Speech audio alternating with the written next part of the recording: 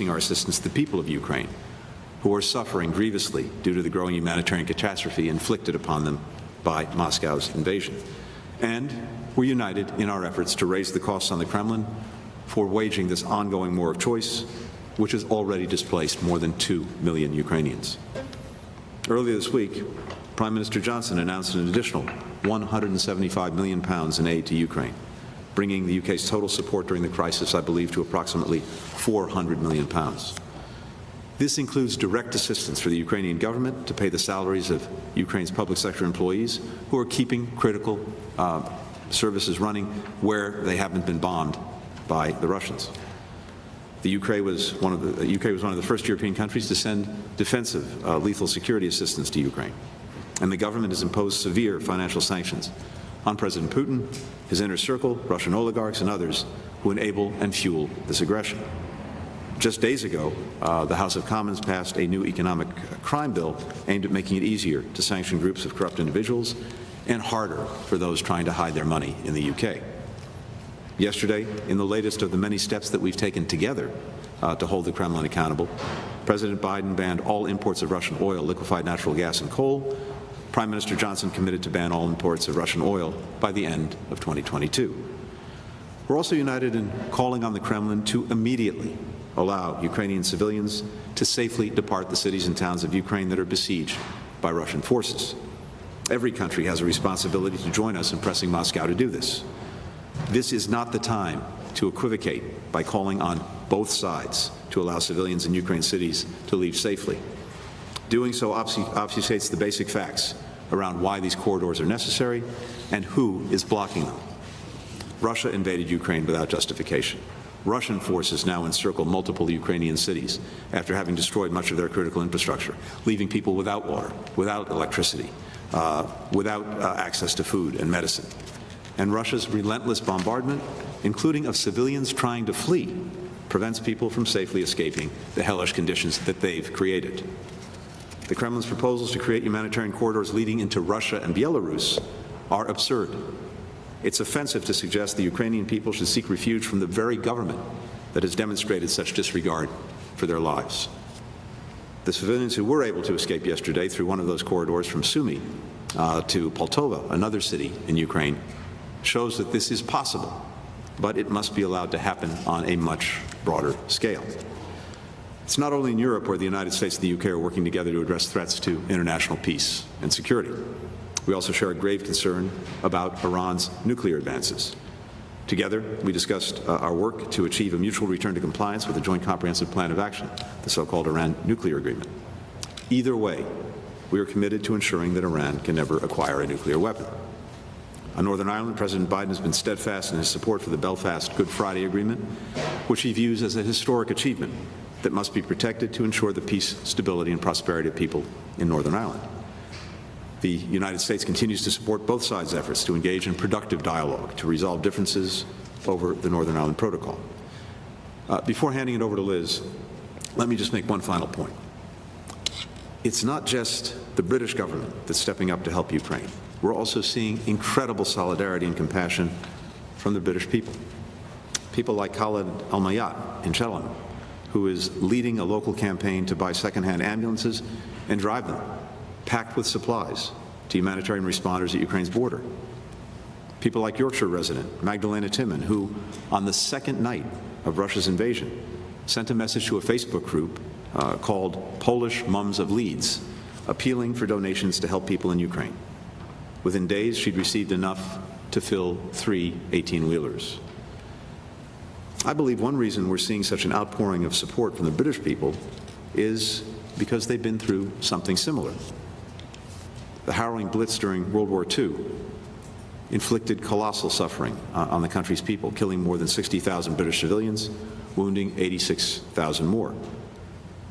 It's impossible to see the images of people seeking refuge in Kyiv's metro in 2022 and not think of those who sheltered in the London Underground in 1942. The grit, the compassion, the determination that Britons exhibited 8 decades ago that inspired the world is exactly what we see in the people of Ukraine today, and it's why we need to stand with them. With that, Liz, over to you.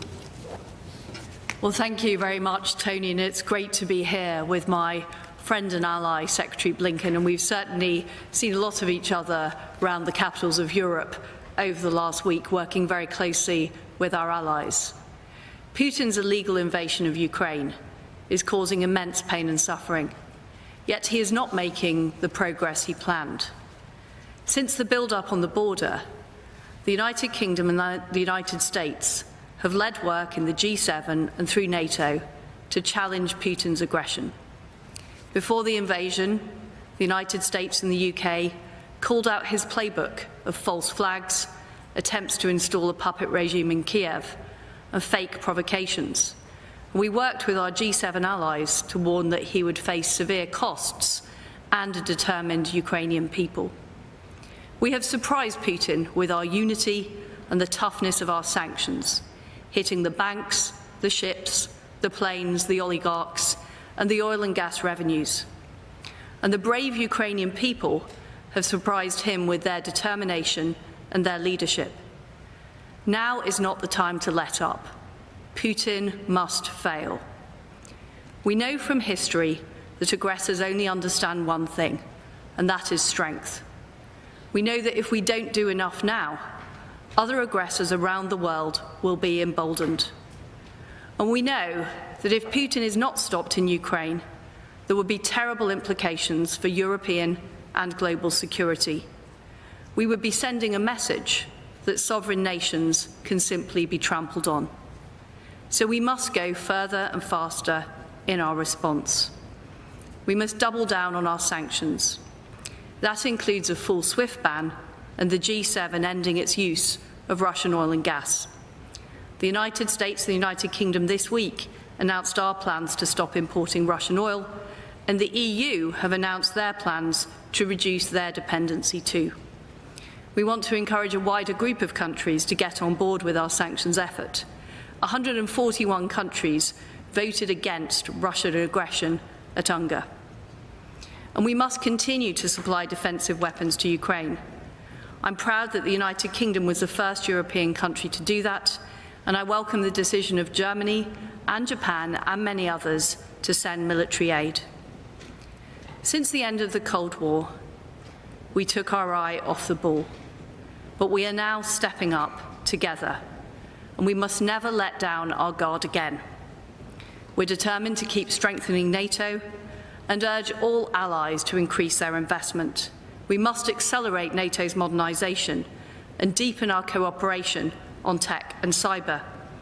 We will end strategic dependence on authoritarian regimes for our energy and for other vital resources. And we will step up our work to build economic and security alliances around the world, including with India and the Gulf nations, to further isolate Russia. We'll keep working to bring more countries into the orbit of those who believe in the sovereignty of nation and by playing by the rules. The war in Ukraine is a struggle for the future of freedom and self-determination. We must not rest until Putin fails in Ukraine and the country's sovereignty is restored. Thank you. We'll now turn to questions, taking 2 questions per side, alternating. We'll start with Kylie Atwood of CNN. Good afternoon or morning. Thank you for doing this. Secretary Blinken, yes or no, do you believe it's possible to get the Ukrainians MiG-29 fighter jets? If so, when and how? Nothing for my friend. Okay. We'll go to you next. First, as we've said, the decision about whether to transfer any equipment to our friends in Ukraine is ultimately one that each government will decide for itself and has to make. We're in very close consultation with allies and partners about the ongoing security assistance to Ukraine, because in fact, I think what we're seeing is that Poland's proposal shows that there are some complexities that the issue presents when it comes to providing security assistance. We have to make sure that we're doing it in the right way. You heard from the Department of Defense just yesterday about the particular proposal, the prospect of fighter jets at the disposal of the United States government. departing from a U.S. NATO base in Germany to fly into airspace contested with Russia over Ukraine raises some serious concerns for the entire NATO alliance. So we have to work through the specifics of these things going forward. And it's not simply clear to us that there's a substantive rationale for doing it in the way that was put forward yesterday. So what we're doing right now is continuing to consult very closely with Poland, with other NATO allies on this, and the logistical challenges that it presents. Together with Poland, as well as with the UK and many of our other partners, as we've noted, we have provided extraordinary support to Ukraine and to those defending it from the Russian aggression. Support that has been used extremely effectively by Ukrainian defenders, support that will continue in the days, weeks, and months ahead. Just yesterday, with the supplemental legislation being put forward, we have an additional $6.5 billion in security assistance that's now on tap just from the United States for Ukraine, and that will, of course, include the very kinds of things that they need to effectively defend Ukraine against Russian aggression. Thanks. And just to clarify, basically what you're saying is there is a creative way to get them these fighter jets, possibly, but you haven't figured out the pathway forward on that. And then my second question for both of you is, with Ukrainian deaths mounting right now, what more can the U.S. and the UK do? Would either country be open to considering the possibility of a limited no-fly zone over humanitarian corridors to be set up in the country? Thank you. So, first of all, in answer to your question, the United Kingdom has been, first of all, supplying defensive weaponry into Ukraine. And in fact, we have been working with other allies across the world to help get that defensive weaponry into Ukraine. So we've been supplying anti-tank weapons. Today, our Defence Secretary announced that we will now be supplying air defence systems to address the specific issue the Ukrainians face, which is air defence. So we believe that the best way of tackling this threat is to help the Ukrainians with the Starstreak air defence systems that we will be supplying. On the issue of a no-fly zone, of course it's important, and I completely support what Tony has said about protecting humanitarian corridors and calling on Russia to respect those genuine humanitarian corridors, i.e. ones that don't lead into Russia or Belarus. But the reality is that setting up a no-fly zone would lead to a direct confrontation between NATO and Russia. And that is not what we are looking at. What we are looking at is making sure that the Ukrainians are able to defend their own country with the best possible selection of anti-tank weapons and anti-air defence systems. And I agree with everything that the Foreign Secretary said. And you think there's a Kylie, we need to move on. Please, go ahead. Could we have Sarah Smith at the BBC, please? Thank you very much. After the direct strike on a children's hospital in Mariupol, President Zelensky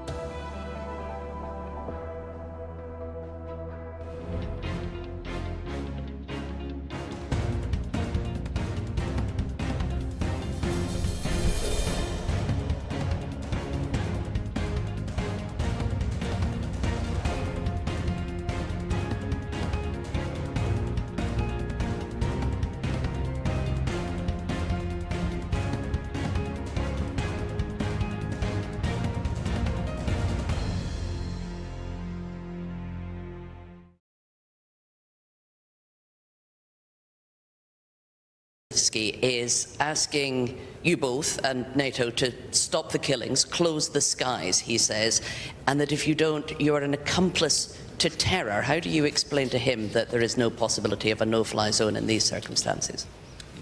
Well, as I've said, Sarah, the best way to help protect the skies is through anti-air weaponry, which the UK is now going to be supplying to Ukraine. That's what the Defence Secretary announced earlier today. And of course, the attack on the hospital is absolutely abhorrent, reckless and appalling, and the UK is at the forefront of supplying humanitarian aid into Ukraine. We've already pledged 220 million of humanitarian aid. Our DEC appeal has now reached 130 million, which is the largest amount it's ever achieved since 2004. So the British people are full square behind the people of Ukraine, and we're doing all we can to support. And I would just add, as we already said, first, we both, our governments both, our peoples both have tremendous admiration for President Zelensky, for his entire team, for the Ukrainian people that they represent. But the courage they've shown, the strength, the determination, the dignity faced with this Russian onslaught is extraordinary. And it's powerfully moving, I think, to people around the world. If I were in President Zelensky's position, I'm sure I would be asking for everything possible in his mind to help the Ukrainian people. And as the Foreign Secretary and I have laid out, both of our countries and so many others have done extraordinary things to make sure that the Ukrainians have in their hands the means to effectively defend themselves against this war of choice from Russia, as well as to do everything we can with very significant resources to care for Ukrainian people to the best of our ability inside Ukraine, those who've been forced to flee outside of Ukraine to meet their humanitarian needs. And the goal is the same. It's to end this aggression, it's to save lives, and to prevent more ceaseless, senseless bloodshed. As part of that, we also have to see to it that this war does not expand. Our goal is to end the war, not to expand it, including potentially expand it to NATO territory. We want to make sure that it's not prolonged to the best of our ability. Otherwise, it's going to turn even deadlier, involve more people, and I think potentially even make things harder to resolve in Ukraine itself. So, as the Foreign Secretary said, we have exactly the same perspective on that. Introducing, in our case, American service members in Ukraine, on Ukrainian territory or soil, or American pilots into Ukrainian airspace, whether on a full or on a limited basis, would almost certainly lead to direct conflict between the United States, between NATO, and Russia. And that would expand the conflict. It would prolong it. It would make it much more deadlier than it already is. And that would be neither in the interest of our countries nor in the interest of Ukraine. I can't speak for NATO, obviously, but we've heard the same message from its Secretary General, Jens Stoltenberg. Nick Wadhams of Bloomberg. Thanks very much. Mr. Secretary, first for you on Venezuela, can you just tell us whether the U.S. is considering easing sanctions on Venezuela to get its oil absent of any progress on the negotiations with the opposition? And then second, for both of you on the sanctions and the endgame, you mentioned, Foreign Secretary, that Putin must fail. So is it your strategy now to essentially exert so much pressure on the Russian people, oligarchs around Vladimir Putin, so that Russia will essentially, as Undersecretary Nuland said yesterday, might rise up and, I don't know what, potentially overthrow him? Do you believe now that it's simply impossible for the United States to have a productive or stable relationship with Russia if Vladimir Putin remains in power, either during or once this conflict is over? Thank you. I'm happy to start. Nick, with regard to Venezuela, we have a set of interests with Venezuela. They include, of course, supporting the democratic aspirations of the Venezuelan people. They include securing the release of Americans who are unjustly detained there. And happily last night, as you heard, 2 Americans Gustavo Cardenas and Jorge Fernandez were released. They had been wrongfully detained. They're now reunited with their families. And it's also true that we have an interest globally in maintaining a steady supply of energy, including through our diplomatic efforts. So all of these things come to bear when it comes to Venezuela, as well as to other countries around the world where we have a multiplicity of interests and use diplomacy to try to advance them. And again, I have to say I'm very pleased that diplomacy brought 2 unjustly detained Americans home just last night. We will never let up anywhere at any time in the efforts to bring Americans who are unjustly detained back home. We're very clear that our objective is for Putin to fail in Ukraine. This unwarranted act of aggression must not succeed, and there would be terrible consequences if it did succeed for European and global security. And the purpose of the sanctions is to debilitate the Russian economy, to stop Putin being able to fund his war machine from money gained from the oil and gas industry and from the technology that he's been able to make available. So one of the things we've done, as well as putting huge sanctions on banks and on the SWIFT system, is put in export controls so that the technology that was being used to develop the military-industrial complex is simply not going to Russia. It's also worth saying that we've seen huge action from the private sector, whether it's McDonald's or other companies. And one of the issues in Russia is, of course, the lack of free media, the fact that the Russian people aren't being told the truth. But they will be seeing now, by the fact that shops are closing, they're not able to get the goods that they were able to get, exactly the implications that Putin's aggression in Ukraine is having for Russia.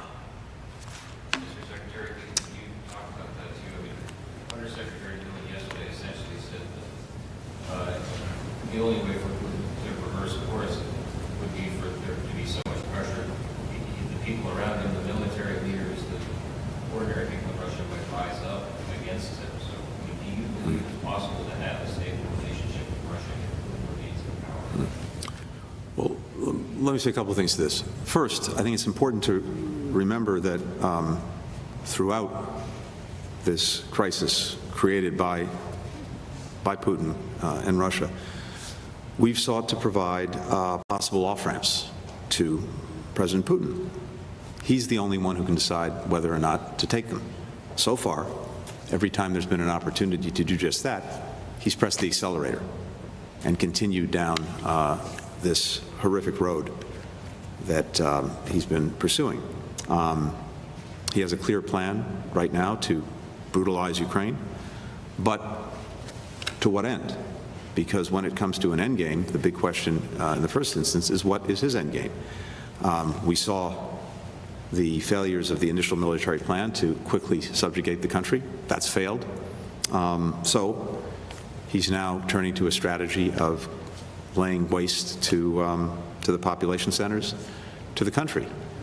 If his goal is to impose some kind of puppet regime by displacing the existing government and putting in place one to his liking, I think it's pretty evident by the response of the Ukrainian people that they will never accept that. And if he tries to enforce such a puppet regime by keeping Russian forces in Ukraine, it will be a long, bloody, drawn-out mess through which Russia will continue to suffer grievously.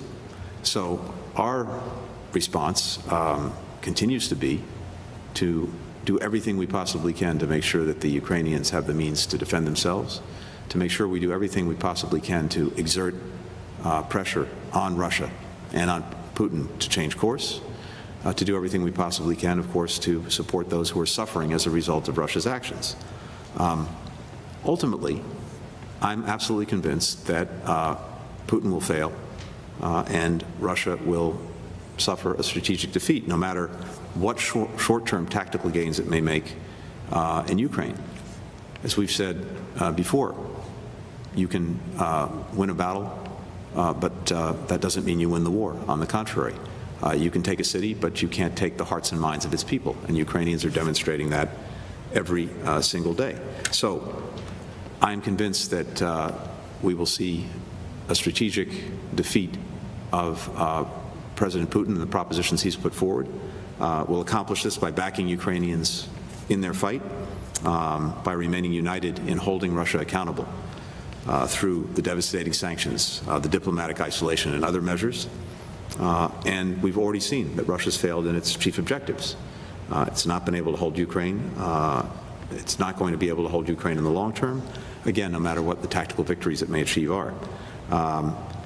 Liz was just saying, economically, the measures that we've taken have erased 30 years of progress integrating Russia into the world.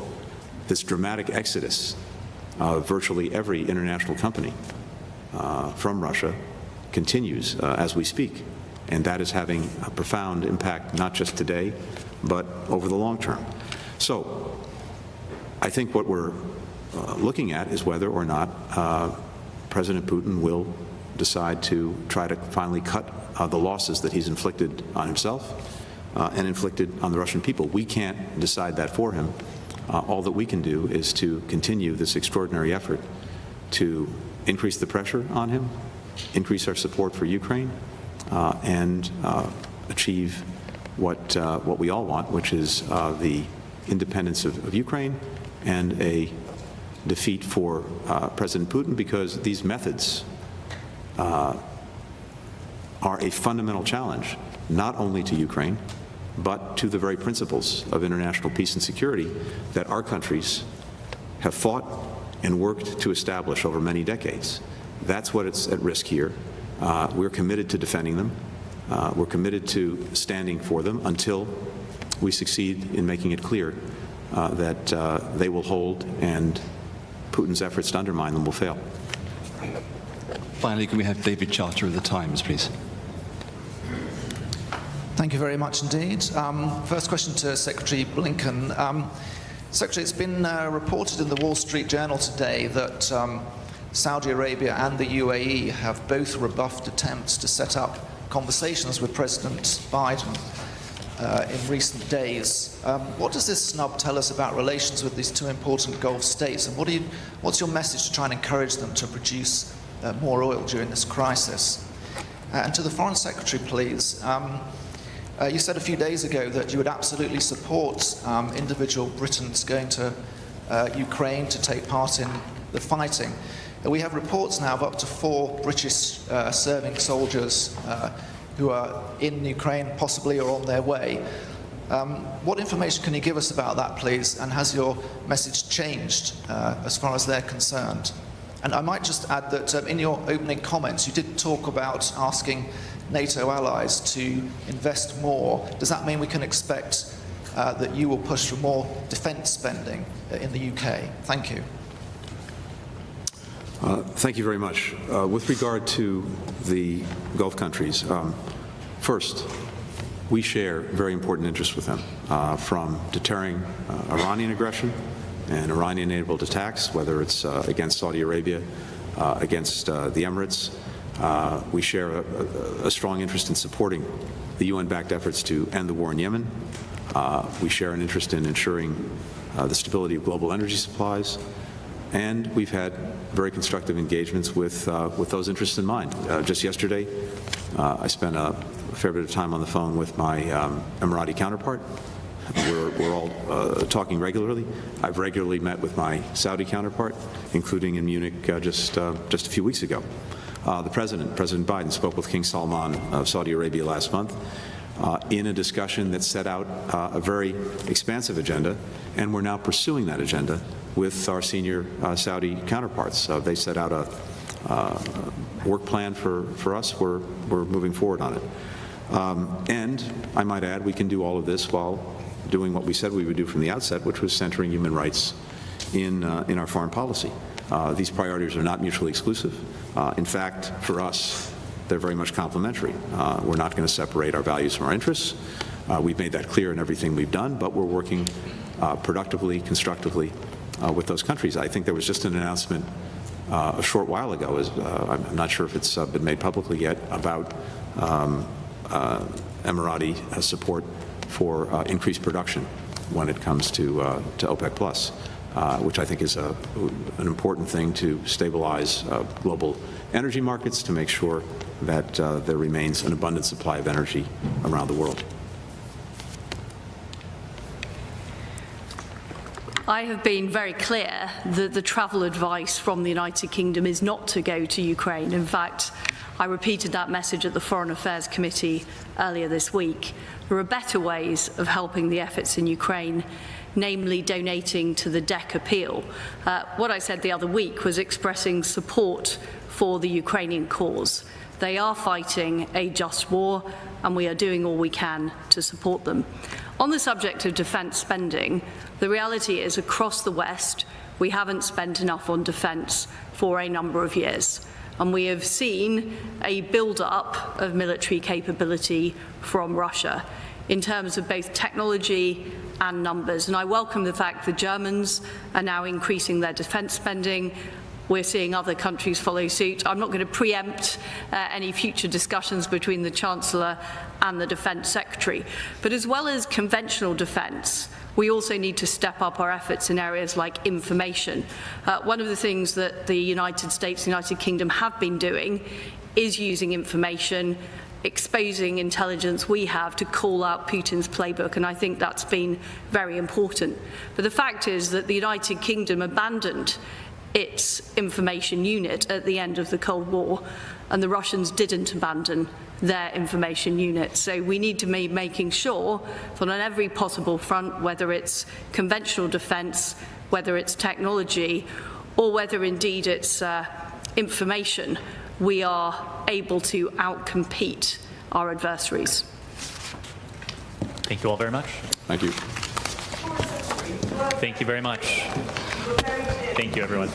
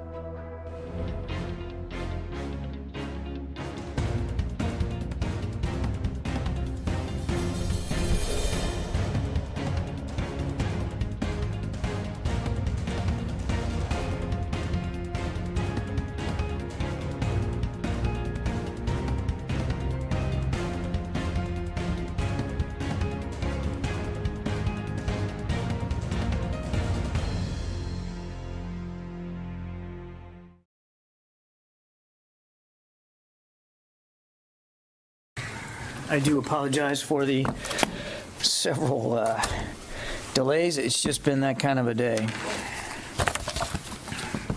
A couple things at the top, and then we'll get to your questions. So, first and foremost, I want to read out for you that Secretary Austin spoke with his Polish counterpart this morning to discuss Russia's unprovoked aggression in Ukraine. He thanked Minister Blaszczak for Poland's extraordinary support of U.S. troops in the country, including those who have been recently sent there on temporary orders. He noted the hard work and the diligence with which the Poles have been welcoming and taking care of Ukrainians who continue to flee across their border, some 1.2 million now. The Secretary also made clear how much he's looking forward to attending in person next week's NATO Defense Ministerial in Brussels. Now, the Secretary also had a chance to discuss with Minister Blaszczak the proposal to send MiG-29 fighter aircraft to Ukraine, and specifically the notion of doing so by way of transfer to U.S. custody. Secretary Austin thanked the minister for Poland's willingness to continue to look for ways to assist Ukraine, but he stressed that we do not support the transfer of additional fighter aircraft to the Ukrainian Air Force at this time, and therefore have no desire to see them in our custody either. Let me walk you through the reasons for this. First, we believe the best way to support Ukrainian defense is by providing them the weapons and the systems that they need most to defeat Russian aggression, in particular, anti-armor and air defense. We, along with other nations, continue to send them these weapons, and we know that they are being used with great effect. The slowed Russian advance in the north and the contested airspace over Ukraine is evidence alone of that. Although Russian air capabilities are significant, their effectiveness has been limited due to Ukrainian strategic, operational, and tactical ground-based air defense systems, surface-to-air missiles, and manpads. Secondly, the Ukrainian Air Force currently has several squadrons of fully mission-capable aircraft. We assess that adding aircraft to the Ukrainian inventory is not likely to significantly change the effectiveness of the Ukrainian Air Force relative to Russian capabilities. Therefore, we believe that the gain from transferring those MiG-29s is low. And finally, the intelligence community has assessed that the transfer of MiG-29s to Ukraine may be mistaken as escalatory and could result in a significant Russian reaction that might increase the prospects of a military escalation with NATO. Therefore, we also assess the transfer of the MiG-29s to Ukraine to be high risk. And we are grateful for the superb support and cooperation of our Polish allies who continue to host thousands of our troops and who are welcoming more, as I said, more than 1 million Ukrainian refugees. Polish generosity is clearly on display for the whole world to see. But at this time, we believe the provision of additional fighter aircraft provides little increased capabilities at high risk. We also believe that there are alternative options that are much better suited to support the Ukrainian military in their fight against Russia, and we will continue to pursue those options. Again, we thank Poland for their incredible level of support and cooperation. Poland is a valued ally and a very good friend. We look forward to exploring ways to deepen that partnership in this critical moment. And we also know the Ukrainian armed forces, as well as average Ukrainian citizens, are defending their country with great skill and bravery. We will continue to look for ways to help them do that, knowing full well that that effort is in no way made more effective or less harmful to the Ukrainian people by steps we take or decisions we make which lead to an escalation of that conflict. I might add that just before coming out here, the Secretary wrapped up a phone call with the Ukrainian Defense Minister, Minister Reznikov, as one of his ongoing series of calls with counterparts. We'll have a detailed readout of that call later. The call really just concluded, so I don't have much context to provide for you there.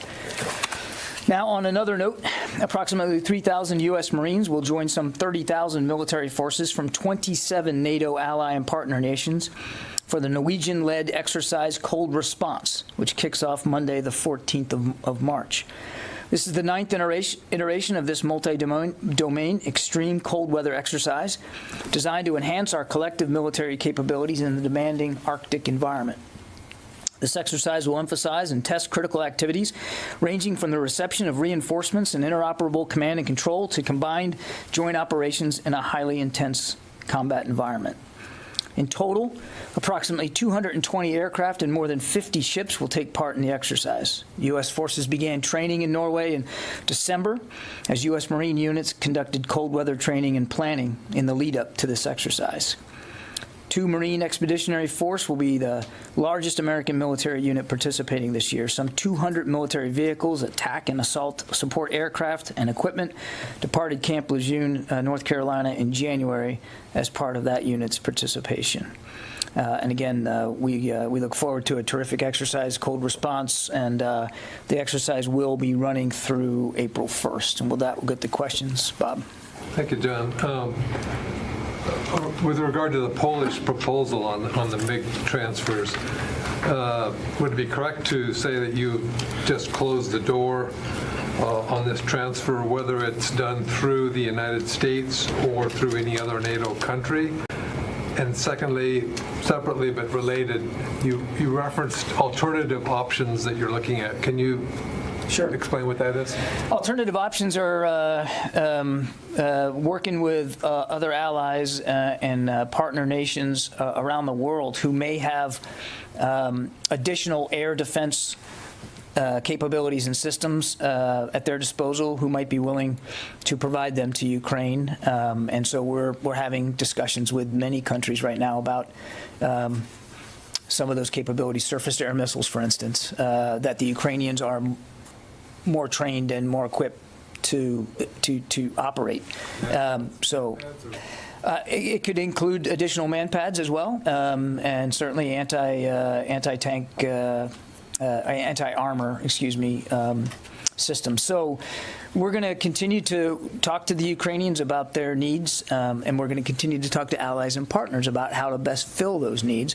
But it's our assessment right now, for all the reasons that I gave you, that we don't believe additional aircraft is the most effective answer to meeting those needs in the conflict. Now, look, sovereign nations can decide for themselves what they want to do, but this idea, the proposal of transferring these jets to our custody, then transferring to Ukraine, that is something that we are not going to explore right now.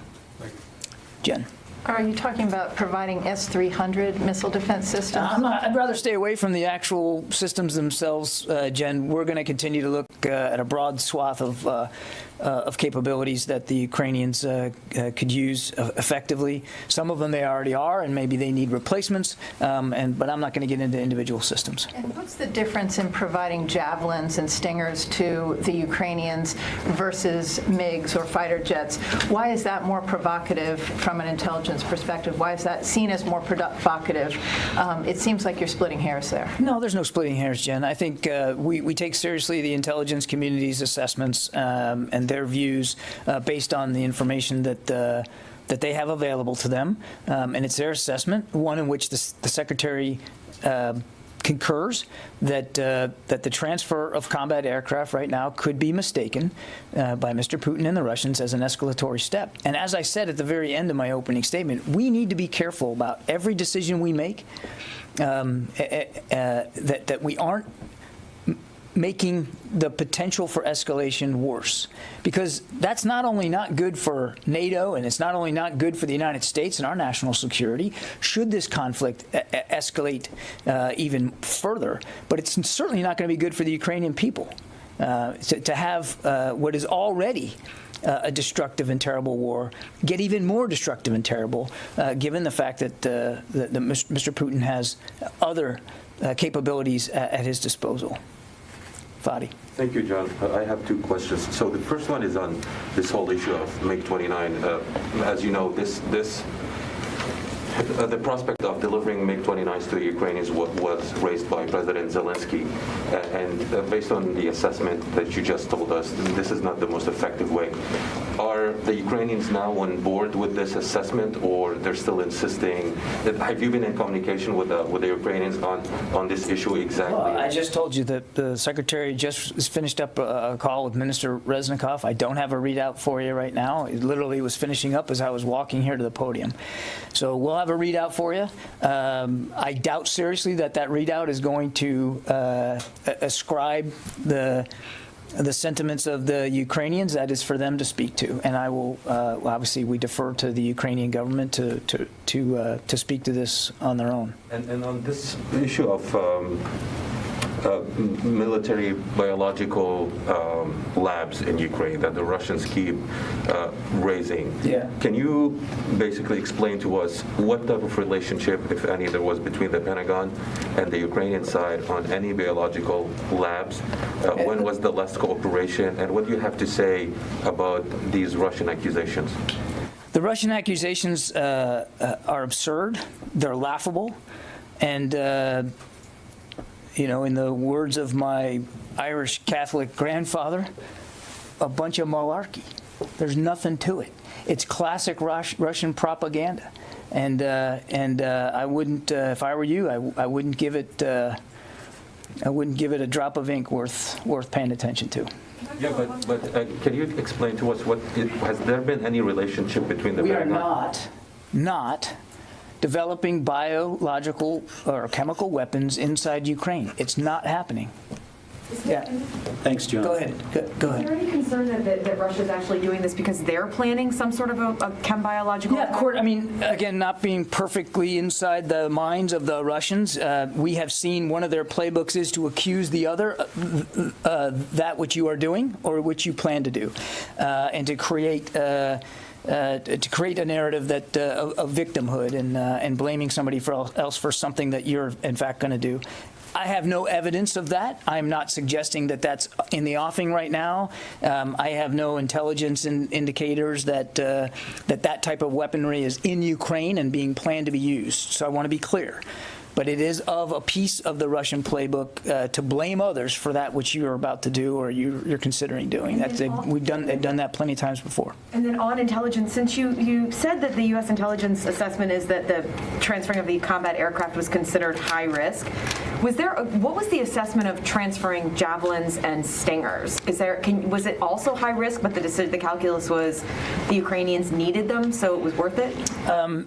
Without getting into specific inventory issues, the short answer to your question, Court, is yes. I mean, as we make the decisions to provide support from the very beginning, even before the invasion, but certainly since, we go through that calculus and to make sure that we are giving them what we believe can be best suited to their needs, and we see that they're using it with great effect, but also keeping in mind, as we must, the potential escalation of the conflict. So it's a calculation we do routinely, iteratively, every day. So it's not uncommon, the stingers, the javelins, or let's say anti-armor, anti-air equipment that the U.S. has been providing to them, some of those have been considered high risk, but the calculus is... I wouldn't say everything that we're sending we consider to be high risk.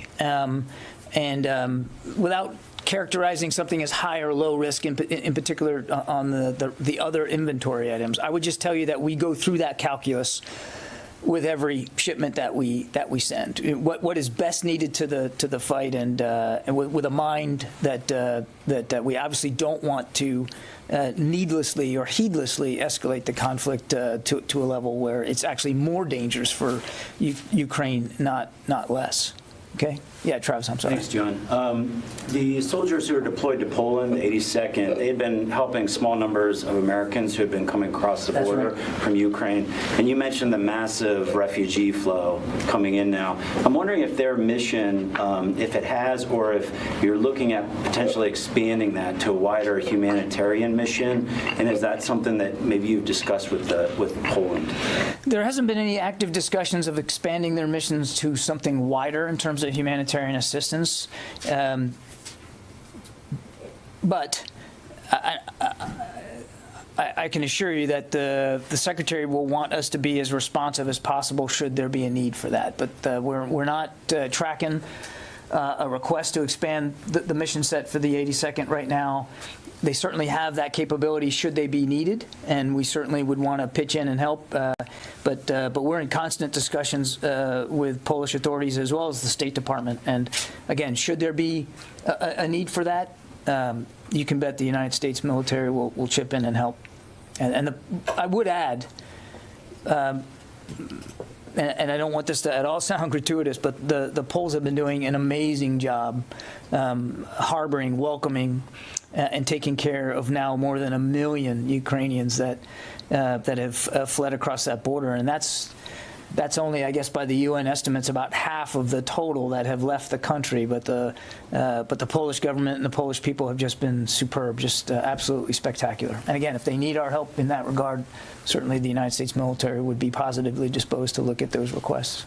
Carla. Thank you. Since we're talking about Poland, a defense official said that Russia had launched more than 710 missiles into Ukraine since the war began. Have any of those, or how close have those missiles come to the Polish border? What I would tell you, Carla, without getting into too much detail here, almost all of the missiles that have been fired from either inside Ukraine or from outside Ukraine have been targeted at sites in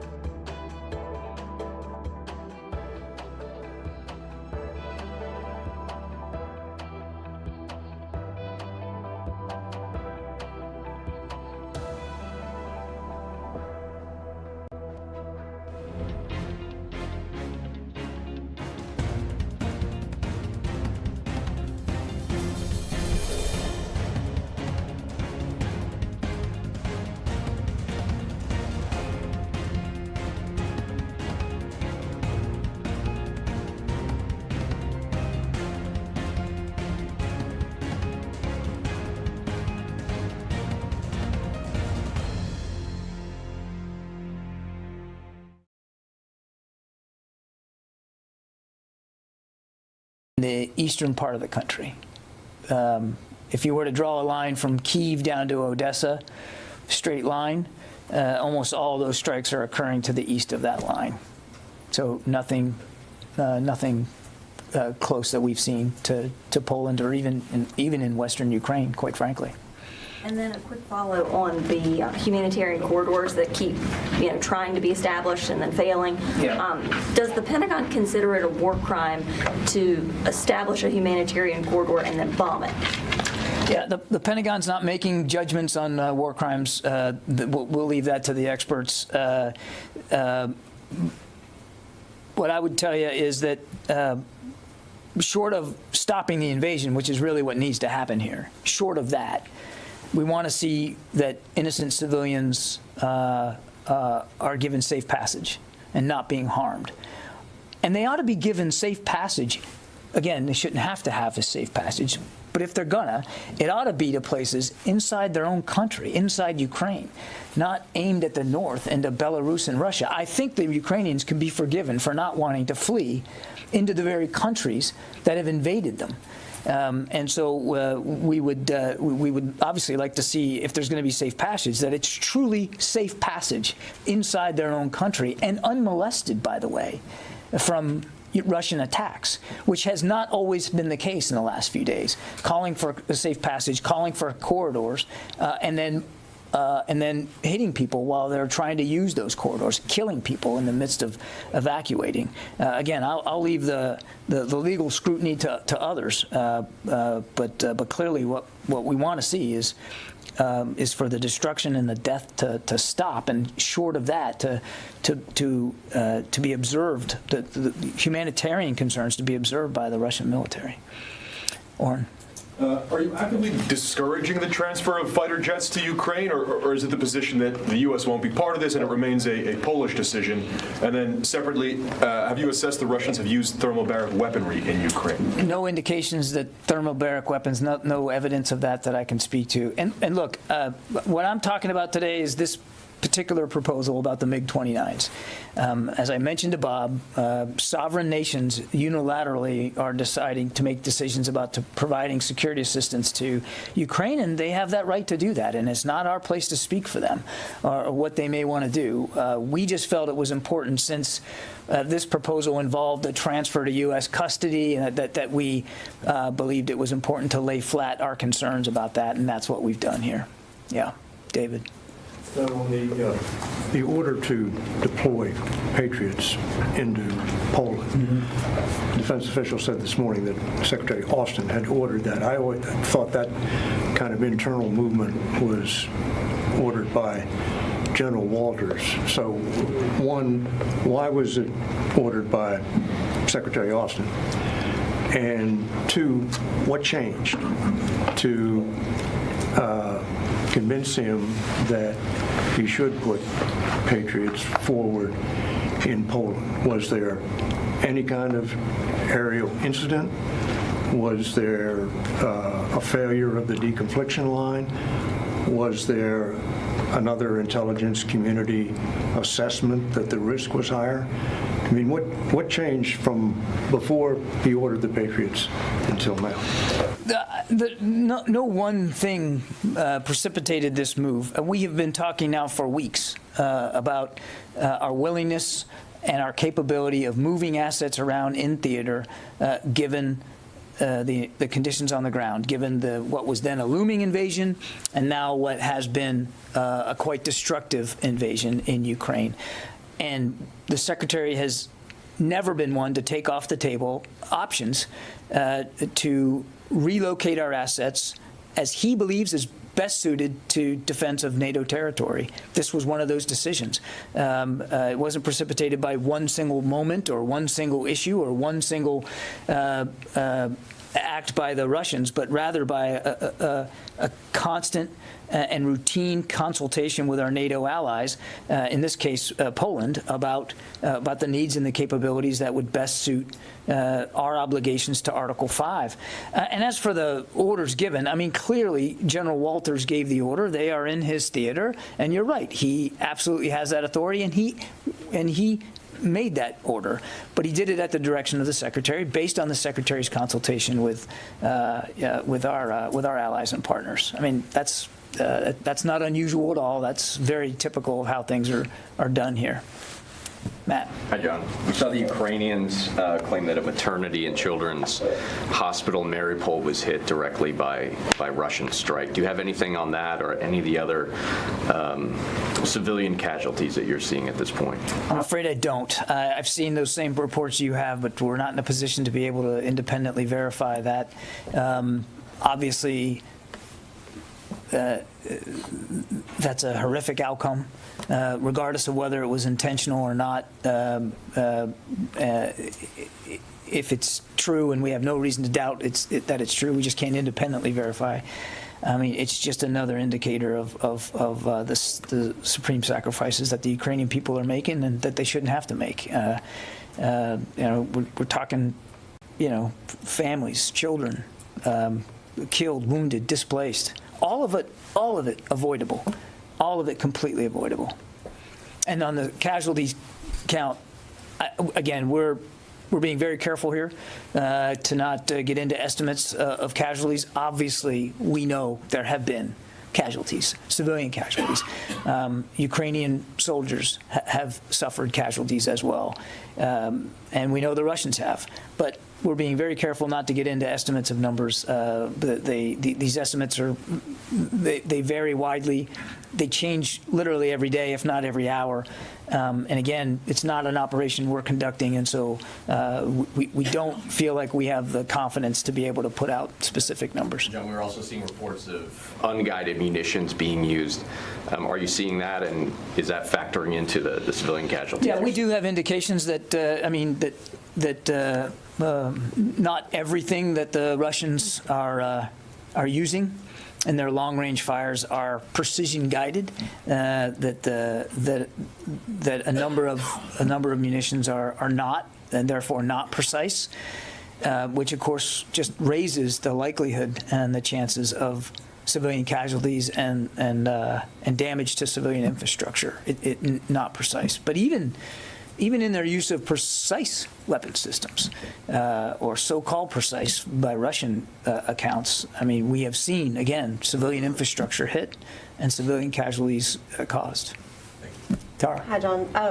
How concerned is the Pentagon that the risk that this could escalate into a nuclear conflict has increased, and did that weigh into the decision to say the U.S. would not have a role in transferring MiGs to Ukraine? Well, I think I laid it out pretty clearly in my opening statement that the risk of escalation certainly factored into our thinking on this MiG-29 proposal. And I want to be careful here that we're not getting into intelligence assessments about potential outcomes. Russia is a nuclear power. There's no question about that. And nobody stands to gain if this conflict, which is already so deadly, gets even more deadly because of the potential for a broader, deeper, wider, and non-conventional conflict. So we're certainly mindful of that threat. And as I said at the outset, we want to make sure that whatever decisions we make, whatever support we give, whatever leadership we show, it is not in a way that makes the conflict escalatory. Related to that, has the Pentagon noticed any changes to Russia's nuclear posture, or have any changes been made to the U.S. Deterrent posture in the days since Putin announced his own change? I would answer the question the same way I've been doing it, Tara, without getting into specifics. I can assure you that we are comfortable with our strategic deterrent posture as it is, and I just leave there. Sylvie. Hello, John. To go back to the Patriots, is Poland the only NATO country that has requested Patriots? I could ask, do you plan to deploy Patriots everywhere in the region, anywhere else in the region? I'm not aware of any other requests for Patriot missile batteries, and so I have no plans or no future redeployments to speak to today, Sylvie. Now, you've clarified the Pentagon's position on the jet transfers, excuse me, but it was a sharp contrast from what Secretary Blinken said over the weekend about giving the green light for those transfers. Are the Pentagon and the State Department currently on the same page when it comes to the situation in Russia and Ukraine? Yeah, absolutely we are. I mean, you're talking about comments that were made, over the course of last weekend when this was a nascent idea, and we were absorbing that idea, and we were talking about it, and we did. The Secretary Blinken was 100% right that first of all, it wasn't our place to tell Poland what to do or not to do. That was the main point that he was trying to make, but he also indicated accurately that we were having an interagency discussion inside the administration about this idea. We have had those discussions. The Poles put out a statement last night about this transferring him to U.S. custody. We talked about that, and again, I came out here today to read out to you where we ended up landing on that.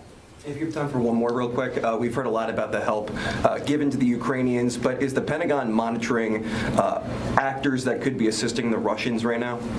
Monitoring actors? Whether it be China, Iran, other countries that could be working with Russia while they're now viewed as a pariah on the world stage. Look, I'm not going to talk about intelligence issues here. We're obviously scanning the threat landscape as broadly and as deeply as we can, and certainly we have taken note that the Chinese, for instance, have at the very least provided a tacit level of approval for what Russia has done, even to the point of blaming the United States for this war, incredibly. And again, we're constantly looking at the threat landscape, and I don't really have anything more to add on that. Janie. Thank you, John. I have two questions. First question is, Russia has designated South Korea and the United States, its allies, as non-friendly nations. And Putin's retaliation against South Korea has already begun. What is your comment on Russians' action on this? I think our actions speak louder than any comment or words I could offer here today, Janie. We continue to look for ways to support Ukraine in their defense. We're grateful that the South Koreans, our allies, have also levied sanctions and being willing to offer support. I think that's indicative of our close friendship and partnership, but also more indicative of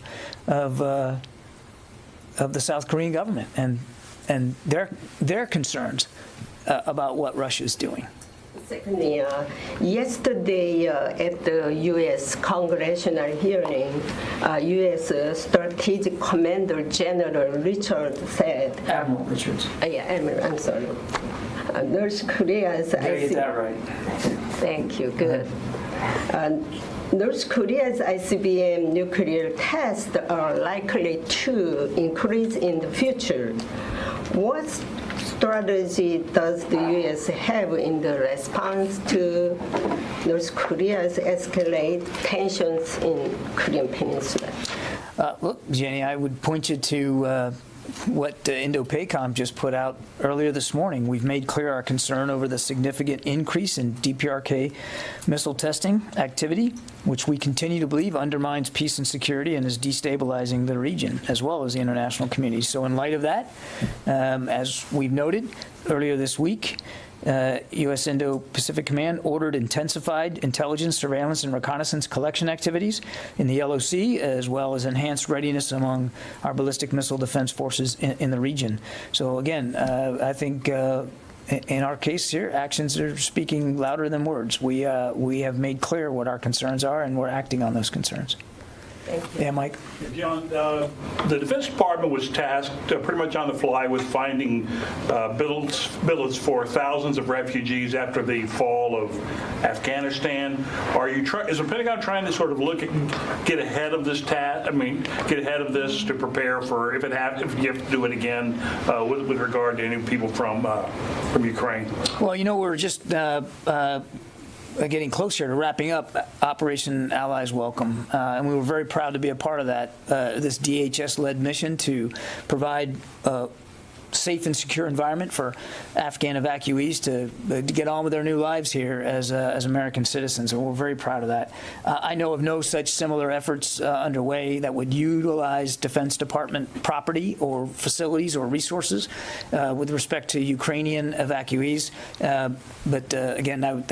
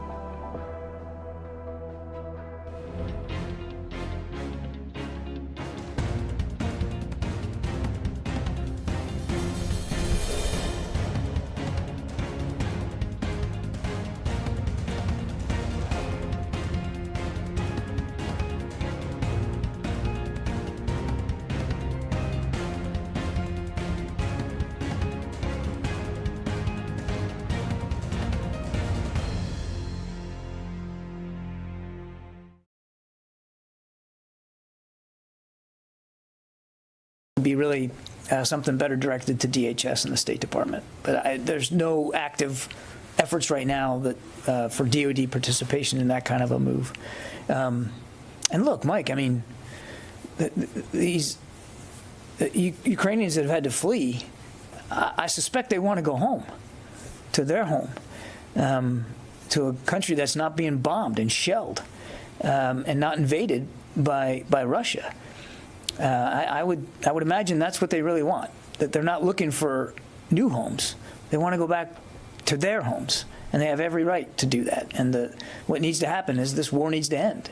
And Mr. Putin, for all the options he has available to him, he still has the option of diplomacy and ending this war, which he has certainly within his power to do it, so that these 2 million plus people now can go back to their own homes where they obviously belong and want to be. Yeah, in the back there.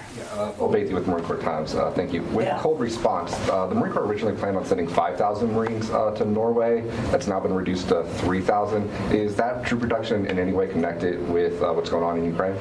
I don't think there's any connection to what's going on in Ukraine, but I would refer you to the Marine Corps to speak to how they're resourcing the exercise. And second question, there's, from what I understand, about 14,000 troops kind of activated or potentially activated to head to Eastern Europe as part of the NATO response. Correct.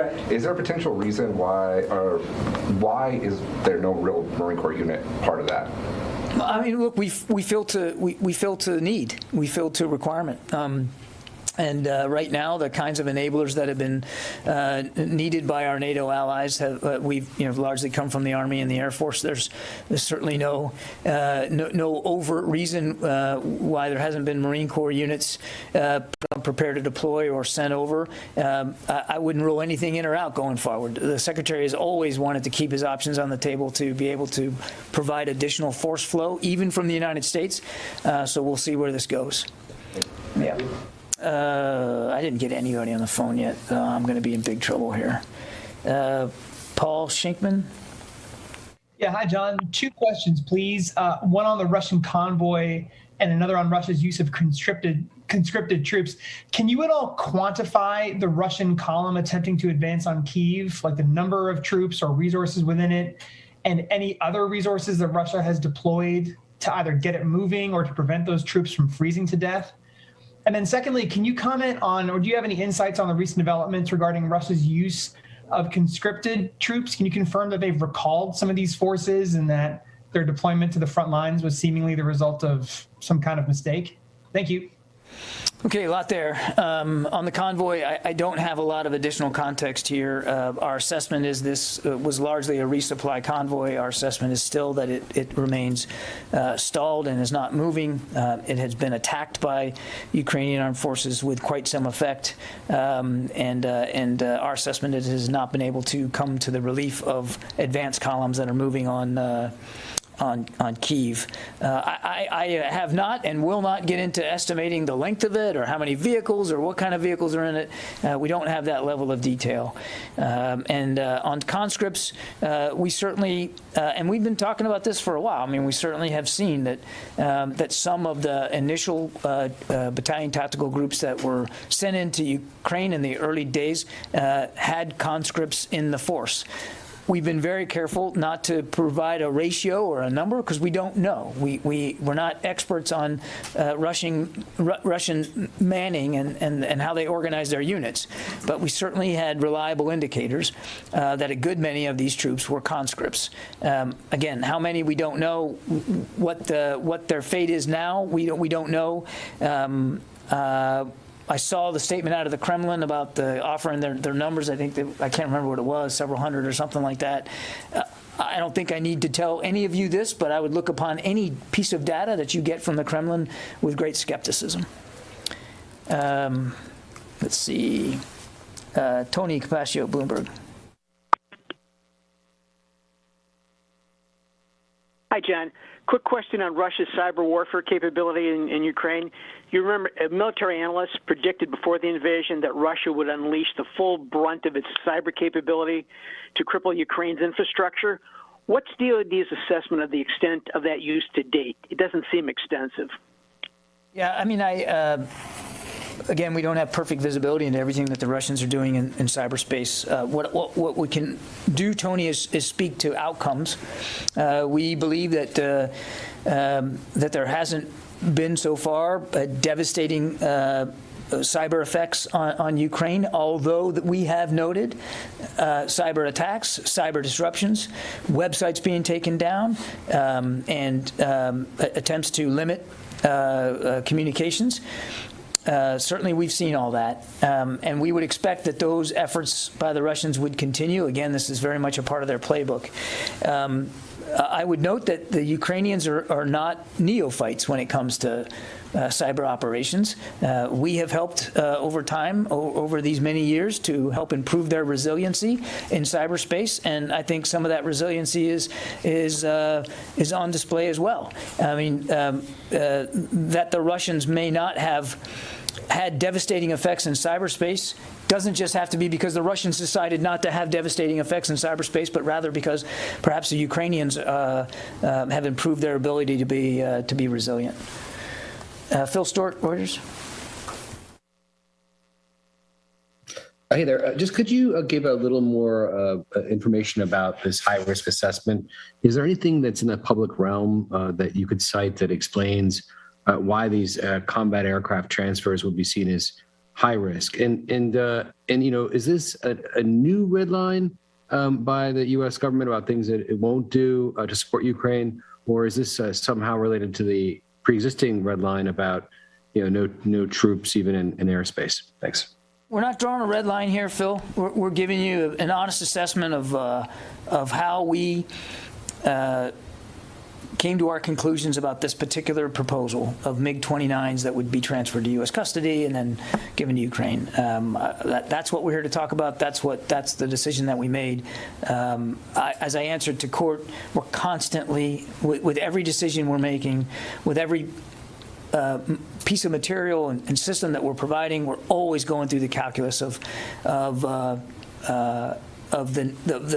need and the potential risk of providing that need, and we're going to continue to do that going forward. And I'm not going to get into the specifics, the sausage making of how this particular decision got made. I walked through the three justifications. The Secretary is very comfortable with this decision and with those three justifications, and I'm going to just leave it at that.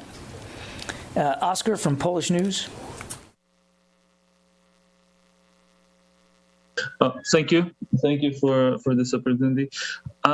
Could you talk a little bit more about why you think that sending these MiGs would be of little use to Ukraine? Is it because of the surface-to-air missile coverage, and it seems like well, you've been talking about this issue as more of a logistical challenge, but now it seems like it's more of a political military issue. And if I may, also just a quick question about the Patriots. Is that just a temporary deployment? Thank you. Oscar, I'm going to point you back to my opening statement. I think I answered your question, your first question, pretty well with that opening statement, and I don't know that I can improve upon it, and so trying would probably be folly for me. And as for the Patriot missiles, yes, this is a temporary deployment to Poland, given the circumstances that we're in.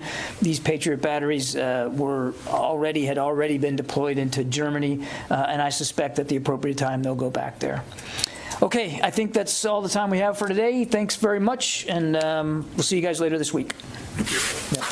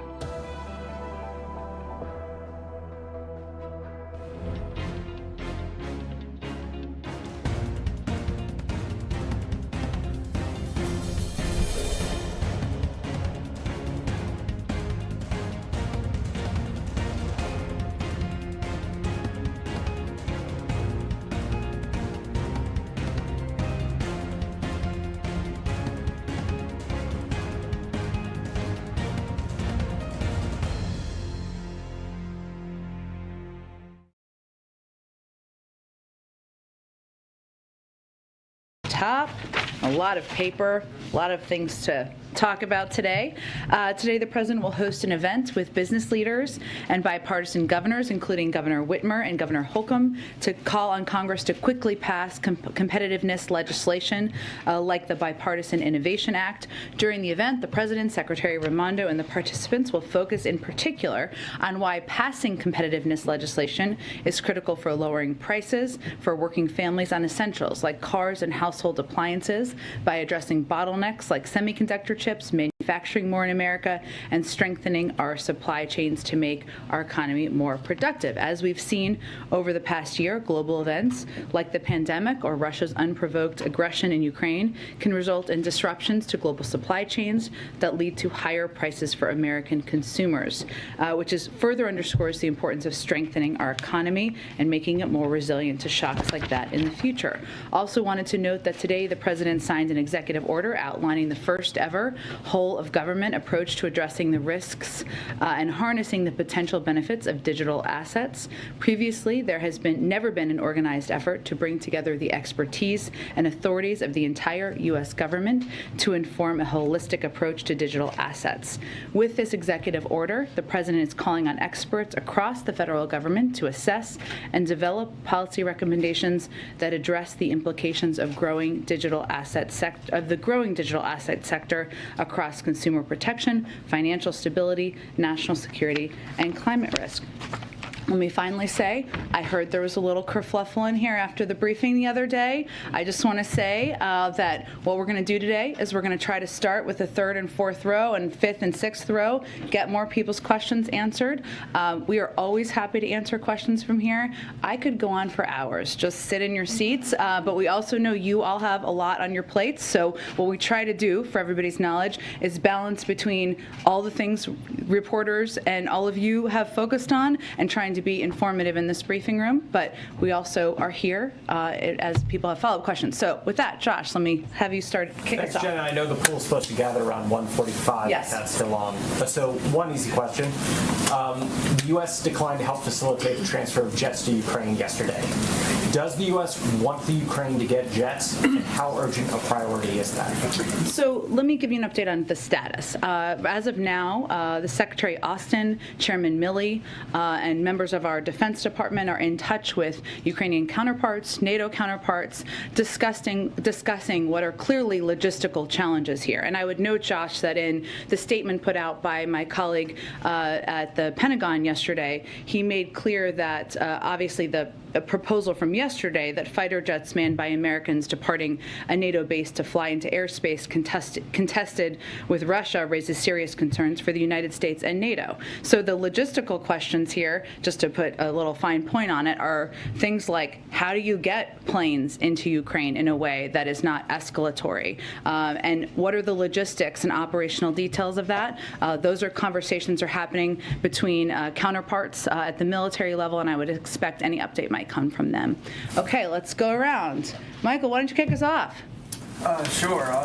Two questions on Venezuela. So obviously yesterday 2 Americans were freed and they are now home. Nicolas Maduro has agreed to re-engage in the Mexico City talks. So is the ball in the president's court at this point to continue the engagement, and what is the plan for the administration? Well, first, let me note that the return of 2 American citizens is certainly welcome news, exciting news, and it would not have happened without the tireless work over a series of months by a number of our diplomats, including, of course, our special envoy for hostage affairs, Roger Carstens, who worked on this for months over the course of time. We'll continue to discuss a range of issues, including, first and foremost, Americans unjustly held. Unfortunately, they are not the only individuals held there, the individuals who returned. So that will be something that we will look to have ongoing discussions about. I'd also note that Maduro said he will resume talks with Venezuela's interim president in Mexico, so that is an encouraging sign. So there are a range of issues discussed on this trip. There are a range of issues to discuss moving forward, but right now we're just celebrating the return of 2 Americans. Okay, and just to follow up, are there concrete plans for continued engagement for another round of talks? And is there, you mentioned, I think on Monday, that energy security was part of the conversation. What can Venezuela contribute to energy security?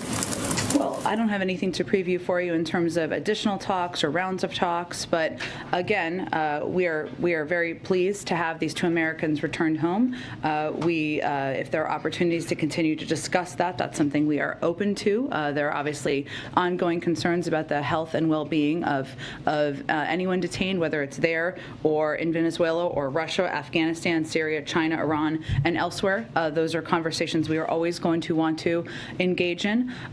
Obviously, it is factual. You all know that Venezuela is a large producer of oil, but in terms of any decisions or discussions or where that may go from here, I have nothing to preview or predict for you on that front. Nadia, go ahead. Thank you. Many American companies declared yesterday that they're shutting down in Russia, including Visa, Card, Masters, and McDonald's, etc. The Russians said that they're going to confiscate their assets there. How would the White House react to that? I know they're all private companies, but basically declaring that they're going to nationalize these assets, according to the Russians. And second, not exactly related, there are some reports indicating that Russia is delaying the signing of the Iran agreement and delaying the negotiation in Vienna from taking place for their own interest, because they don't want, obviously, oil to be released to make up for the shortage. Well, let me take the second one first. I would say that our team, we're continuing to engage with Iran deal partners, including Russia, on Iran nuclear negotiations. We believe Russia shares a common interest in ensuring Iran never acquires a nuclear weapon. In our view, there's nothing that should be required of or will be offered from the United States as it relates to Russia's sanctions. That is related to their invasion of Ukraine. But again, we believe we share an objective here. Always in the final stages. There are details to be worked through, and we will continue to work through those. In terms of your first question on the seizing, I think it was on the potential seizing of private sector assets in Russia for companies that have decided to pull back and pull out of the country. Obviously, we have applauded the actions of a number of companies. That is not something we have been pushing from behind the scenes, if that makes sense. If they were to take those actions, I'm certain there would be steps we would take, but nothing has happened at this point in time. So let me talk to our economic team and see if there's anything more we can predict for you. Go ahead. Thanks, Jen. I have 2 questions. First, about the Florida bill that just passed, restricting the speaking about homosexuality and gender identity up to 3rd grade. And then I have a question about surveillance matters that have been in the news. Regarding the Florida bill, in 1994, when many of us in this room were in school, President Biden actually voted for a much broader restriction that banned federal funds from being used for, quote, the promotion of homosexuality as a positive lifestyle alternative. Why did he do that, and can you describe how his thinking has evolved over the years? Well, I think that you have seen the president speak passionately about his view that a bill like this, a bill that would discriminate against families, against kids, put these kids in a position of not getting the support they need at a time where that's exactly what they need, is discriminatory. It's a form of bullying. It is horrific. I mean, the president has spoken to that. In terms of his views and comments from 25 years ago, I think the most important question now is why are Florida leaders deciding they need to discriminate against kids who are members of the LGBTQI community? What prompts them to do that? Is it meanness? Is it wanting to make kids have more difficult times in school in their communities? I would pose that question to them, and we can talk about it more tomorrow if you get an answer. Was there a reason you supported the same policy, though, in the 90s when we were all in school? I think what's important to note here is how outspoken the president has been against discrimination, against kids, against members of the LGBTQI+ community, and what we're looking at here is a bill that would propagate misinformed, hateful policies and impact children. So that's the question. I hope maybe you can pose that to some of the leaders in Florida. Maybe they'll return your phone calls, and I'll look forward to having that conversation with you. On this, well, perhaps Chris could follow up afterwards, but I'd like to ask about the surveillance matters as well. Sure. Senators Wyden and Heinrich, who are Democrats, recently alleged that the CIA is conducting a mass surveillance program that implicates American data and that it's outside of the statutory bounds that people think it's within. First, could you say anything about that to reassure Americans regarding their data? And secondly, according to a recent court filing by Special Counsel Durham, there was a technology executive who was, quote, mining the Executive Office of the President's DNS traffic and other data. CISA, the Federal Agency for Cybersecurity, said in a 2020 document that DNS data can be sensitive and that's important to secure. There are competing narratives, of course, about what data was actually implicated. So could you share with us what data was implicated in this and whether the White House has any security or privacy concerns regarding this alleged review? I have nothing further to comment on your questions. Obviously, this is an investigation. I put you in the Department of Justice, members of Congress. Obviously, we have serious respect for people's privacy in the country. Go ahead. Thank you, Jen. A quick follow-up. You mentioned the logistical challenges about flying planes to Ukraine through contested airspace.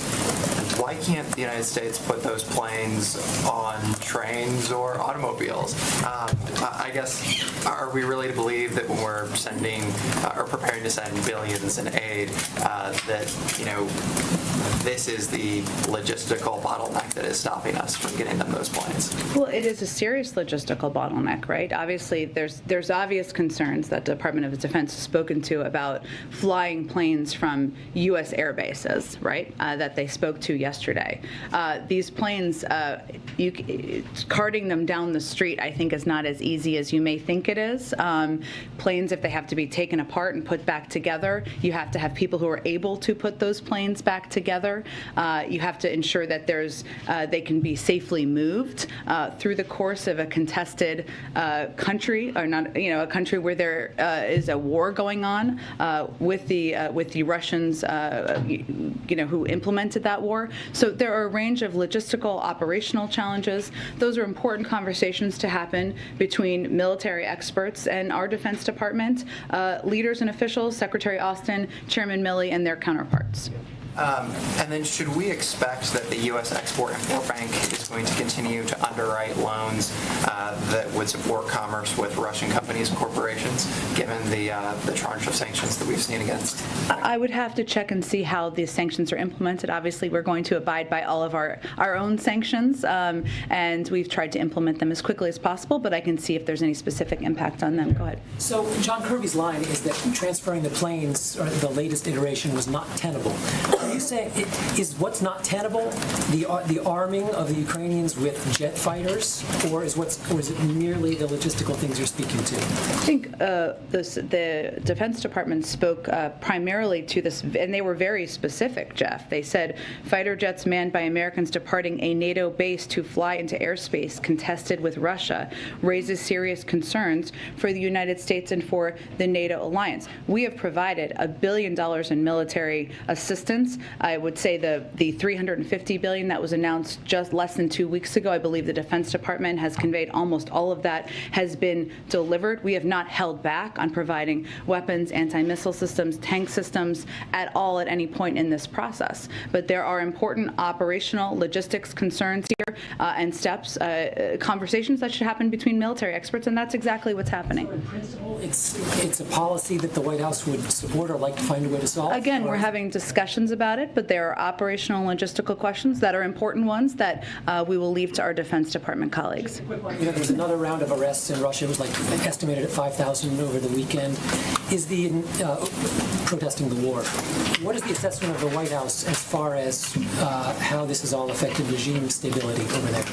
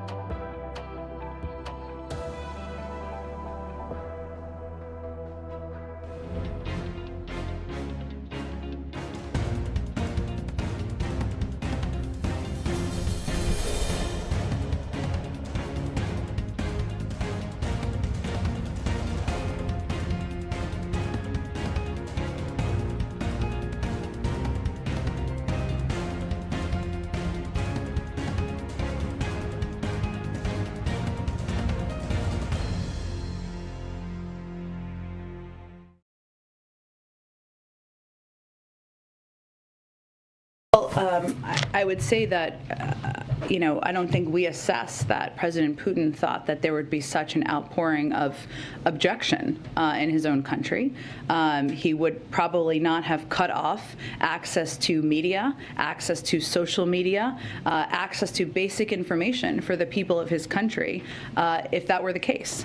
So we have seen people across Russia bravely, courageously protest, speak out against a war that they believe is unjust, is unwarranted, and that is incredibly powerful. Now, unfortunately, as you know, and many of you know, from working for these networks and news organizations, there have been tough decisions that news organizations have had to make, about whether they're going to keep a presence in Russia because of the restrictions. And it's not just, it's not just the speaking out of President Putin. It's about fines. It's about the threat of arrest. It's about safety and security that organizations have to consider. So in terms of stability, I don't have any assessment for that other than to tell you that it's pretty clear he didn't bet on the opposition from within his own country. Sharice, why don't you go in the back? Thank you. One, if I could follow up on the earlier questions about the jet fighter, is this a difference of kind or a difference of degree? I mean, is the objection that it's an airplane, or because we're, as you point out, we're sending them things that destroy tanks, things that shoot down airplanes. So I mean, if it can be done without, they would know where they came from. I mean, so I don't even see there's any plausible deniability or anything like that. What is the hang-up exactly? I think it's pretty clear it doesn't require a military expert to understand why having planes fly from a U.S. airbase into a contested part of a country where there is a war is not in our interests and not in NATO interests. So there are logistical and operational challenges to consider and discuss. It isn't that easy to move military planes around, maybe not as easy as some of you may suspect it is, and those are conversations, again, that are happening between military experts, and I would point you to the Department of Defense for the status of that. Broadly, is there any concern that making the lives of average Russians miserable, with all these companies pulling out and things that are designed to hurt the economy, as opposed to Putin personally, as opposed to his oligarchs personally, is there a worry that that's going to consolidate his support within the country rather than diminish him? Well, I would say that our view and the view of our global partners is that when a president like President Putin, launches a war of choice where he is brutally killing, injuring people in a sovereign country, there have to be consequences. Those consequences are economic and significant, no question about it. Our target is not to hurt the Russian people. It is to squeeze President Putin and the leadership around him. But what the impact is certainly having a devastating impact on the Russian economy. And our view is that over the medium and long term, that is not going to be sustainable for President Putin and the team around him. Go ahead, Ed. So I'm starting to hear the administration talk about gas prices. A way to speed up the lowering of gas prices is speed up the transition to those clean energy. Gas prices have risen month over month, every month since the president's been in office. So is the feeling then from the president that the American people just have to wait till 2030 when the president has set his goal for zero emissions, or if half cars being sold with zero emissions? No, that's never been our theory or our belief. I would say that since President Putin began his military buildup on Ukrainian borders, the price of gas at the pump in America has gone up 75 cents, which is significant, of course. There's widespread consensus that the sharp run-up of energy prices since January was caused by the building of Putin's troops at Ukraine's border. The reality, as we know, is that Russia is the world's third largest oil producer, and energy supply disruptions and market volatility are a result of his aggression. Don't take my word for that. There have been a number of assessments. Back in January, Fed Chair Powell warned that there was a risk to our economy based on, quote, what's going on in Eastern Europe. In early February, JP Morgan analysts projected that disruption interruptions of oil flows from Russia could push oil prices to $120 per barrel, which is what has happened. Our approach has always been twofold. One, we need to ensure the supply meets the demand out there in the marketplace. There's a couple of ways to do that. Obviously, we're engaging with big global oil producers around the world to meet that demand, but there are also, as we've talked about a few times in here, 9,000 unused oil leases that oil companies could certainly tap into, and we've encouraged them to do that. So that's certainly a way to address. But the price of gas on February 14th was at a highest level since 2014, so it was already at an elevated level. I want to ask you, and the buildup of troops was even before that. I want to ask you about tomorrow. We're going to get a CPI inflation number that's expected to be pretty big. It's supposed to rise from the 7.5% that it was month over month. So gas prices are part of that. I want to know what specifically the administration has done, they've been working on, that has worked to bring down inflation. Well, I would say first, because well, we don't have the data at this point yet, but as we're looking ahead, we certainly assess that that we expect to see a high headline headline inflation in tomorrow's February inflation data.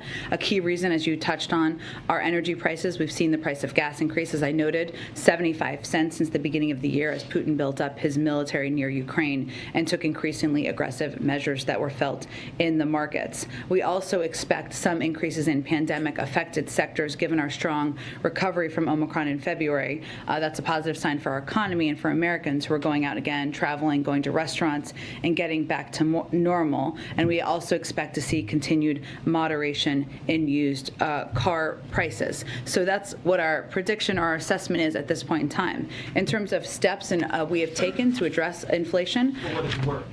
What has worked? So October 13th is when you announced the port initiative. Yeah.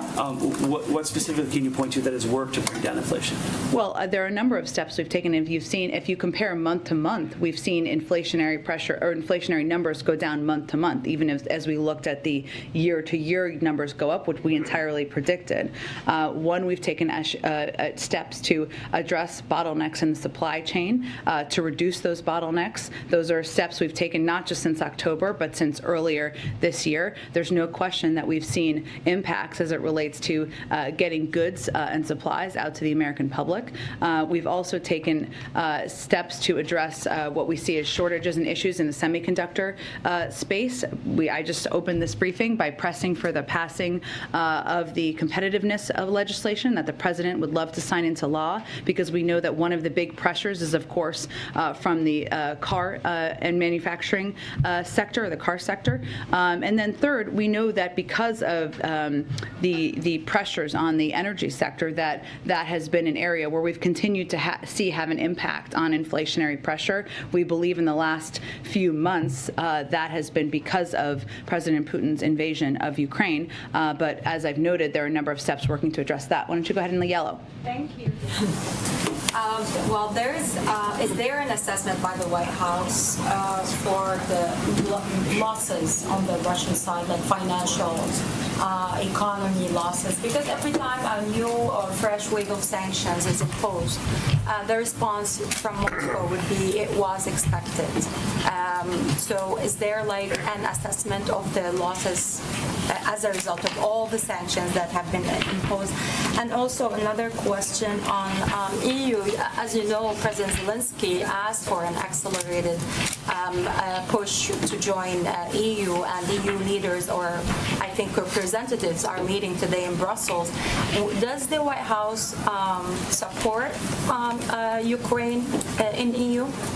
On the last question, that's really up to the EU and Ukraine to determine together. On the first question, I don't think that's what they're saying anymore. They have had their stock market has been closed for days. The ruble's worth a penny. They're headed toward what many outside economists have described as a recession. They have had a huge strain on their financial markets and systems. So I don't think the facts bear out if that is the claim anyone is making, and I have not seen that claim be made much less. Okay, go ahead in the middle. Thanks, Jen. Does the White House believe there's an opportunity to convince China to play an effective role in resolving the crisis in Ukraine? Well, here's what we've seen China do to date. We have seen them speak out at the Munich Security Conference, or have a public comment, I should say, about the territorial integrity and sovereignty of Ukraine. We've seen them abstain from UN Security Council votes. We've seen them largely abide by the sanctions that have been put in place. I would note, though, that if any country tries to evade or work around our economic measures, they will experience the consequences of those actions. So our assessment right now is that they're abiding by the requirements that have been put in place, but we would continue to encourage any country to think a lot about what role they want to play in history as we all look back. Okay, let me go to the front. Go ahead. Thank you. A couple of questions on the future leadership of NATO. What is the White House thinking on Jens Stoltenberg stepping down in just a few months as the leader of the alliance? Well, I think that NATO has not been more united in the last several months in decades. And while no one wanted that to be prompted by the invasion of a dictator like President Putin into a foreign country, that unity among NATO partners and the strength of that unity is certainly something that has been a direct impact of his aggression. In terms of future leadership, obviously that would be for NATO partners to determine, but we certainly recognize and value the leadership that has been displayed by NATO leaders and the alliance over the course of the last few months. Follow up on that. Have you, as a NATO member, ruled out asking Stoltenberg to continue in this time of the biggest crisis since World War II? I don't have anything to predict for you in terms of the future of NATO leadership from here. Have you started the search for a new leader of NATO? Again, it's up to NATO leaders and partners to determine that. I'm not a spokesperson for the NATO alliance, so I would certainly point you to them to speak to that in any further detail. Go ahead. We'll go back to Venezuela if we can. Sure. There's a few here you're probably going to not be able or just not answer, but we're going to ask them anyway. Go for it. Let's Gustavo Cardenas and Jorge Alberto Fernandez. Do we know why they were released? I don't have any more details on that I can provide. U.S. officials who were part of that delegation, are they all back from Venezuela? I believe yes. Okay. I will confirm that for you, though. Should we anticipate the imminent release of any other Americans who are being held there right now? Well, as you know, as we are working on bringing any unjustly detained Americans home from any country in the world, whether it's Venezuela, Russia, Afghanistan, Syria, China, Iran, and elsewhere, we typically don't discuss that because it puts at risk the potential for bringing individuals home. But yes, we are still going to work on bringing others home who did not return on the plane last night. A high-ranking member of Juan Guaido's team told the Miami Herald this week, quote, "It is foolish to think that Maduro will quit Russia when a great deal of the corruption funds have been deposited in Russia and when Russia, furthermore, is its greatest ally. This is a mistake. To buy oil from Maduro is the same as buying oil from Putin." Two things. I think I know where you'll go on the first one, but I want to give you the opportunity to respond. If the United States... States... so much time together, Ed. I appreciate it. If the United States recognizes Guaido as the leader of Venezuela, why did the U.S. feel it necessary to negotiate with the Maduro regime? And was the Guaido team made aware of the plans for U.S. officials to go to Venezuela to meet with the Maduro government before they went? On the last, I just don't have anything more to convey to you about private diplomatic conversations. I would note that one of the steps that was announced yesterday was Maduro saying he was willing to resume talks with Venezuela's interim president. Certainly, we would note that. And obviously, part of our effort here, as you now know, was related to the health and well-being of American citizens detained in Venezuela. Hence, we had discussions with those who were detaining them. Just one, because there were so many questions, good ones about the planes going from Poland to Ukraine and whether we'd be the interlocutor. On Sunday, when the Secretary of State was asked about this possibility of a plane swap, he said, quote, "That gets a green light, and we're working with Poland on possibly backfilling their military equipment." What changed between him saying that on Sunday and Tory Newland and others yesterday at the Pentagon saying, actually, that's not tenable? Well, I don't think that's exactly how I would see how the events transpired. I believe that Secretary Blinken was asked about Poland giving planes to the Ukrainians. That's certainly a choice they make as a sovereign country. We've never opposed that, never stood in the way of that. We still do not today. What we're talking about here, though, is the proposal yesterday, as you know, was for these planes to fly from a U.S. airbase in Germany, and we have understandable concerns about that. So what we're talking about now through military channels is the operational concerns, how this could work, the logistics of it, and those conversations are ongoing. Go ahead. Thank you. Why did you guys decide to rebrand the rise in gas prices as the hashtag Putin?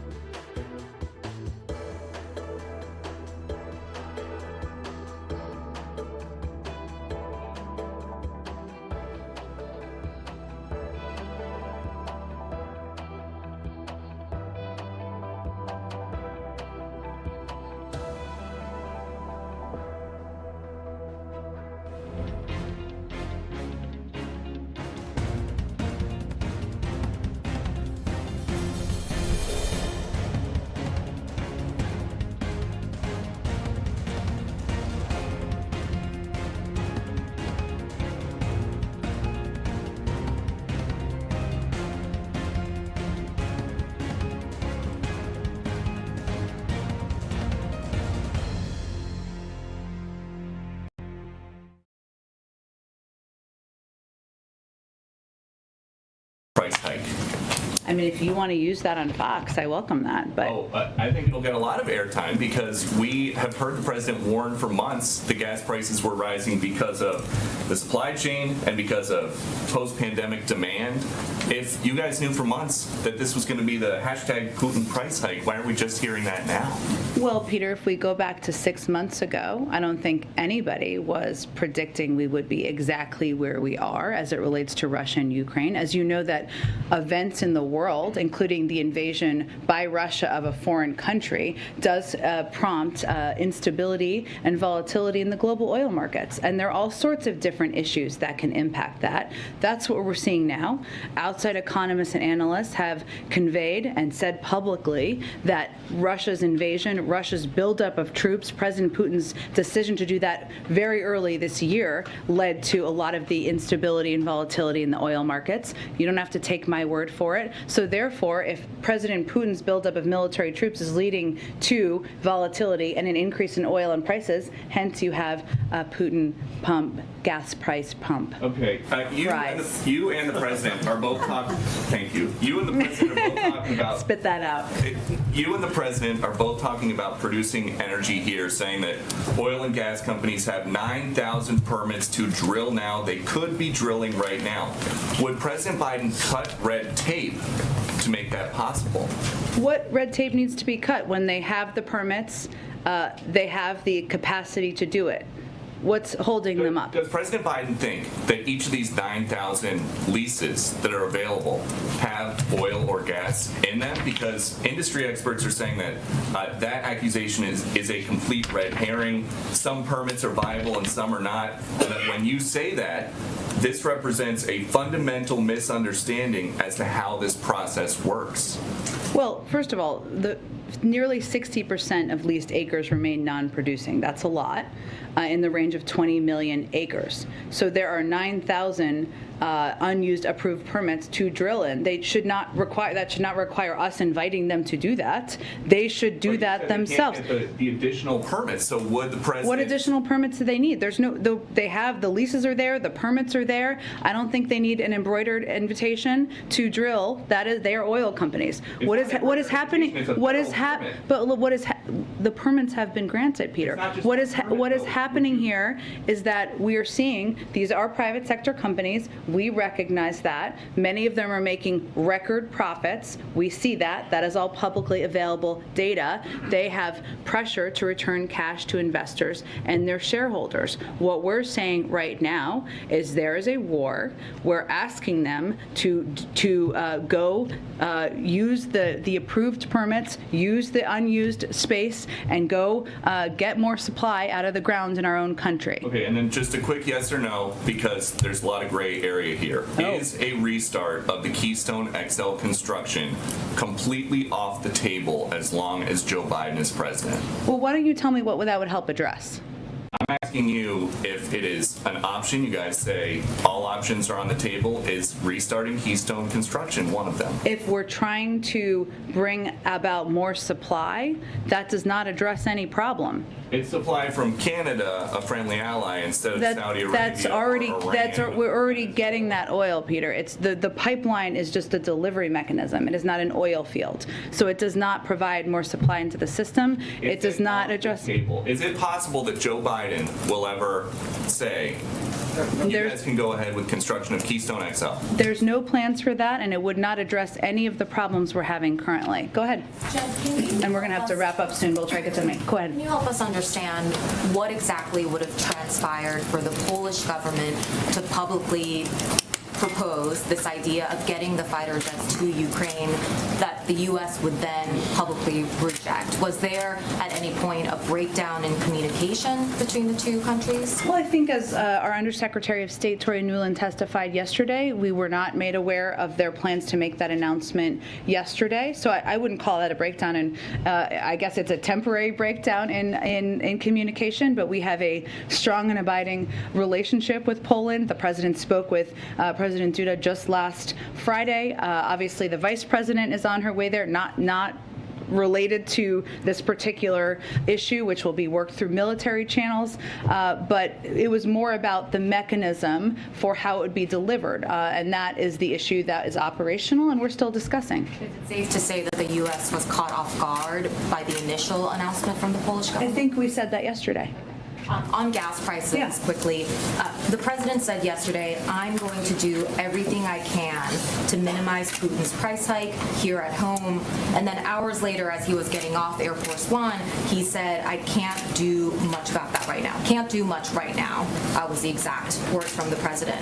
For anyone that might have been confused seeing the two statements from the president within a couple of hours, what would be your explanation? Does the president believe there is action that he can take to address gas prices, or does he believe there's not much that can be done? Well, I would say that the short gaggles when the president is getting off the plane and getting into a car are not always super comprehensive, as I think many of you have experienced. They're not always extensive, but what the president said yesterday in his lengthy remarks before his trip, and what we have said many times, is that there are a range of steps that we will continue to take, including coordinating with the global community about ensuring the supply in the marketplace meets the demand. That includes the release from the Strategic Petroleum Reserve that he announced a second one just a few weeks ago. That includes continuing to work and coordinate with global oil suppliers around the world, something that his national security team and he is engaged in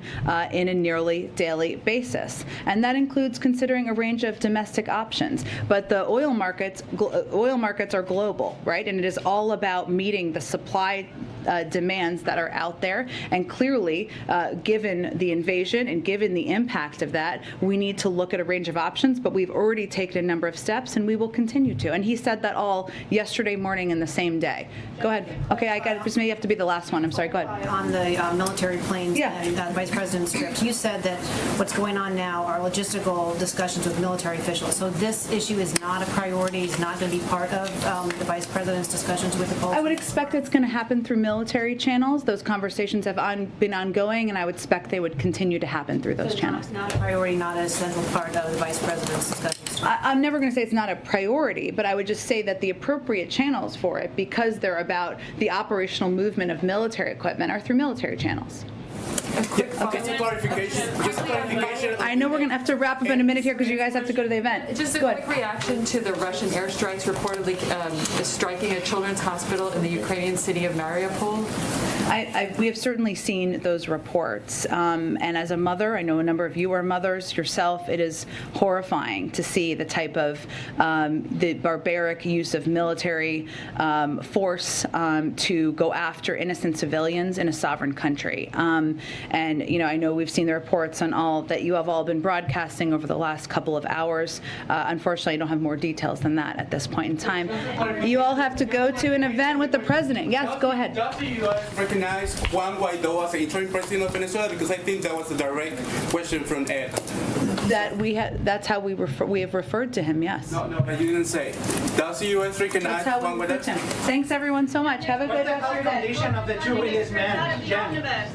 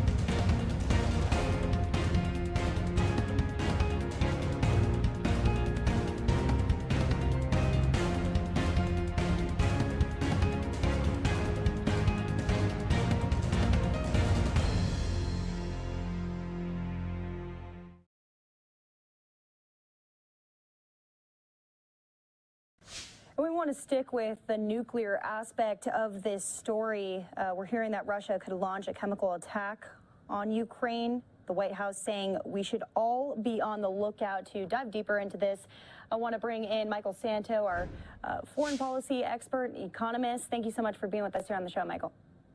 You're very welcome. Okay, so how imminent is this? How big of an announcement is this from the White House acknowledging and saying that we should be on the lookout for the use of chemical weapons here? Well, this has been evolving for a while. Before the invasion, Blinken actually warned that the Russians might stage a false flag chemical or biological attack in Ukraine, blame it on the Ukrainians and use it as an excuse for the war. But these type of claims by the Russians that there are biological weapons plans, US ones in Ukraine, or chemical weapons persist. And it's very possible that that's one of the next steps that the Russians are planning on. But if they do carry out a chemical weapons or biological false flag attack, that would probably be to justify something pretty awful, like their own larger chemical weapons attack or their use of tactical nukes, which at this point there's growing fears among Western military observers that the Russians are moving in that direction of possibly using tactical nukes. There's a very, very real risk of that occurring at this point. And so let's dive a little bit deeper into what these chemical weapons could entail. What do they cover? Nuclear weapons, biological weapons, and what they're calling dirty bombs. The average person doesn't know how all of this works. Can you explain that to us? Well, I mean, so some of this is not new. At least I was trying to dig back to when this first started to, the Russians started to accuse us of having these weird bioweapons factories in countries that Russia wants to invade. And at the latest, you started to see this lie surfaced by Russian officials in 2018, claiming that we had built bioweapons factories in Georgia. And I've even seen Facebook friends recirculating this lie, but clearly Russian government sources are saying this. We see that Russian military intelligence, the GRU, tried to kill 2 people with Novichok, which is a nerve gas even deadlier than VX, that was developed by the Soviets to kill thousands, if not tens of thousands of people, maybe even hundreds of thousands of people. I think the 2 victims survived in large part because the nerve gas agent was put on a doorknob for hours. And these type of nerve gas agents are designed to circulate in the air to basically rapidly kill people when it touches their skin, but it's not intended to stay on the surface for hours at end. It's something that you release into the air where there is a highly concentrated civilian population or high concentration of soldiers or some large group of people you want to kill. So the 2 people survived in England, and I believe only because the agent was allowed to deteriorate for hours on their doorknobs before they were actually exposed. Dirty bombs, this has caused some confusion in the press. With terrorists, and this was what the Russians would stage as the false flag attack, is any radioactive material the terrorists get, like from a nuclear reactor or hospital, that they blow up and disperse, not necessarily very effective unless, God forbid, you blow up an actual reactor. And there's actually signs that the Russians are threatening to do that. And the reason I say that creates confusion is the Russian Tsar bomb, which is the most powerful nuclear weapon, had a 3rd stage, which thank God they deactivated, which is a dirty bomb of a different type that was capable of creating more radioactive fallout than the entire US nuclear arsenal. But that's created by the nuclear reactions of a nuclear weapon. That's sometimes confused with the dirty bomb of terrorists. So for a false flag attack, the Russians would blow up a radioactive site or radioactive material and disperse it. And that's not necessarily dangerous unless, God forbid, they actually blow up a reactor. It's more of like psychological intimidation.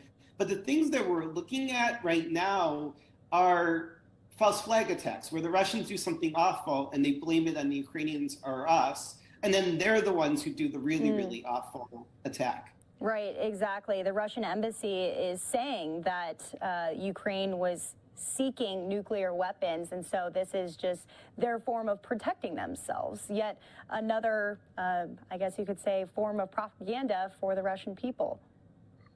Yes, but there are specific claims by the Russians also that they're attacking bioweapon sites, chemical weapon sites, that the U.S. had bioweapons factories in Ukraine. The Chinese are parroting it.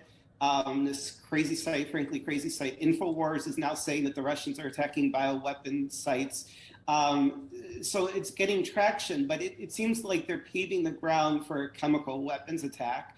In terms of bioweapons, the Russians probably have still the most advanced. I mean, basically it's illegal. So probably basically the only bioweapons program outside of North Korea. It's very scary. They've dealt with all kinds of scary things. Chemical weapons, they have destroyed a lot of them. The real focus, non-conventional, WMD, of the Russian military is nuclear. And this is a source of a huge concern. Russian generals just view nuclear weapons very different than Western generals. They see them as usable weapons that can go from very, very low yield and explosive power to very high yield. And I think that one of the things that people are still not realizing about Putin and some Russian generals is they don't see themselves as a third-rate or fourth-rate military power the way the US might. And by the way, it's not like the European militaries right now have much fighting capacity, unfortunately. They view themselves as one of two nuclear superpowers and the one that has 10 times as many tactical nukes as the US. Now, just to be clear, though, we have so much conventional firepower, we could still prevail. It just gets a little bit more dangerous. But the concern is escalatory risk. And this is what's binding the US. This is what's making it hard for us to really help the Ukrainians the way we want. Mutually assured destruction should protect the United States from major attack from the Russians, but we're afraid, that logically afraid, because we're far more risk adverse than this insane, evil KGB guy, Putin, that it could escalate out of control. And it's called the escalation ladder. One step leads to another. And then Putin actually believes at every step he wins, and then we're afraid that it goes to the next step. But the last step on the nuclear escalation ladder is total nuclear war that is an existential threat to the United States and Russia. And we cannot threaten massive retaliation against the Russians because that is actually suicide for us potentially, and the Russians know that. But we're dealing with a KGB guy, and we're dealing with a lot of ruthless people. It's probably not just Putin. There may be more sane, less evil people, God willing, that have some influence in Putin, are able to, if not replace him, at least just stop him. But they're just far more ruthless. We're not going to risk our country's existence. And that's why the responses of the US is so cautious and careful. And if I may also add one historical thing to keep in mind is that the Soviet military did brutally put down protests and attempts to break free in both Budapest and Prague. Budapest, I think, was in '56, and they crushed the Prague Spring in '68. Might not have been quite as bad, but obviously we would have loved to intervene, though the Russian military conventionally was far larger at that time. So there was more parity in terms of conventional weapons, but we had much more of an advantage with nuclear weapons in both cases. And we unfortunately, tragically, did not intervene because we didn't want to start a world war with catastrophic consequences. So it's just a horrible thing to experience. And I wish I could say there's an easy, safe solution. Russia's just the one country in the world that we don't have much ability to intervene against, unfortunately. All right. Foreign policy expert Michael Santo coming on and breaking it down for us. Thank you, Michael. We appreciate it. You're welcome. And we're going to take a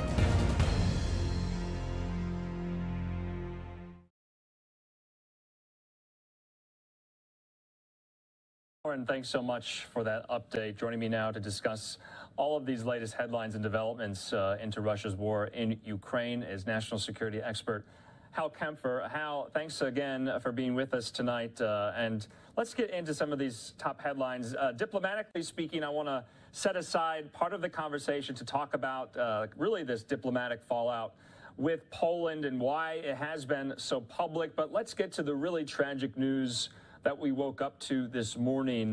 This children's hospital and maternity ward in Mariupol was shelled indiscriminately. Civilians dead and injured, and the videos and scenes coming out of that are just horrendous. Your response to that and what is going on here? Many Ukrainian officials are saying that constitutes a war crime. Well, Andrew, it does constitute a war crime. If they're intentionally targeting civilian facilities, facilities like hospitals, particularly Children's Hospital, in the law of war under the Geneva Convention, these are considered protected sites. If you have your map laid out and you're looking at places where you're allowed to fire artillery, rockets, or direct fire, or send troops, you would put a big mark on the map saying that is a no-fire area because it's a protected site. There are other protected sites too, normally schools, things like that. Now, in the history of warfare, have enemy forces used schools, churches, hospitals for military purposes? Yes, they have. And there are exceptions. And if it was a legitimate military target, then that would be one of those exceptions. There's nothing here to suggest that this was anything other than what it was, which was a children's hospital. And this is just a horrific attack. But it is open and shut a war crime. But it's very consistent with what we're seeing across Ukraine. One of the things that in Putin's bag of tricks, if you will, the things that he does to intimidate the Ukrainian government, the Ukrainian resistance, is he goes after civilian targets. We've seen this over and over again, where he says, "Oh, here's a corridor where refugees to move through safely." They start moving down the corridor, and then in comes mortars or artillery fire or something like that. Over and over again, these things have happened, and there's a point to where you say, could it be accidental? Could it be inadvertent? I think at some point you say, no, this appears to be intentional, that he's doing this. And it does put tremendous pressure on President Zelensky and the resistance. It's one of the ways they're trying to force them to capitulate, because their original plan clearly didn't work. Yeah, and Hal, we're getting just some staggering statistics out of Mariupol. At least 1,170 civilians have been killed in that city since the start of the Russian invasion. Now, those figures are coming from Mariupol's deputy mayor and the Ukrainian State Information Agency. I know it's very difficult to assess the number of casualties. In war like this, we get a lot of conflicting data and numbers, but that is their number. Also, we're learning that, let's talk about the war in general now. Ukraine still has a majority of its fixed-wing aircraft intact. That's according to a senior U.S. defense official. But since the war started, 2 weeks in, 710 missiles have been fired at Ukrainian targets from the Russians. And I want to talk about one weapon in particular that maybe you can enlighten our viewers on, and that is called a butterfly mine. Do you have any idea what a butterfly mine is? They're very, very small. They somewhat attract children because they are so small, because they look somewhat like toys, but they are quite deadly. Can you just explain what those are, butterfly mines? Butterfly mines are normally deployed. You can deploy them in artillery, you can put them in cluster bomb type units, and they have been using cluster bomb units. The problem is you put them out there, they're persistent. In other words, they don't go off right away until they're triggered. As my recollection, it's been a long time since I've actually looked hard at butterfly mines, but they have little tentacles or sensor systems that allow to picking up vibrations and stuff near the mine, and that's what sets it off. What's so dangerous is that these things will go out, they'll set up a minefield, and children will see them and they'll think there's something shiny that they should pick up. That's the same problem we have with more normal cluster bomb units, is the fact that they also will be spread out. They can see them on the surface because they sit there. And there were problems going back all the way to the Vietnam War where children would pick them up or play in and around them, and it would set them off. You know, generally speaking, we've moved away from all these types of mines. I can tell you that during the Cold War, there were some very interesting, what we call fast scatterable mines that we could throw in and literally set up like a spider web pattern across an area with little wires, you know, connected to mines and things like that that would shoot out. And if anybody was to walk that area, particularly at night, they could set off a mine and it would kill them. And that was the idea of creating no-go zones for maneuver. And so if you had some area that you couldn't cover very well with what we call direct fire, in other words, you couldn't see it very well, or you couldn't cover it very well with indirect fire, or you just couldn't see it and you just wanted to put something down there, you could put these fast scatterable minefields out there, and that's what they are.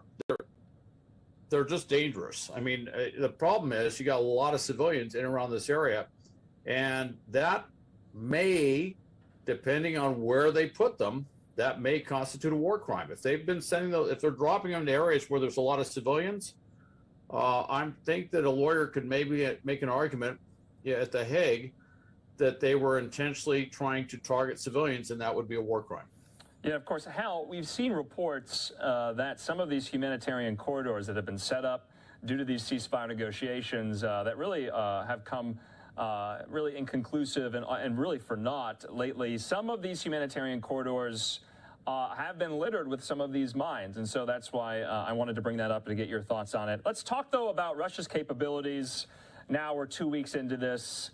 They've faced fierce Ukrainian resistance. Now, there are some reports that they are tapping into other parts of the world for their own fighters and soldiers. Syria, one of them. The Wall Street Journal reported over the weekend that Russian forces could be tapping into Syrians to come fight in the Ukrainian war effort. Also, today, Russia's defense ministry acknowledged that some conscripts were taking part in the conflict. And that, of course, is coming after multiple denials by Putin, who said only professional soldiers were taking part. What do you make of that? Well, there's, you know, going back to the Soviet era, there's a long history of this. They just make up a story. It's whatever story fits the narrative they want to put out there. And it is really right out of Orwell and that book, 1984, where it's like newspeak. You know, they reinvent whatever it is. You know, they made this emphatic discussion or made this emphatic point that, oh, no, it's not conscripts. Well, first off, there was no dispute that it was conscripts. The Ukrainians were taking conscripts, some with almost no training, prisoner left and right, and they were filming it on their cell phones, and they were posting that online. So you could see there were conscripts all over. So there are conscripts, and a good percentage of that force, and certainly we had assessed well before the invasion that a significant percentage of that force was conscripts, and those conscripts were not motivated. They had generally low morale on the best of days, and this certainly was not the best of days, so that was going to be a big problem. And certainly within Russia, he must be feeling something. It's often called the pressure of those Russian mothers. And it's all those mothers whose children are over there in the war, whose sons are deployed. And that's been a big discussion, is that when they realize how many of their sons have been killed, maimed, disabled, coming back home, that's going to create tremendous pressure in domestically for him. And that's the same pressure that was felt from Afghanistan, for example.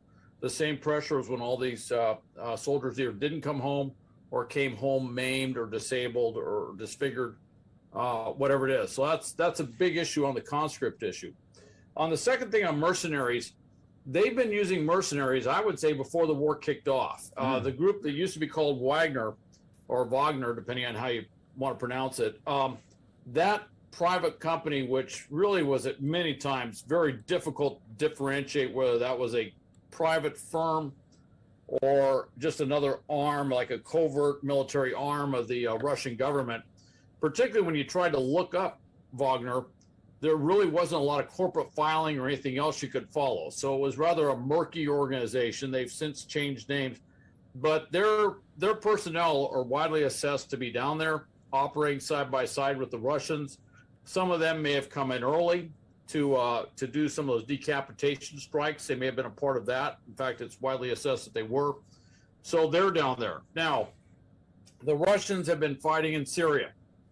So one could say they to use a gambling term, they have a marker from the Syrian government, and they're calling it.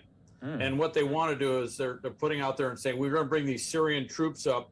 The Syrians have been fighting in cities, a number of cities throughout Syria, Aleppo, but a number of other cities. They've been involved in urban warfare. And what that tells me is he has assessed the quality of his troops, the Russian troops, and he's looking at this pitched fight that they're going to have in urban terrain. And he's probably, Putin being he probably has assessed the same thing that we've all assessed, which is they're going to have a tough time, particularly the conscripts. They probably haven't had a lot of training. And then that's a sort of high intensity conflict fighting. Urban fighting is some of the most fierce fighting that there is in warfare. And he's probably wondering if his forces are really up to the fight. So he's thinking bring in these Syrians. Now, I'm going to say one thing right off, that I don't think Syrian soldiers are used to operating in a Ukrainian winter. No. I think that's going to be a little bit of a revelation for them. I don't know what they're going to do to help them with that, but I could see a lot of environmental things that are going to impact these Syrian soldiers. And I'm very dubious if this is anything spectacular. If I may just guess, during Desert Storm, I don't know if you recall, there was a bunch of Mujahideen warriors that showed up over in Saudi Arabia that wanted to fight. And I was there. I mean, we're all looking at each other like, what are we supposed to do with them? Now, for diplomatic reasons, we couldn't really say that, which is we really wanted to say, we really don't need you, but we didn't say that. But they were over there. They showed up. I'm not quite sure what we ended up having them do, but we kind of found something for them.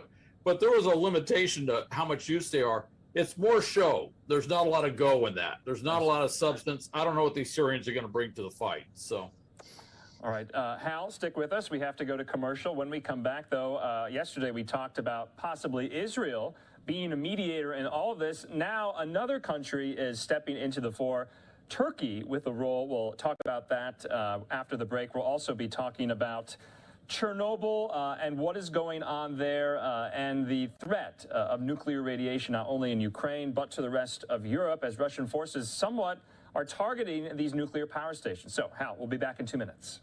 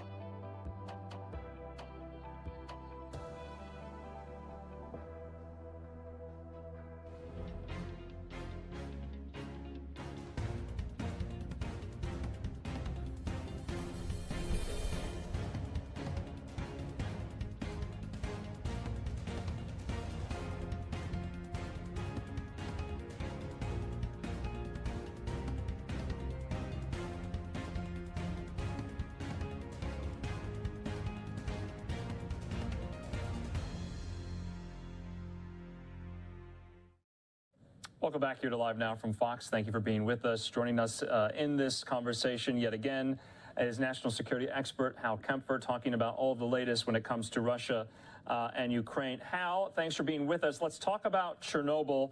The IAEA said today that a loss of power at Chernobyl has, quote, no critical impact on safety, although over 200 workers are still being held hostage by Russian forces there since the first night of the invasion 2 weeks ago. Also, 3 operational nuclear reactors were shut down in the year 2000, and the plant is still undergoing decommissioning. But if there's a loss of power, what essentially does that mean? Because things could spiral out of control. And I know you're not a nuclear engineer, but you've been around the block a few times, and you know how tricky these situations can get if radiation is detected. Well, I'm not a nuclear engineer, but at one time, for many years, I worked a thing called consequence management in Department of Defense, and in the Middle East and Central Asia, we looked at nuclear power and nuclear weapons very, very closely. In fact, after 9/11, we had a coalition task force that was just focused on managing the consequences of an event like this, if we were ever called in to help mitigate what had happened. So I've looked at it pretty closely, and the concern that was out there is that the power's cut off. We look at it, we go, oh my gosh, will the reactor melt down? Well, yes, that is kind of a sum of all fears thing, but there's also a lot of stored radioactive waste on the facility. And there's a variety of things that waste is hot too. And there's a variety of things to keep that waste cool. Now, it won't melt down per se. I don't think that's, in terms of physics, I don't think that's possible. But what it can do is it can start cooking off and cause a radioactive leak. And that was the big concern, was that they cut off power to a lot of the systems and subsystems that they rely upon to make sure that that radioactive waste is being kept cooled, contained, and safe.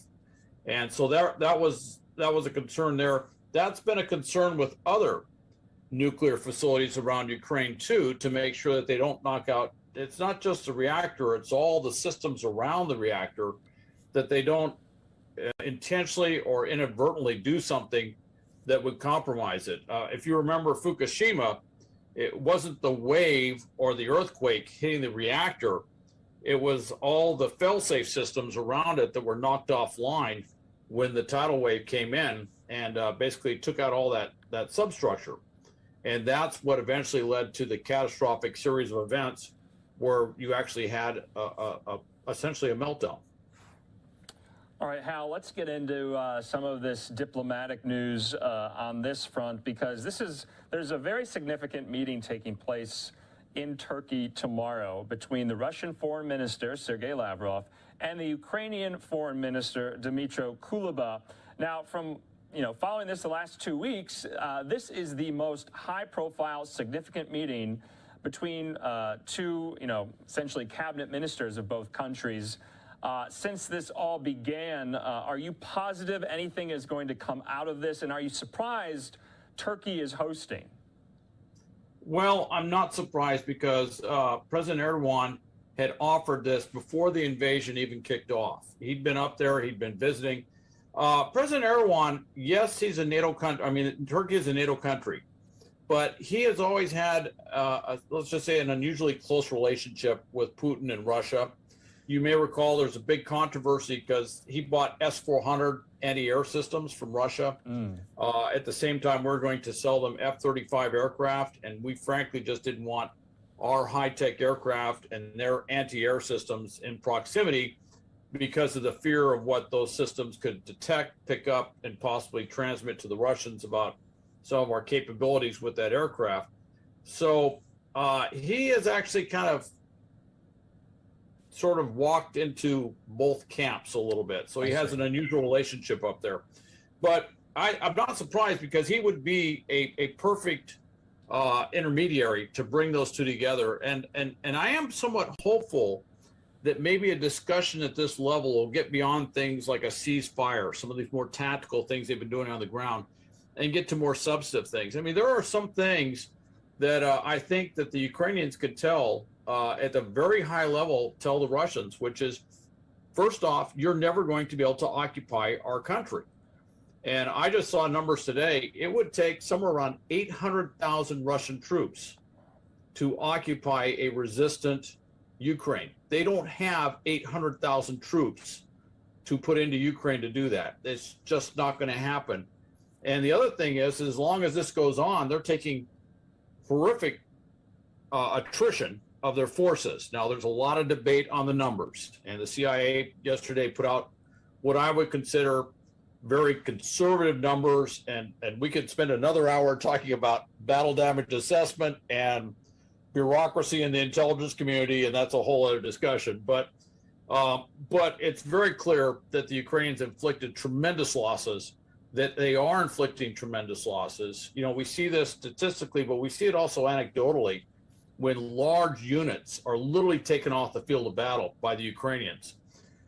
You may have seen there's a report that the ship that fired on Snake Island, where the very eloquent Ukrainian service members provided a response to surrender, which started with the letter F and ended with U, and basically, you know, they were fired upon. Well, the ship that delivered that message reportedly was sank by a Ukrainian missile. All right. Oh, wow. So I think a response has been sent. Now that the news agency reporting that isn't always the most accurate, but they are generally considered a major news outlet, and that just came out today. So that tells you that the Russians have got to be doing a lot of reevaluation. I think I would not be surprised if there's some discussion of how do we get out of this at the highest levels in Russia, despite all the bluster, despite all the pushback you hear from Putin. Somewhere in that council, I don't think they're completely out of their minds. I think they've got to be sitting there saying this has not worked out. You know, one of the big discussions right now is that one of the reasons the Russian army is not performing is they've used the term Potemkin army, but the level of corruption in Russia, which is truly stunning. I mean, it is, for being a major nation on their level, the level of official corruption in Russia is something you would expect of what we sometimes call third world nation, but a lesser developed nation by any means. And that many of the component parts of what it takes to make an operational army, not one that goes down Red Square and shows off fancy new systems, but a truly operational, functional army, that a lot of that funding was fleeced. And so some of the dysfunction we're seeing is that the funding that they thought was paying for a lot of these more mundane things like logistics support was actually paying for things like mega yachts sitting somewhere overseas. Wow. And so that has got, if you're President Putin, you've got to be a little bit frustrated that you know you've gone all in on this stuff, and now you find out that this army you thought you had wasn't really the army that you have on hand. Yeah. Hal, last point I want to make, because Vice President Harris traveled to Poland today and Romania on this kind of 3-day European tour. She's going to have a lot of discussions, I would imagine, with her Polish counterparts about this deal that did not go through with these MiG-29 jets that were to be provided to the Ukrainian army on behalf of Poland. And then, of course, that all fell apart yesterday. The United States, at the Pentagon briefing that we were just watching, essentially said it would oppose any plan for NATO nations to provide fighter jets to Ukraine, calling it high risk. Why do you think this played out so publicly? And is that a sign, I guess, of disagreement between NATO allies that Putin can latch onto? Well, interestingly, there was, I don't see him being able to really manipulate that too much. Okay. We have a high degree of rapport and discussion on that. That's just a high profile issue we disagree on. I'll tell you what it really boils down to is the threat of provocation, the threat of escalation. The lawyers would actually take this apart and say, okay, if we fly, and I've been in these legal discussions where it's like, if we do this, is this? And it gets into perception, and it gets into their perception on how we do it. But if you're flying military aircraft from a NATO country into Ukrainian airspace, all right, the question is, are we flying military aircraft from a NATO country into Ukrainian airspace? That answer would be yes, they are, all right?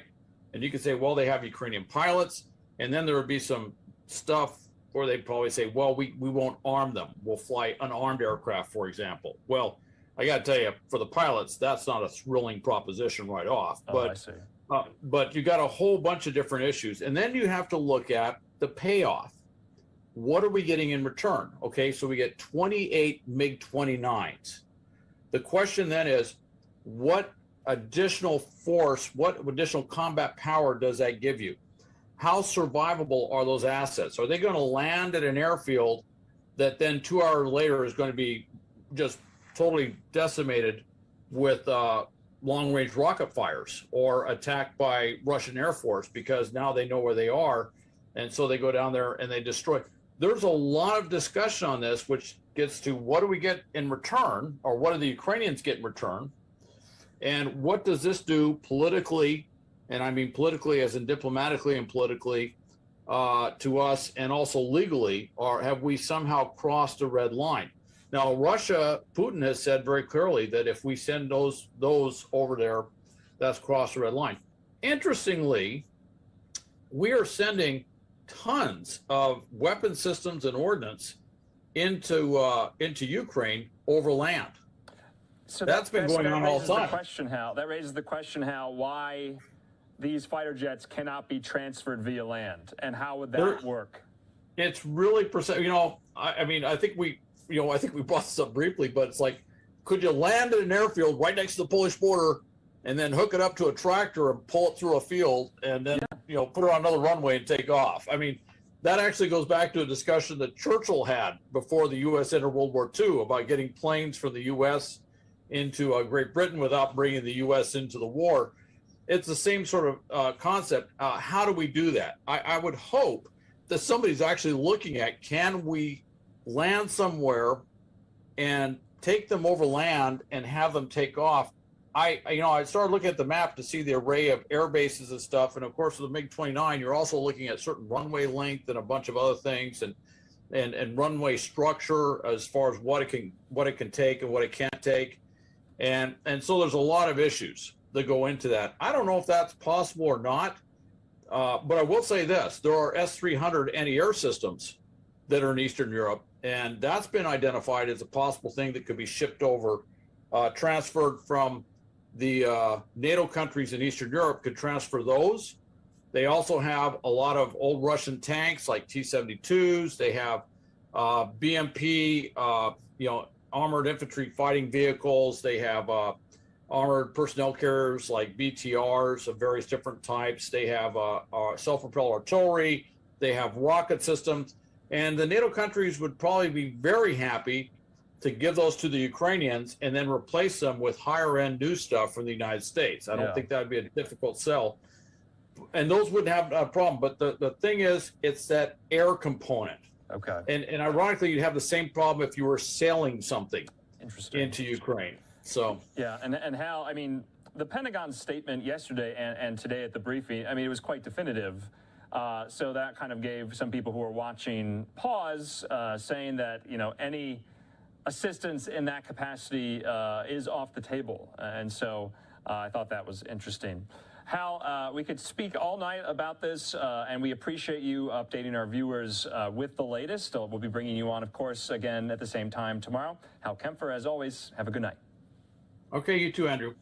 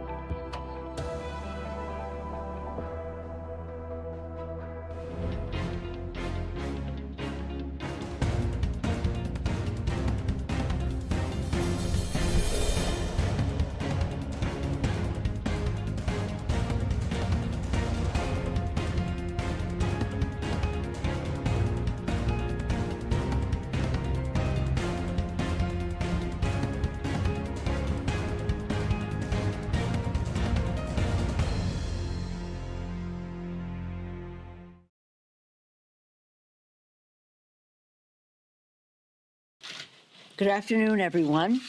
This has been quite a day.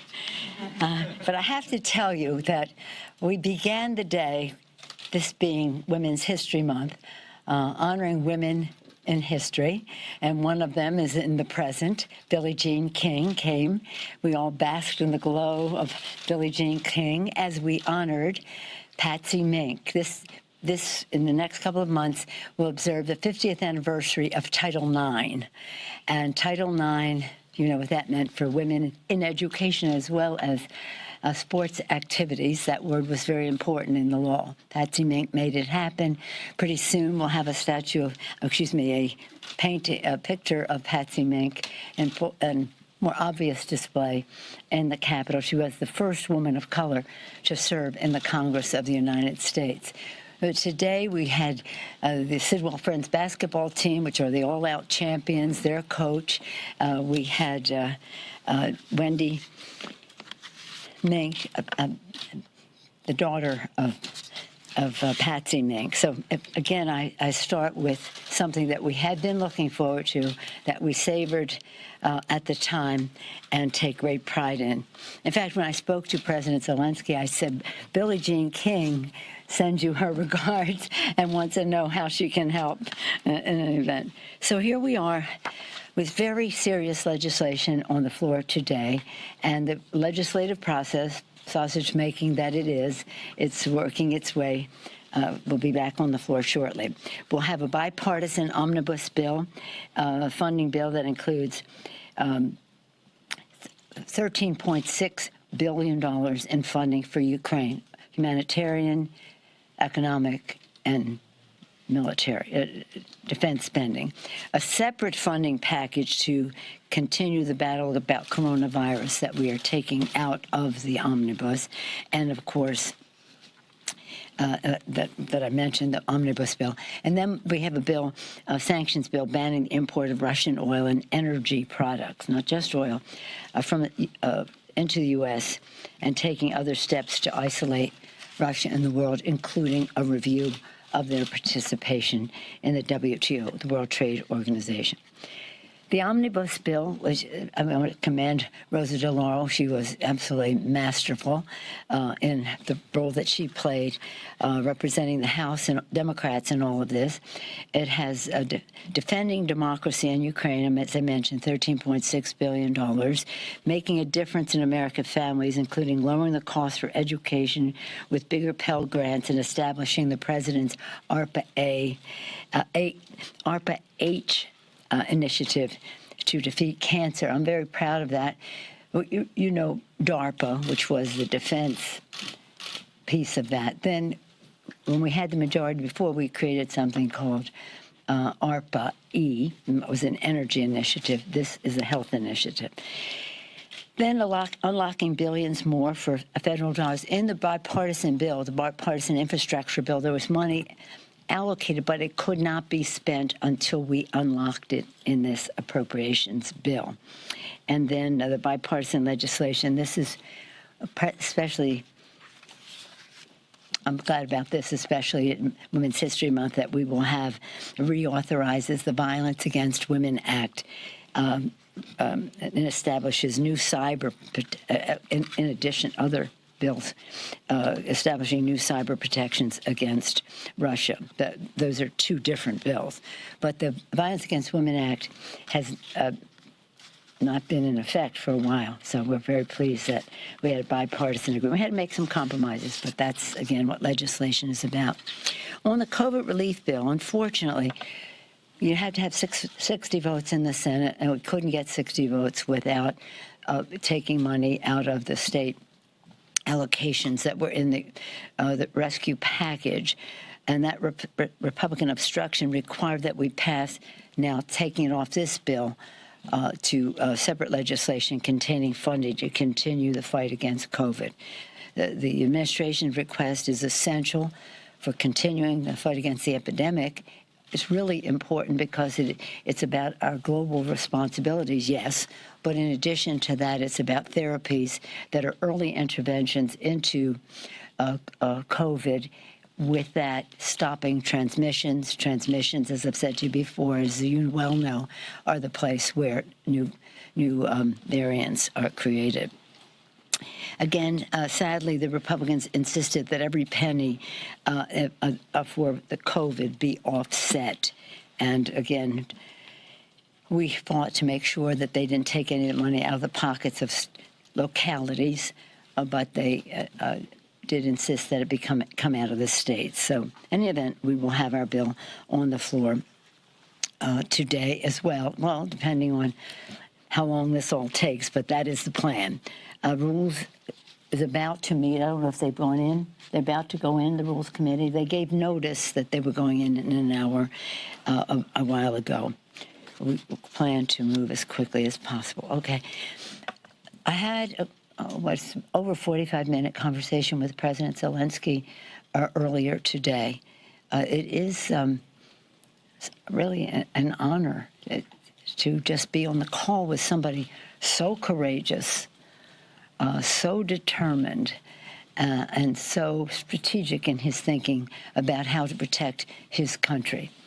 The assault that Putin has made on Ukraine is an assault on democracy. So the Ukrainians are not only defending their country, they're defending democracy. We talked about a range of issues, including what the crimes against humanity that Putin is committing. About today, the news was that they bombed a maternity hospital, killing babies, children, moms. This is the beast that Putin is. What we would like to do is for the people of Russia to understand that, and of course, he's blanking out a lot of that. So in any event, it takes us to our other bill today, which is the Russian energy ban the import of Russian oil and energy products in the U.S. I mentioned that, cutting off major source of revenue for Putin. This is about jobs and money there. Take steps to review Russia's access to WTO and explore how to further diminish Russia in the global economy. Reauthorize and strengthen the global Magnitsky human rights accountability. You know that bill, that was started as against Russia, particularly for Russia legislation, but then it was globalized so that massive human rights violators, any place, including Ukraine, can have further sanctions imposed upon them. Again, the call with Zelensky was for me a great honor, as I said. My colleagues who had spoken with him by phone over the weekend shared that view. We talked about that maternity hospital. We talked about weapons, that Putin is using weapons to prohibited in the Geneva Conventions, including cluster bombs and vacuum bombs, which cause severe suffering. The subject that we talked about also was the nuclear power plants that the Russians have as a target. And that 2 million Ukrainians, and the number will continue to grow, are fleeing their country. We want to be as helpful as possible. One of the things he called upon, of course, he wants planes, he wants anti-missile weaponry, he wants armored cars, he wants a number of tanks, but he also he wants the planes, you know that. But he also said that we're going to need everybody's help in rebuilding Ukraine as soon as we end this war. He was very positive about that. Back home, just on another front, not only one of our, as we talk about these things, we talk about lowering cost, increasing paychecks, cleaner government, and what we do, but not all of us, not everybody here shares that priority of lowering costs for families. This week, a GOP senator revived their party's plan to repeal the Affordable Care Act, repeal and end protections for 150 million people. Cut off access to more than 20 million, but end pre-existing condition protections, et cetera, for over 150 million families. A record number of Americans have gained access through the Affordable Care Act. More now. Under the Rescue Plan, Democrats further lowered premiums, saving some of these families an average of $2,400. But Republicans want to take those savings away, raise costs, including another plan announced by a GOP senator, which would, in his words, raise taxes on over half of Americans. The GOP plan would increase taxes for more than $1,000 on average for the poorest 40% of Americans.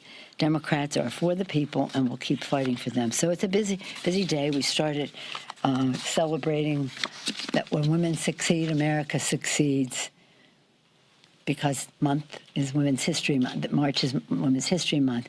Then into the legislation that's on the floor, historic call for me with President Zelensky, but at the same time staving off some of the assaults on America's working families that the Republicans continue to be engaged in. Any questions? On the omnibus, Yes. a number of your members said that they felt blindsided about the COVID relief offsets that were in there. Why were they not looped in earlier into this process when this had been months and months in the making? No, it hasn't been months and months in the making. This is when you're in a negotiation. And when you're in a negotiation, you do not weaken at the end. We had to be very strong to insist upon having the COVID funding. This COVID funding, as I said before, is about early intervention so that we stop transmissions and therefore new variants. It's about honoring our responsibility we have to the rest of the world. It's been very obvious for a long time now that the Republicans in the Senate did not want to do COVID funding. And then if we did it, that it would have to be paid for by state and local government. We cut the amount in half. We cut in half what the would have to be covered by state and local, and just had part of it offset one way, some by state, but not local. States have more opportunity to help cover this than local governments have not had the benefit of unemployment going down and so many other things that have given states a little more flexibility in all this. And that's what the Republican senators insisted upon, and that's what it was. Any other questions? Yes, ma'am. On the Russian energy bill, Yeah. is the White House supportive of the ways in which it goes further than the actions that they've taken? Well, I don't think we have strong bipartisan support for the legislation. We want to even do more. We want to do most favored nation, well, now called, what is it called, normal trade relations and stuff. And so it is, no, I think we're all pretty good. We're all pretty good. It is, again, there's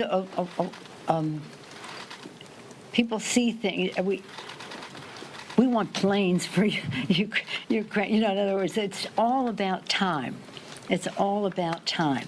And we've been talking about doing the Russian ban for a while, and we're so pleased that the president has done that. Their bills are not that incompatible. But you're here at a legislature. This is a democratic process where people have weighed the equities, expressed their views, and the timing is what the timing is. And the timing on this is March 11th. And so we had to move when we had an agreement.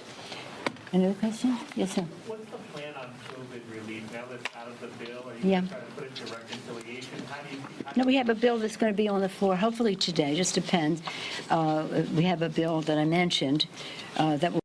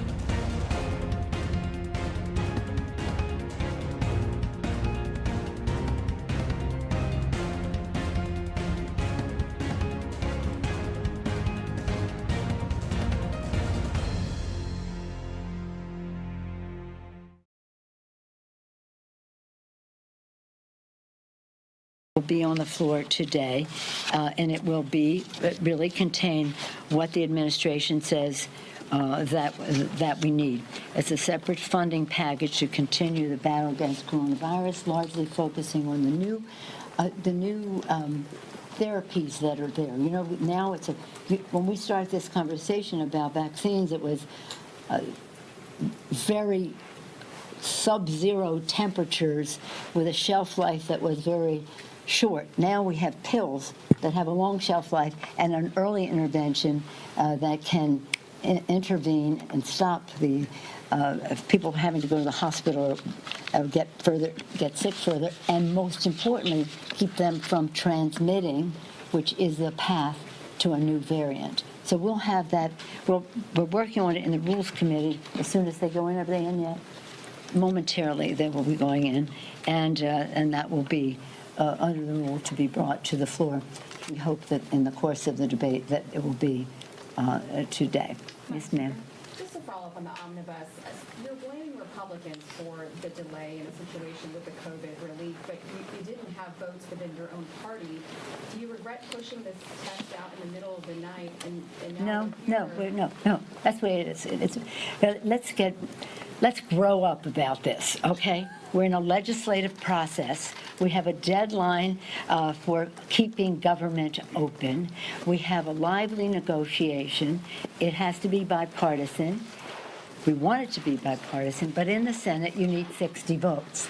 So when I say blame, you say blame. I'm saying because you need 60 votes, and they consider that a plus. I don't. If you need 60 votes in the Senate, we have to come to terms. And as I said, it was greatly reduced. We didn't do localities. We did much less attributed to the states. And we had, unfortunately, less money. Well, it's a secret that the Republicans have wanted to have. Did you not know that Romney had sent around a letter with all the senators signing it that said we have to take the money out of state and local government? This is not it. What may come as news to someone is that when you subtract money is subtracted. So I don't even go there, because we are in a negotiation. Great things were accomplished. Rosa DeLauro was masterful. Senator Leahy as well. Even working with the Republican leadership, we came up with a bill. It's $1.5 trillion that will be spent this year.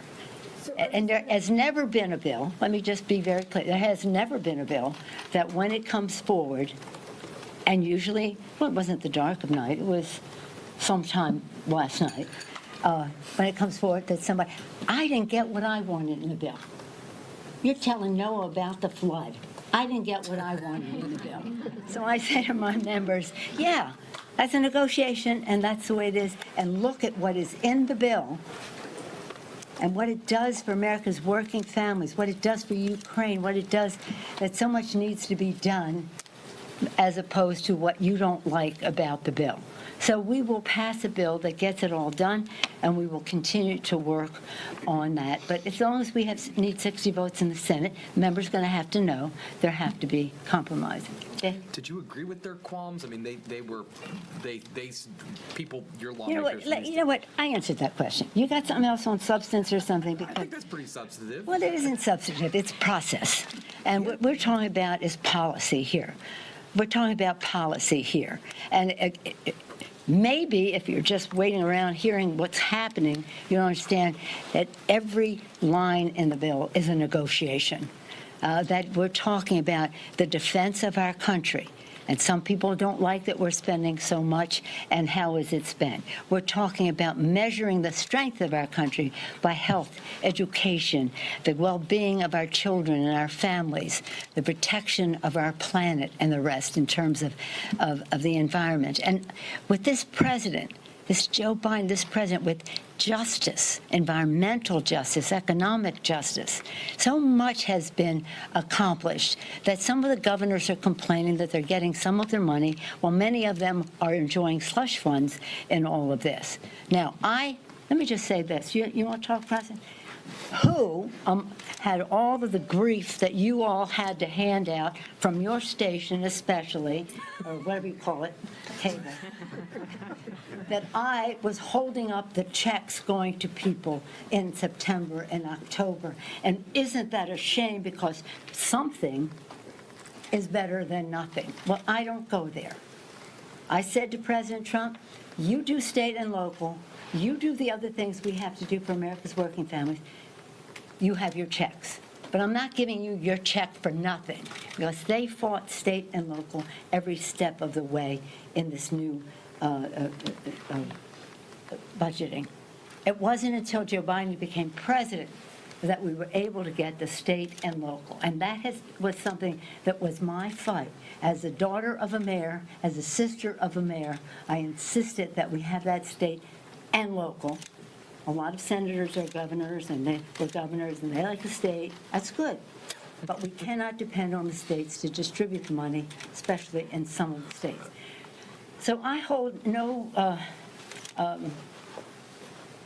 I can compare myself to anybody on stating for every dollar that those governors and those mayors got, and the mayors we did not subtract from.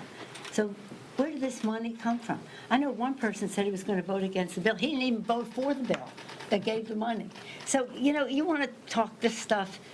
Okay, you can talk this stuff. We got a war going on in Ukraine. We have important legislation to bring to the floor for humanitarian. Oh, and by the way, did I tell you, on the President Zelensky, one of the things that he asked her that was relatively new in the discussions was that, of course, he wanted planes and anti-aircraft missiles and tanks and all of that. He wanted the sanctions to be very tough.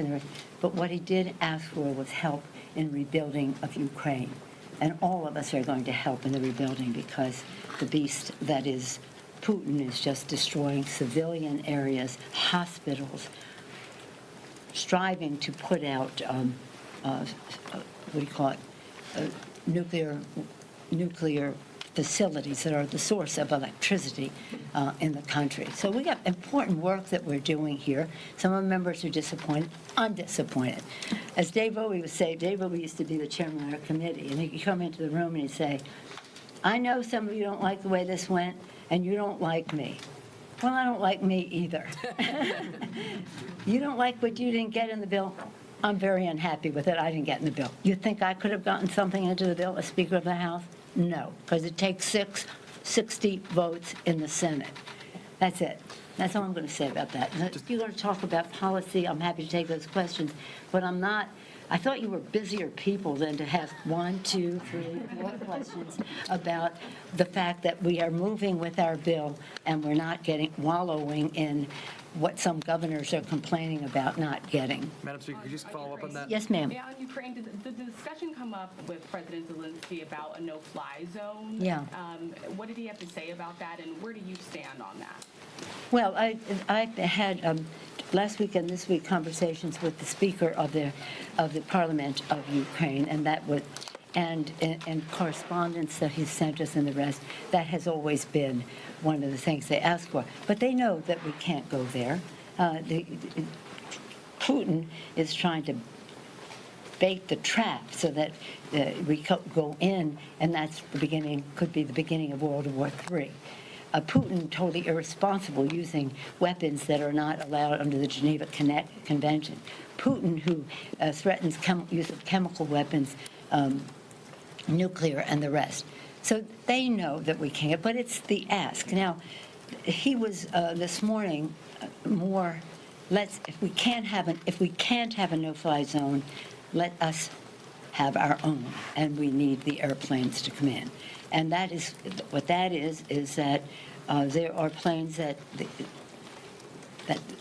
the Ukraine pilots are trained on, and these are some of the planes that are in Poland. Poland said that they would do it if America said yes. America said yes, and now they want backfill. That's, in other words, if we give these to Ukraine, then we want to.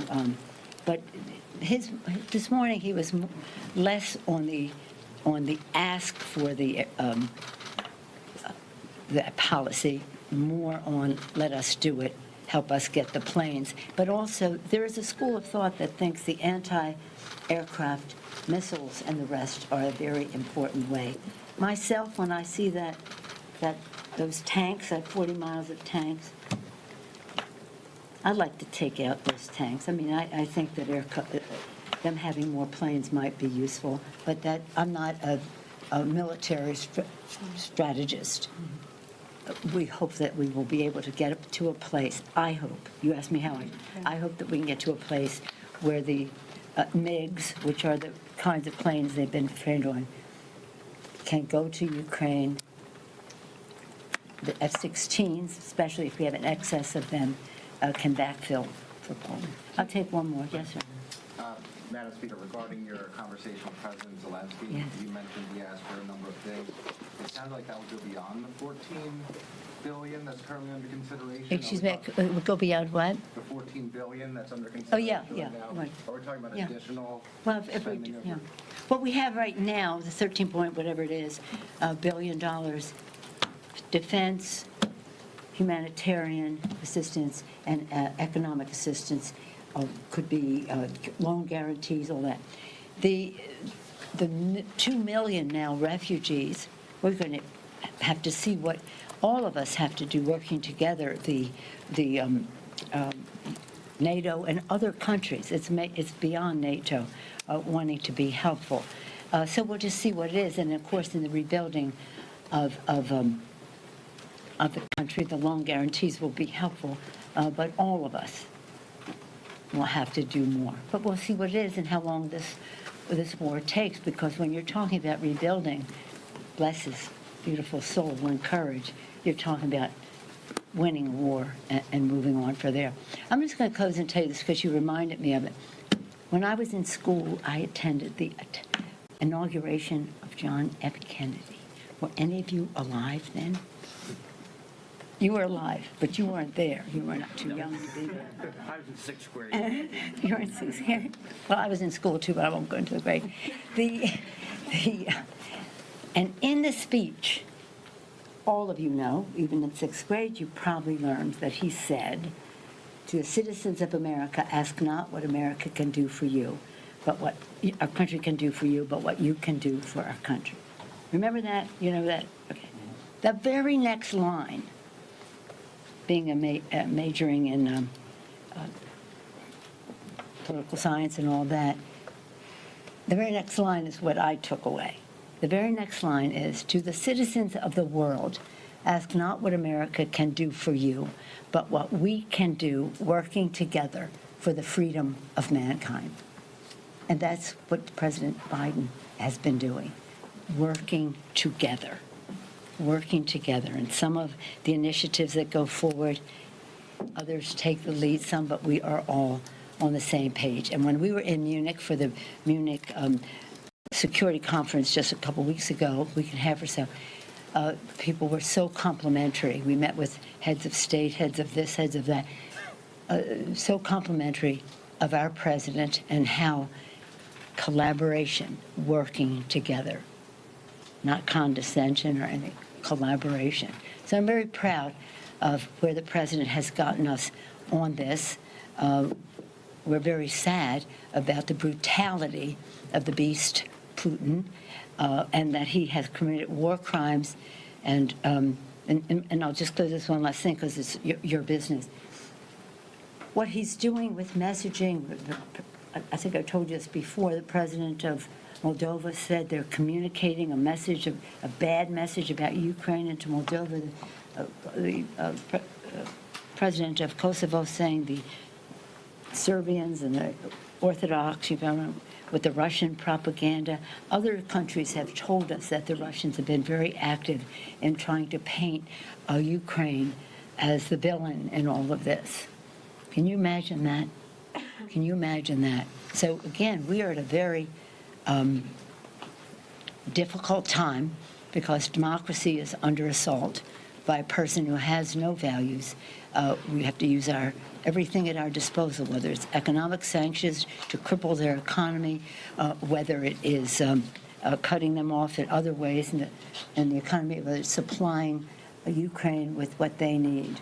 So forgive me for my impatience when we have all of this at hand and you have 4 questions about shouldn't somebody have told somebody about something sooner because they didn't know about it. Okay? Thank you all very much. I have the greatest respect for each and every one of my members. They're representatives. They represent their districts. That's their job title. That's their job description. But right here, we're in a battle. And what has come out of this legislation, this omnibus for America's working families is something quite remarkable, and it will be bipartisan. And that means it needs 60 votes in the Senate. Happy Women's History Month to all of you. I'm sorry you didn't see Billie Jean. It was a live stream. It was quite remarkable. And Bobby Scott, who was on the program because he's one of our champions of Title IX, he turned to me when the program was starting. He said, I know we have Billie Jean King here because she was the top tennis player in the world, but she could be here as just being one of the top people in the world. She's so great. She cares so much. Thank you all.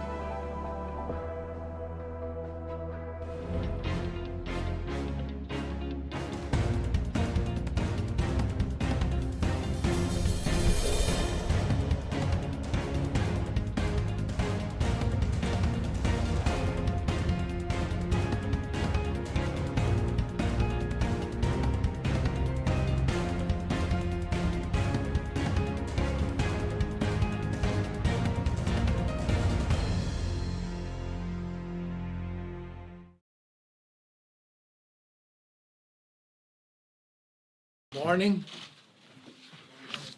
I was afraid might have to cancel this because of votes, but apparently we're just going to hold votes open all day, so I got opportunities. Works out pretty well for all of us. On Sunday, Americans found themselves paying on average $4 per gallon. Now that was the highest since the Great Recession. 3 days later, the sticker shock at the pump has only gotten worse. Today we're paying $4.25 a gallon, the highest ever, and that's up from $2.53 was the national average when Biden took office. Now, if you're in California, drivers are waking up to a state average of $5.57 per gallon. President Biden keeps breaking records, but unfortunately, those records are breaking America's budget. With prices this high, families are expected to pay $2,000 extra just for the cost of fuel alone. And on top of that, the extra cost because of inflation at the highest it's been in the last 40 years. Yes, I know oil is an international market, but the main reason Americans are paying so much is bad domestic policies. These aren't Putin prices, they're President Biden's prices. Even a Democrat pollster recently admitted that blaming Russia for gas prices is a good news because the rest was just ambiguous. And yes, Mr. President, your policies are holding back domestic energy production. your allies on Capitol Hill, have actually called on American companies to lower oil production. Remember, they subpoenaed all the companies to come in, and this was the question that they got. Are you embarrassed as an American company that your production is going up while the European counterparts are going down? Congressman, as we have already heard about, demand for energy is going up in the world. Okay, so you're not embarrassed, and do you commit to do anything? I'm just asking an open question. This is not a gotcha question. Do you commit to do anything to matching your European counterparts to try to bring the actual demand of oil production down? Congressman, with all due respect, I'm very proud of our company and what we do. I'm proud of the company. No, you won't produce. I don't think Europe wants to be Europe today. I think they realize they made a mistake. But the leaders on the Democratic Party want to put us in the same weakness and strengthen Putin's hand. Now, as you can see on this graph, the upward trajectory in gas prices started the very day President Biden took office, when we got one-party rule in Washington, D.C. By contrast, Republicans have been warning for over a year that Biden's war on American energy would lead to higher costs at the pump. In fact, I compiled a few clips of just a few of those moments, so let's roll that tape. Stop at the next gas station and take a picture of what gasoline costs. And come back and ask that same question in 8 months. When you're paying more, check the price of gasoline today and tell me where it is in a year. You can thank Joe Biden for that. Go and look at what the price of oil is today and what you pay for in gasoline. I promise you, a year from now, the action of what this president has done has only increased it. Affordability is going to go through the roof. Look what has happened in a short amount of time. They've controlled all. Your gasoline price is up. Biden's created a crisis on the border, and your gas is going up. Remember, gas price today, national gas price, has not been this high since President Biden was vice president. The policies of Nancy Pelosi and Joe Biden are destroying this nation. We got gasoline lines. We got stations that have no gas. We got gasoline in Virginia, $7 a gallon. 6 months of Biden administration, we have the highest gas prices in 7 years. After his policies caused gas prices to skyrocket, he said he would lower the gas price. He hasn't done it. He's even made it worse.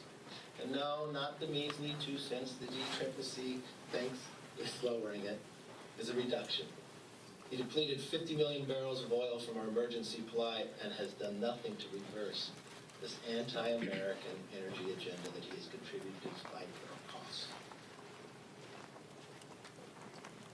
We've been warning them all along, just like we warned them at the beginning of their first bill would cause inflation. This is exactly what has happened, and Americans are left paying the price.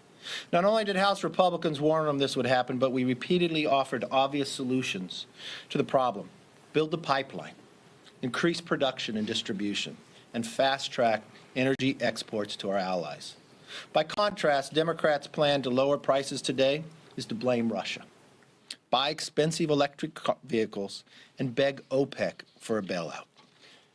If you look here, you've watched time and again where the Democratic leadership goes after American companies that produce energy to produce less, but ask those countries with dictators and other leaders to produce more.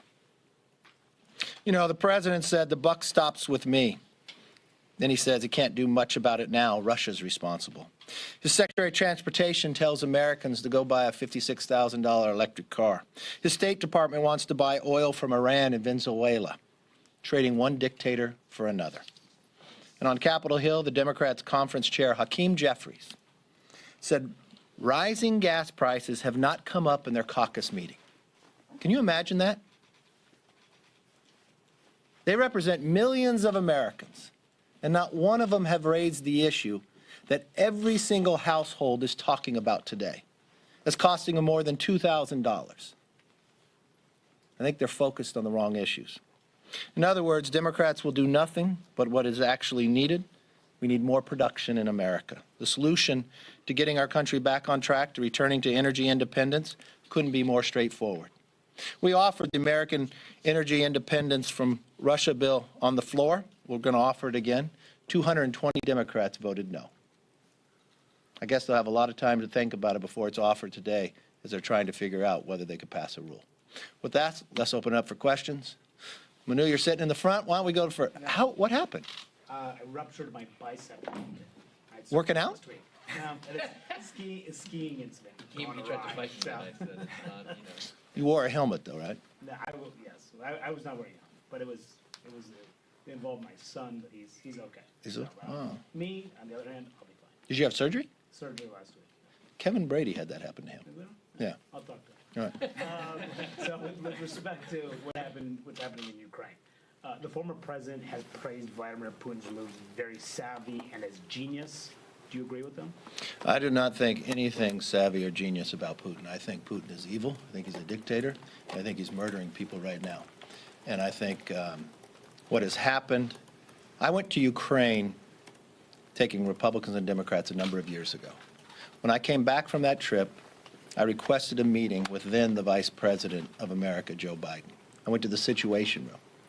And I advocated that we should sell them javelins based upon Russia had come into Ukraine before.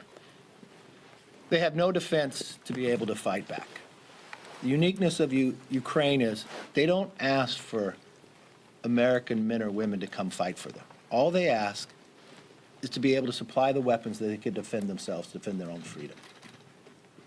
That administration said no. President Trump said yes. It gave him some ability. But I think the slowness of what has happened this year, and I've raised this to President Biden earlier in the year when he first communicated with Putin.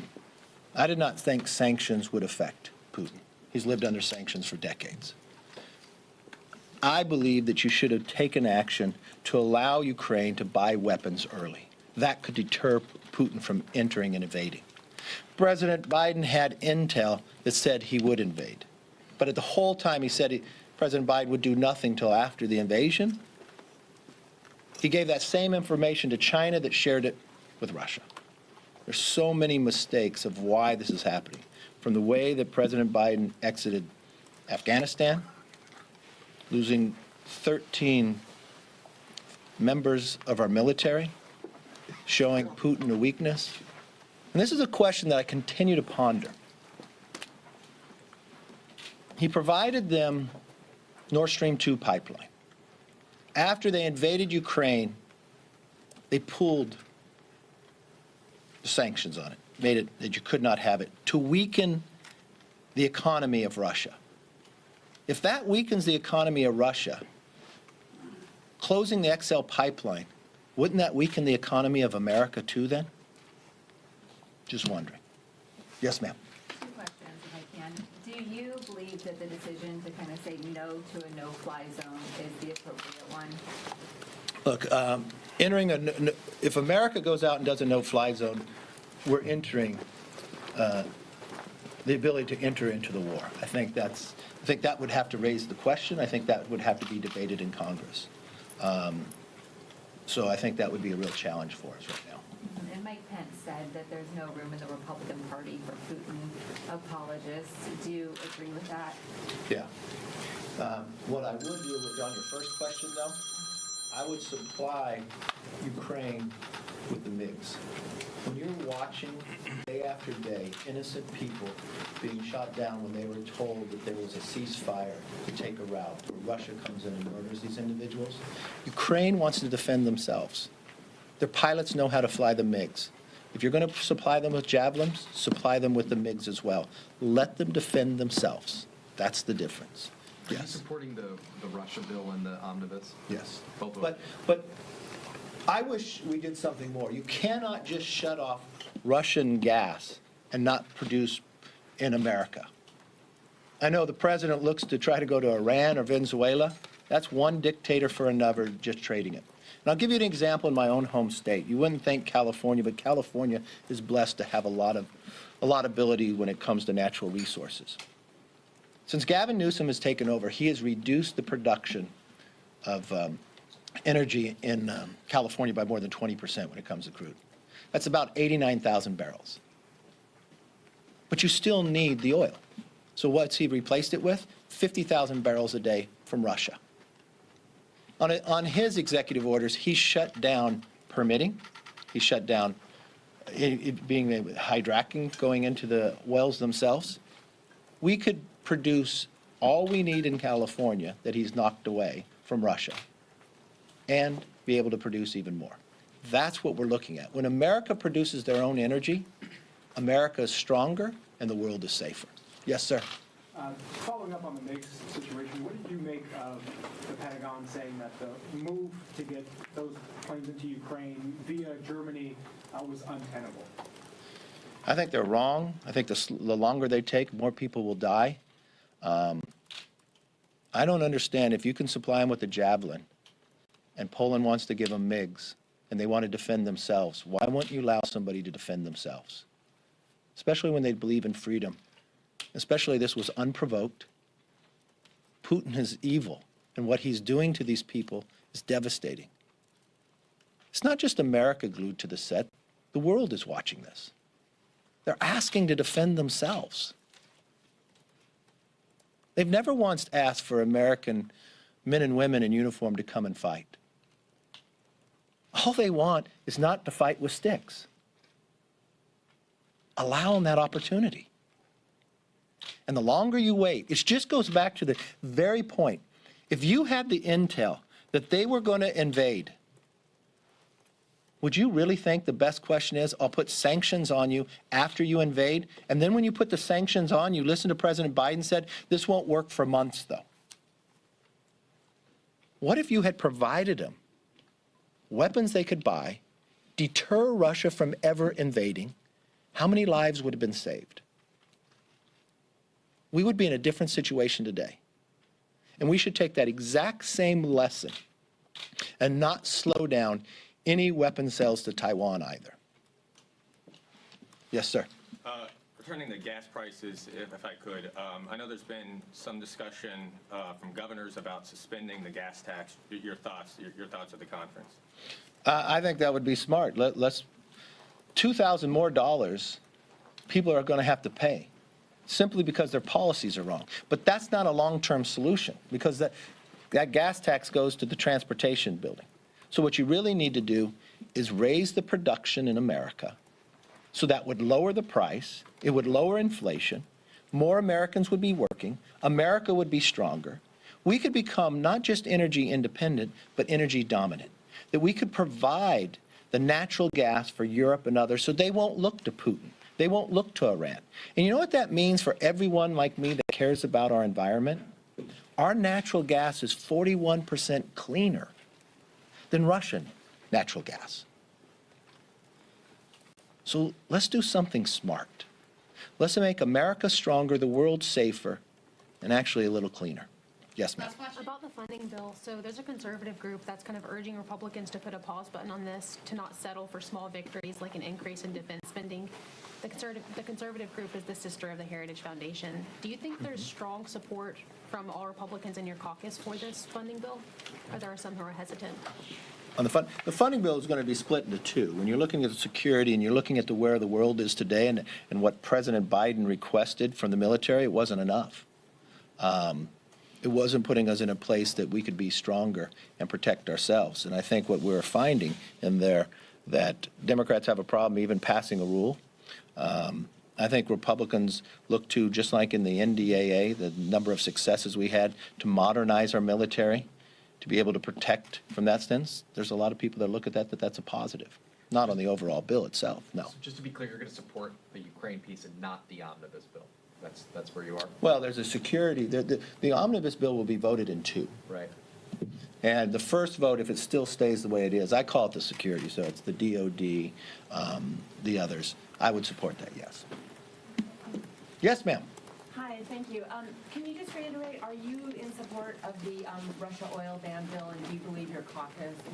I'm in support of it, but it's not the bill I would have written. It doesn't go far enough, and you can't just ban Russian oil without producing in America. That's why we continue to bring up the American independence energy bill from Putin. And do you believe the conference will support it? I believe there'll be a number of people in the conference that will support it. Look, our conference overwhelmingly does not want Russian oil. We want American oil.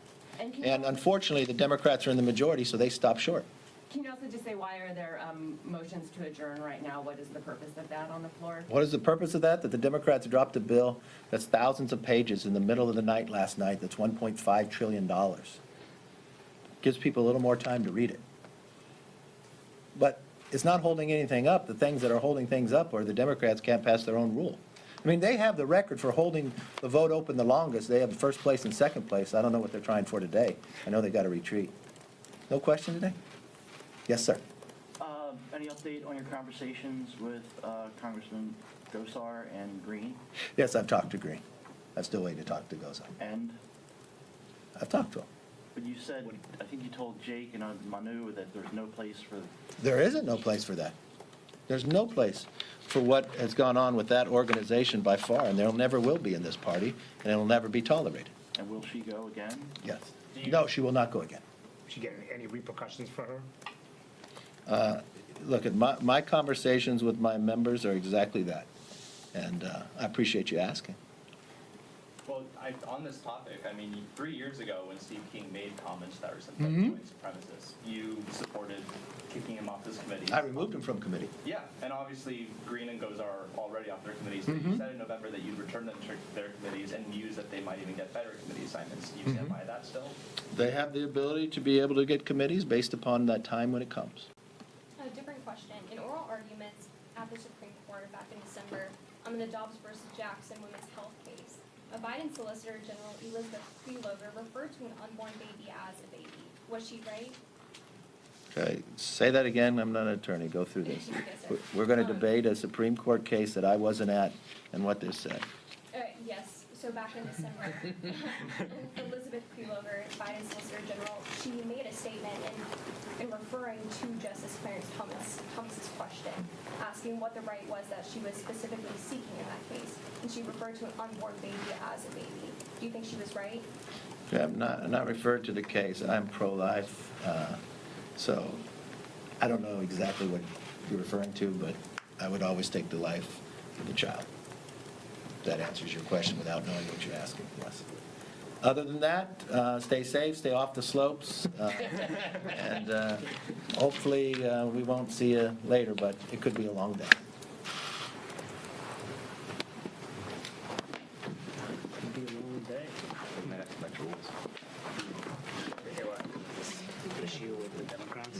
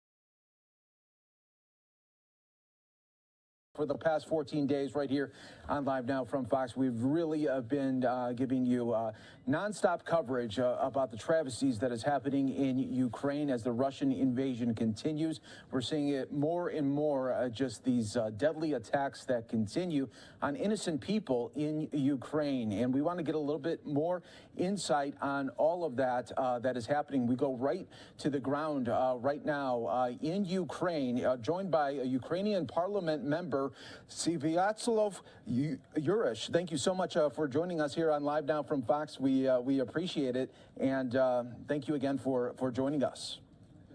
Thank you very much for having me on. There's plenty to tell. Every single day is full of dramas, full of battles, full of suffering, full of the travesty that Russia has wrought not just on Ukraine but onto the entire world, causing a true novelty that you can invade countries just like that and try and destroy them.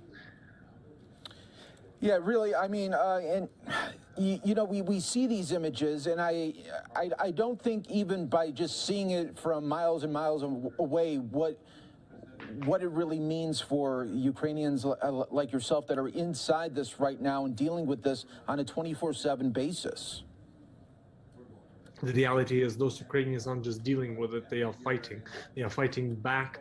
People like myself who have never been soldiers before, who have decided to join in one way or the other and train to become soldiers and try and be ready for a battle, because every single city is now in danger. Day one, Russia attacked with cruise missiles and rockets every single city in Ukraine, showing it can reach anywhere. But the point is that we are basically in life or death struggle. We either come out of this as an independent, sovereign, territorially integral nation that can prove itself to the world, or we perish as Russia wants. So we are fighting till the very last. Absolutely, and you know, just seeing this fight happen in the way that you are able right now to hold these Russian forces, it is extremely just motivational and inspirational all at the same time. But what can you tell us right now, what you are seeing? We're hearing these reports that Russian troops are getting closer there to the capital. What are you hearing? Well, the first days, Russian forces tried to make incursions into the city. They have made a few of them and pretty far into the city. That's why there were plenty of shootouts in the city, in our capital, and even yours truly has been a part of them. But the story is that we have pushed them out of the city, and we have basically brought together the forces we can to safeguard and create checkpoints and reality of the martial law inside of our capital, not to allow Russian agents and Russian provocateurs and Russian diversionary groups to enter the city. So Russians changed their tactics and are trying to siege the town, trying to block our access to the north, to the south, to the east, to the west. They have managed the north because of the Chernobyl salient, taking over the nuclear power station there, causing a threat to entire Europe by endangering that horrible nuclear site. They try to block us in the east more successfully because their border is closer there, and they have tried to attack us in the south and the west. And the battles for the last few days were against those incursions in the west, trying to keep the supply lines open to the border with the European Union. And, you know, we've also been just seeing these horrible images come out earlier this morning of a maternity ward that was hit by Russians earlier today. Latest reports, there are 17 people injured. What can you tell us here as we just seeing this, you know, horrible video, destruction? This is not military targets. This is a hospital, for crying out loud. This is the reality of this war. This hospital in the city is almost 1,000 kilometers away from where I sit right now in Kiev, in the capital, which is also besieged. Russians launched invasion on all the front lines in all parts of our long border, trying to destroy our nation. And the point is that battle, Russians are losing, and therefore they are attacking indiscriminately everything they can get their hands on. That hospital is the latest in a long barrage of horrible, horrible crimes Russia's perpetrating here in the country, and I hope the world responds in a manner which throws Russia out of every single institution it's a part of, because it doesn't belong there as a violator of every one of those institutions. Yeah, this is not a war. This is war crimes that we're seeing really play out, unfortunately, on social media, really almost coming up in real time. And you guys are fighting every hour of the moment here at this very moment. What's going to happen? A lot of people are thinking, what's going to happen now when these Russian military members get closer to the capital there of Kyiv? And, you know, is this going to be an all-out assault on both sides? If Russians are preparing for that sort of scenario, they are gathering their machinery in the north of Kyiv, in the Chernobyl salient, again causing the nuclear power station there, infamous nuclear power station there, to become a hazard threat for the entirety of the world once again.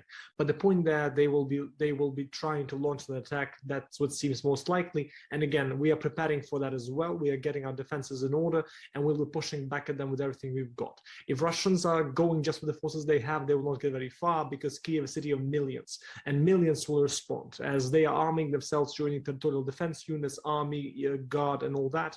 But if the Russians mobilize and get their 2 million troops to attack Ukraine and to prolong the war here, we will make Kyiv their Stalingrad.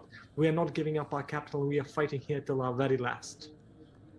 That is what is so amazing about this whole situation here, and what not only here in the United States we are witnessing, but around the world. You know, right before this was about to happen, this invasion, or maybe the first day, they were painting it like a David and Goliath. But what would your assessment be? Because it seems like the way that we have just been seeing these Russian forces the last 14 days, it doesn't seem like they're the Goliath that everyone thought they were. The problem is Russians are believing their own propaganda. They're believing that when they enter Ukraine, they'll be cheered on and there will be flowers thrown at them. The only thing they're getting is bullets. The only thing they're getting is Ukrainian babushkas going in the streets and shrieking them curses to tell them this is not their country and they have entered into this country wrongly. The reality is Ukrainians are fighting back at every step, in every place, in every part of the country. We are devoted to our nation and we're not going to give up, because Putin has some mythological scenarios for Ukraine and the post-Soviet space in general. This is empire building, a naked one at that. And again, that's why we are responding in kind, because we have no other nation to go to. This is our country and we are going to fight, and we are fighting with everything we've got. And what does it mean to you when you hear these numbers already of more than 2 million Ukrainians have fled the country for the safety, many of them, so many of them, women and children there for the safety of their own lives? And what does that mean to you when you hear those numbers and you don't know when they return, they might not even have a home or a place to be? What does that mean to you when you hear those kind of numbers? That's a modern age tragedy. The reality that Russia is causing this onto a larger state in Europe, trying to basically destroy a way of life which was here just 2 weeks ago.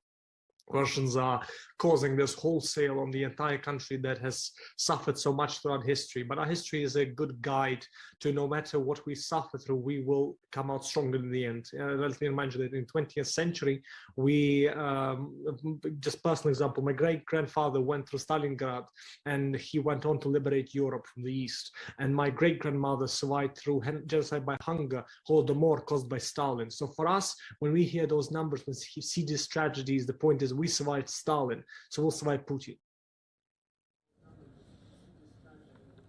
Amazing there, as you're able to have that history and that fighting courage there that is so prevalent, that we are seeing in all Ukrainians right now, defending their home, defending their homeland.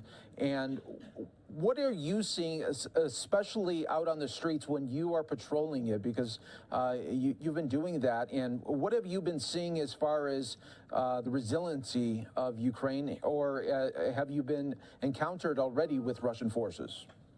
Well, I haven't counted them, but the point is we are basically going to those outskirts, which I mentioned. That's where the battles are happening in the current last few days, and basically going to the outskirts, trying to provide humanitarian assistance to the people that stay there and bringing things that our soldiers need there. Basically, several of my parliamentary teammates are now leading the defense there. One of my assistants now is leading a platoon to the west of Kyiv, and the point is to try and go to him and both do my bit as a soldier, as rudimentary soldier as I am, never done soldiery before, and also try to provide supplies desperate they need to try and maintain the defense of that vital road to the west.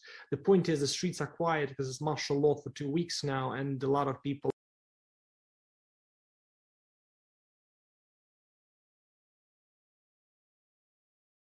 are trying to survive till the next day. And as much as this is a physical war, obviously a very psychological war as well, as you got people fleeing their very homes and then also defending really a beast of it's not even a country anymore. It's more of a terror land, as they're able to do this to this country here. We're talking about apartment buildings being bombed, hospitals being bombed. I mean, these aren't targets of military operations. This is all civilians. And when we're hearing about these different passages that they're trying to set up, it seems like it's more of a setup to hurt more civilians. What would you say about that? They're trying to terrify the population because they see the population is not bowing to them. The point is they have an idea that Putin has told us for the last 20 years, that he wants Ukraine and Russia to be the same country, that he sees Ukrainians and Russians as the same nation. Ukrainians don't see it that way, so they're trying to terrify them and show them that they are willing to do anything to make their concepts for geopolitical concepts a reality. So the point is, this will continue, and the West will keep seeing this until it does what it needs to do to try and stop the fighting. And let me remind you, the West has done it in other places. I don't see why our nation, the biggest nation in Europe, should be the exception to that, which Russia is wrecking on Ukraine.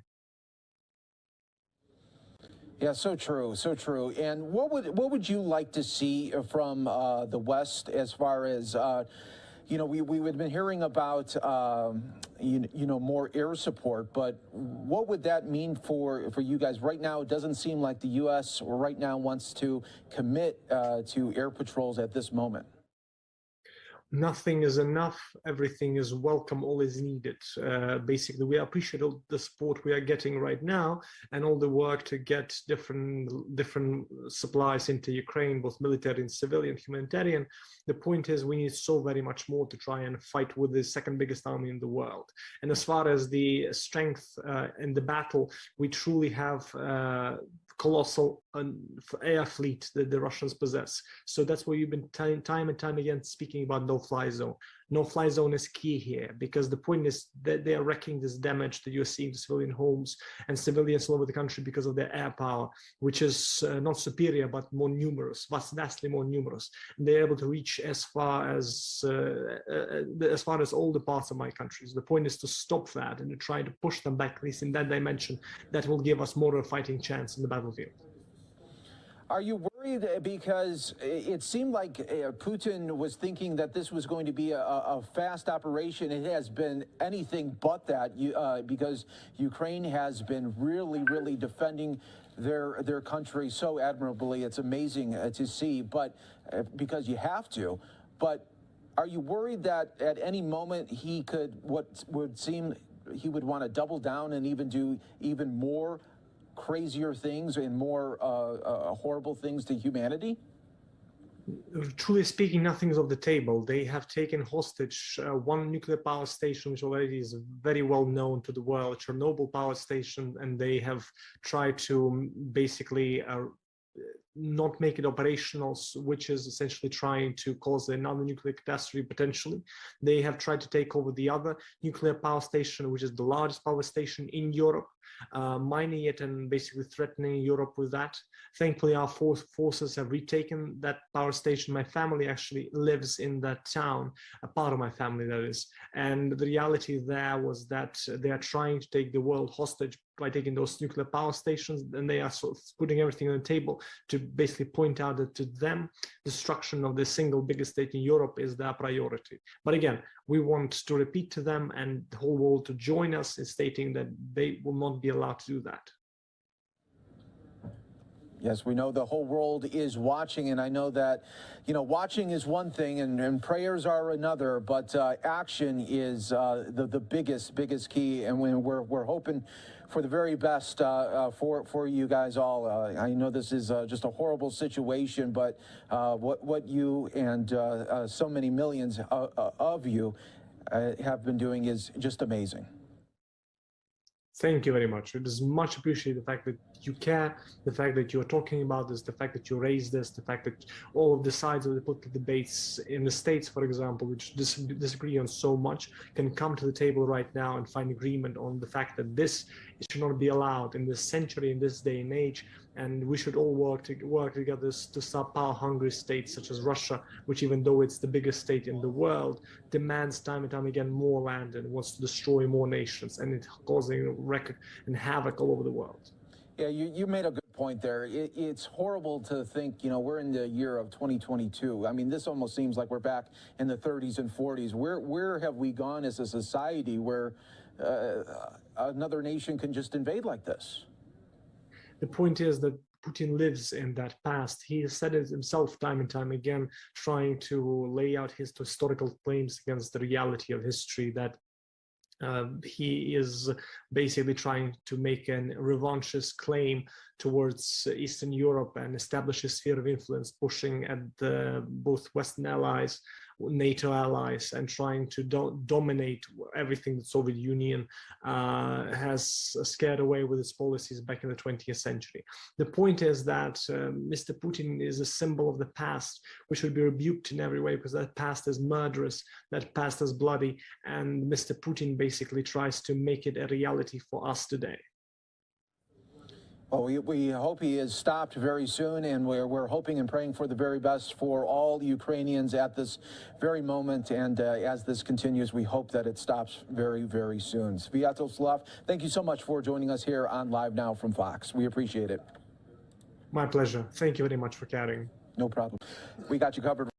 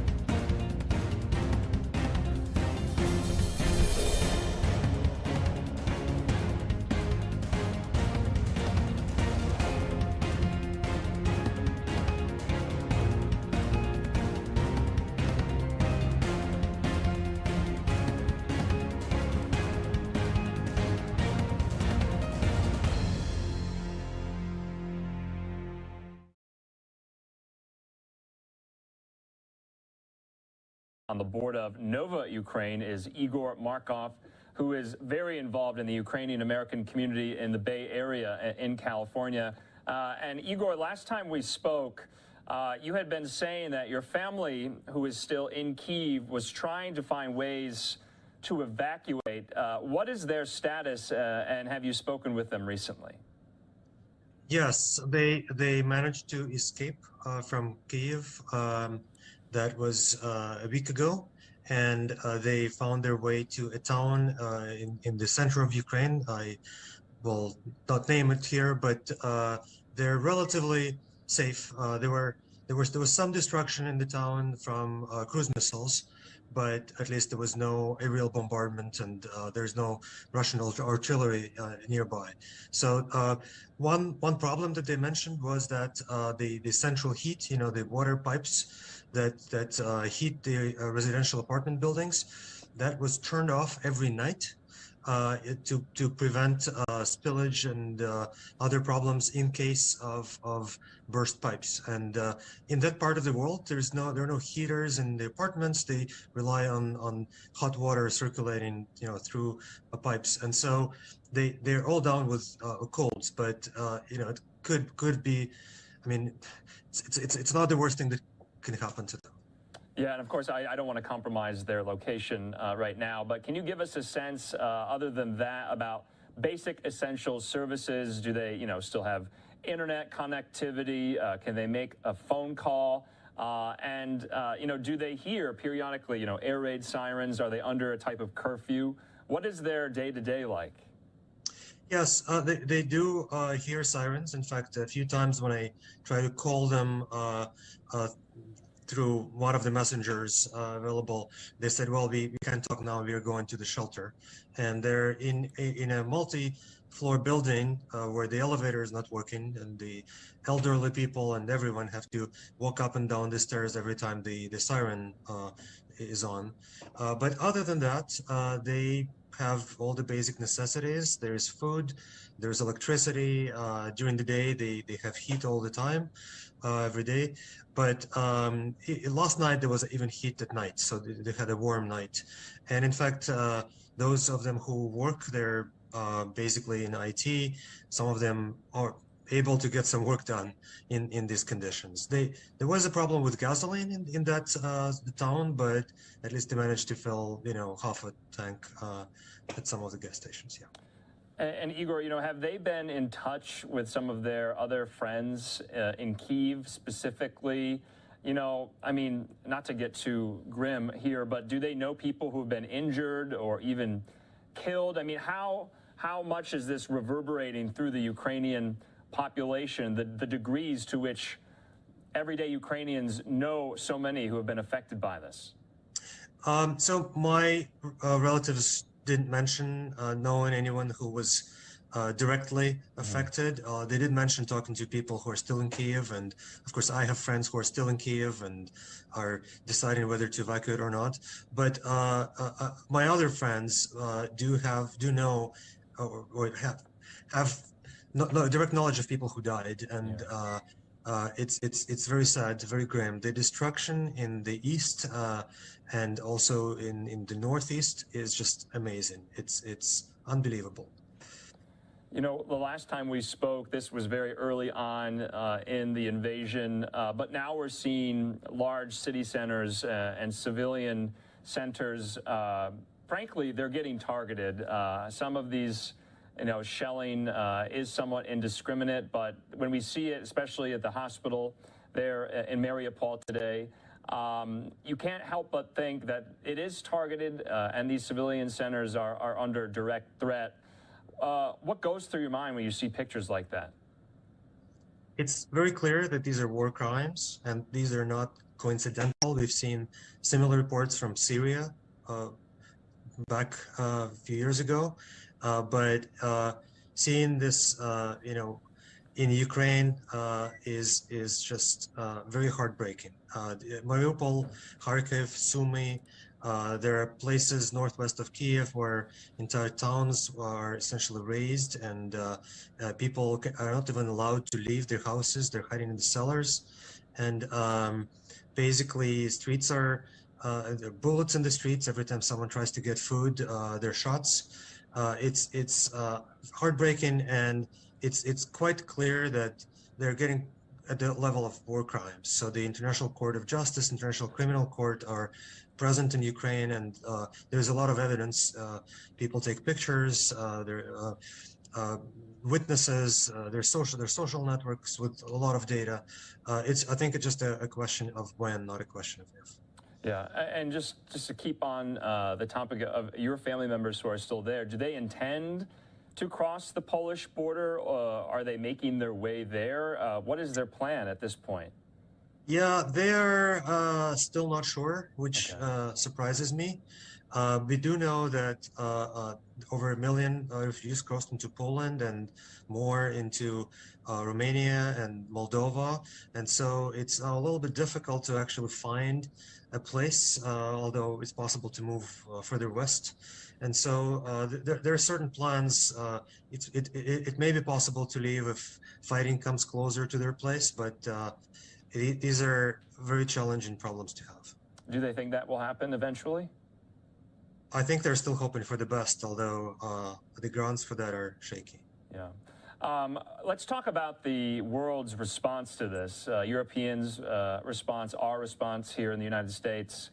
What has surprised you, and what would you like to see more done to respond? Have you taken issue with anything? Would you like to see more done? Yes. So we've had a number of rallies in the San Francisco Bay Area, and we formulated, the things that we wanted to see. And I have to say that many of those things already happened. So the disconnecting Russia from SWIFT has largely happened. The U.S. is not buying Russian oil, and the U.S. companies are leaving Russia. Russia is now the most sanctioned country, only even behind North Korea and Iran. And so their economy is basically almost ruined. I think they will default on their debt. And in terms of helping Ukraine, that's where things are more challenging. The amount of financial aid allocated is pretty significant, and I think this should help over time. The military aid is also very significant, and it's being delivered, but it hasn't reached, as they say, the tactical level, according to reports I've seen. So the issue of airspace is a big one and a complicated issue. So the story with Polish MiG-29 planes that Poland is ready to send to Ukraine, but not directly. I think that needs to be resolved somehow, and these planes could really be very useful because Ukrainian Air Force was quite successful for its limited size. They were shooting down cruise missiles that would otherwise wreck buildings, and a number of Russian fighters were shot. Surprisingly, given the Russian Air Force is more powerful, has more training, better equipment, but 20-something MiG-29s could definitely be helpful. Has it surprised you the level of Ukrainian resistance? I mean, we've just seen the stories coming out of everyday Ukrainians who are willing to fight and die for their country and their freedom. It's been so inspiring to watch. I can't imagine that's a surprise to you, but did you think the resistance would be this effective so far? This was definitely on my mind, but it was hard to bet on this because in 2014, of course, the picture was very different when the Ukrainian army was not ready at all, and there was confusion. The chain of command was broken, and so the response now is just fundamentally different. It's very strong. I have to say that much of this is due to better training, better organization. There were reforms in the military. The military was funded better over the last 5 years or 6. And this is explicable. It's not a complete surprise, but actually seeing this in action is really spectacular, especially when you look at videos of some of the action that's available in the Ukrainian media. You actually see how these things happen and the people explaining what they do and why. And just let's talk about Nova Ukraine. It's a nonprofit. You sit on the board of directors. And they have really had to kick it into high gear and kind of changed their everyday because normally they assist Ukrainians and Ukrainian Americans, but that's in peacetime. How has your organization had to reshift its focus in wartime, and what have you been doing? We've been very busy, and there was definitely some confusion and growth pains in terms of getting new volunteers. We are now very visible. There is a stream of donations, and we are starting to really use our network of volunteers. We signed up organizations to help people in Ukraine. In many cases, these are just very targeted money transfers to buy food, to help elderly people and so on. But also we're building a logistics chain where we buy medical equipment in the U.S., not equipment, but supplies rather, and things that are needed for first aid, things like trauma medicine. There is a list of supplies that are hard to get in Europe now. But at the same time, we are trying to be very careful not to ship things from the U.S. that can be acquired in Europe easily, and that has also required some work. We are preparing to assist refugees. We have some immigration law firms set up who can do pro bono work. There's a network in Europe that can help with that. We are going to run some additional fundraisers, and we are also collaborating with organizations that are very well known, but this will be announced in the next few days. Okay. So we are ramping up, and in fact, regardless of how the war develops, even if everything stops right now, the amount of destruction, the amount of pain is such that help will be needed for many months. Yeah. What is the one thing, though, Nova Ukraine right now needs more than anything, and how can our viewers help, possibly? We are still accepting donations, and so our website, novaukraine.org. There are several different ways. The fastest, the simplest is a wire transfer, but there are several others, of course, and we are putting the money to good use, and in fact, we are starting to post the material and visuals about what we do in Ukraine, so you can see how this works, and if you have connections that help us build the logistics chain, if you have medical supplies related to trauma medicine, that could be very useful. And of course, contact@novaukraine.org. That's our email address. All right, Igor Markov, we appreciate your time, and we're thinking of you and your family. Maybe we can speak with them in the near future about the situation in Ukraine, but we'll definitely be speaking again. Thank you. Thank you.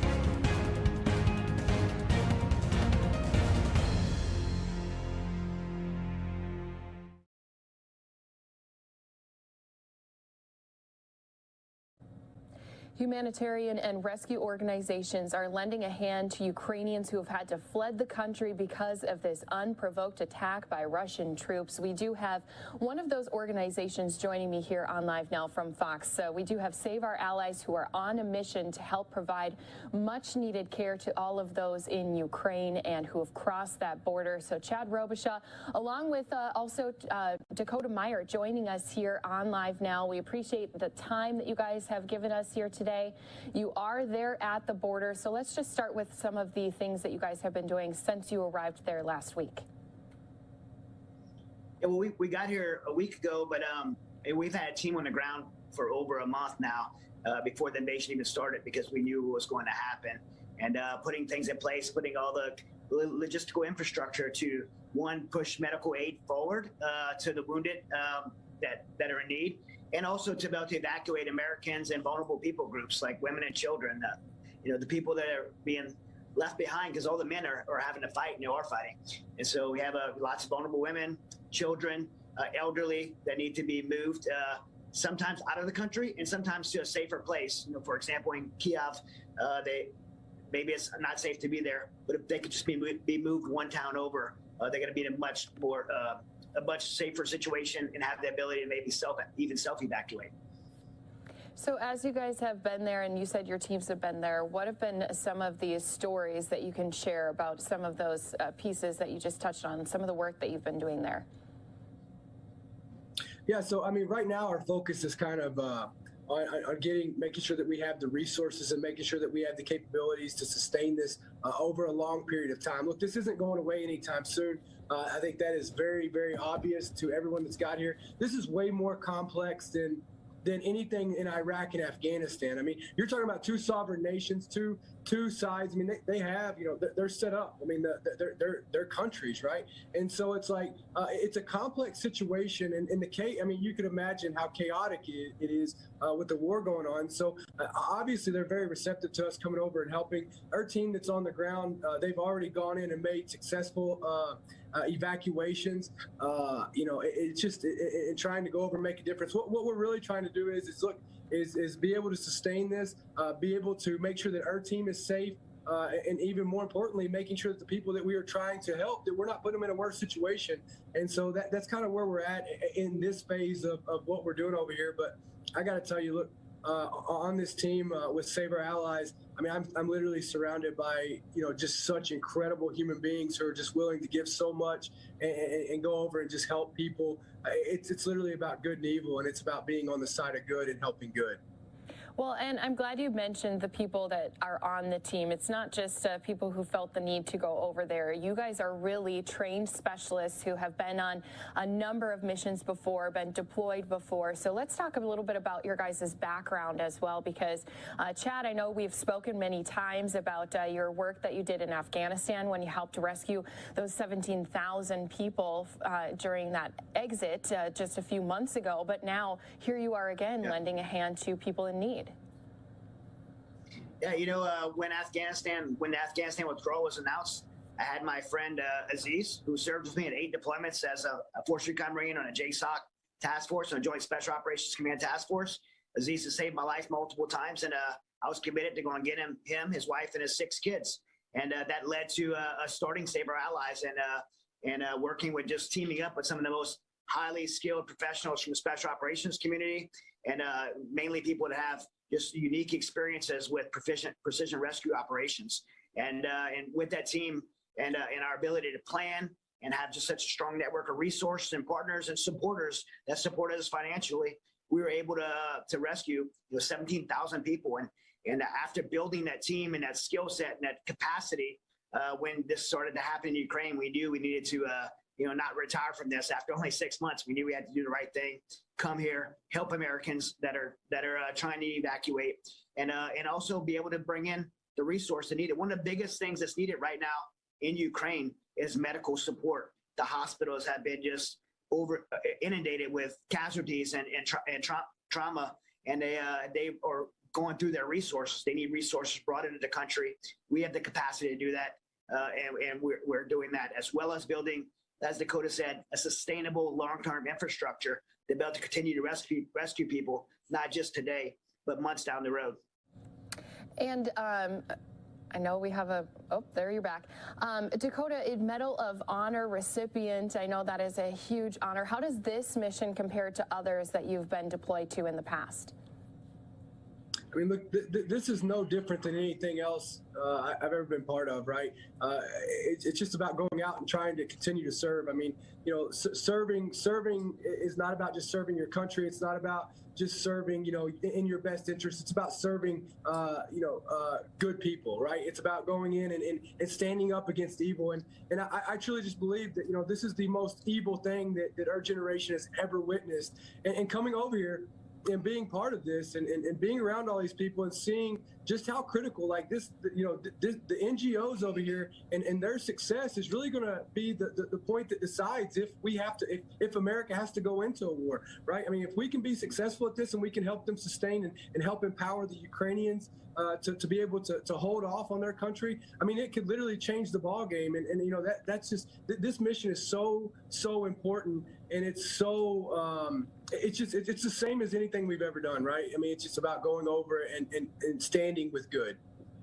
And we have been hearing some stories, too, of Ukrainian people coming in contact with Russian troops, and they didn't even know the mission that they were going out on. They thought they were going to special training, and all of a sudden now they're invading a country, and they were also told they'd be welcome. Now they're seeing that that's not the case. Have you guys been hearing any of those stories, and what are some of the things you've seen firsthand? Because you've shared pictures of coming across a lot of these different obstacles throughout your path as well. Yeah, I think one of the things that we're learning is that the Russians were not as motivated or aware of what they were going to do. I mean, some of them were told they were coming in there, going to Ukraine to train. Some of them, they were told they were going to Ukraine to liberate the Ukrainian people. And some of them were told they were going there to fight Ukrainian people. So there's not a consistent message. There's a lot of, I think Putin underestimated the motivation of it and capability of his own troops. And he underestimated the ability or the will of the Ukrainian people who are saying, hey, I might not even be a soldier, but if you come in my yard, I'm going to stab you in the chest with a pitchfork. They're willing to defend their land, and they're going to do. The mayors and governors are still in place. They have not left. The people are signing up. There's militias signing up. Everybody's arming themselves. Women that can leave have chosen to stay there and pick up arms and learn how to use the AK-47 and fight to defend their land. I have been so encouraged and inspired by the people of Ukraine and by the people of the world. At the border, what you see is one side of just sheer tragedy of people leaving, women and children that look like, you look at their eyes, they just look like hollow, and it's just so sad. But then on the other side, you see people from all over the world who showed up with people from India with a food truck making cauliflower curry to hand out as people come across so they get a warm meal, piles of jackets and clothes, people driving in lines that take hours to get there, with empty cars, just driving with it. That way they could have every seat empty so they could drive people back. There's a man from Germany that came all the way across Poland into Germany, dragging a grand piano, put it on the border, and is sitting there in the cold playing Imagine. And as he's playing it, I walked up to him and asked him, what are you doing here? And he said, these people heard bombs and bullets, and now I want them to come across and hear something beautiful. So many people are just doing what Dakota said, doing the right thing now, so we can help empower the Ukrainian people and to defend themselves. So maybe we don't have a World War III. Maybe we could do something by the world coming together and handling it without the governments of the world to empower the Ukrainian people to defend themselves. I mean, we have been hearing those stories. I know we even saw that video of him playing the piano as well. It's so funny that you mentioned that story. Has there been any stories of those people who are crossing the border, who did have to, unfortunately, leave their homes with only things that they can carry? Anything about their journey that has stuck out to you when you've been out there lending your hand? Yeah, I mean, look, I mean, that's what you're hearing mostly is that these people are having to leave their house. They're having to leave everything that they have there. I mean, they whatever they can grab, whatever they can throw in a suitcase, whatever they can throw in their car and drive. And I mean, look, I mean, these checkpoints coming across, I mean, these lines are astronomical, right? I mean, it's a true issue. I mean, it's not warm. It's cold there. I mean, some people are running out of gas and they're having to get out and finish their trek on foot. I mean, they're literally leaving to survive. And it's heartbreaking. I mean, you got fuel. You got so many issues that they're facing. You know, we have about a week left of fuel in Ukraine, and so as they're evacuating and sitting in line for sometimes days, they run out of fuel. And if all they have is clothes on their back, we can get like 10 degrees in Ukraine at night. So you get women and children and elderly potentially freezing to death at night. They're already cold. They're already hungry. They're already maybe dehydrated. So it's a very serious situation. When they get to the border, they don't know where to go next. I was at one of the refugee centers, old train station, and they just have hundreds of women and children in there.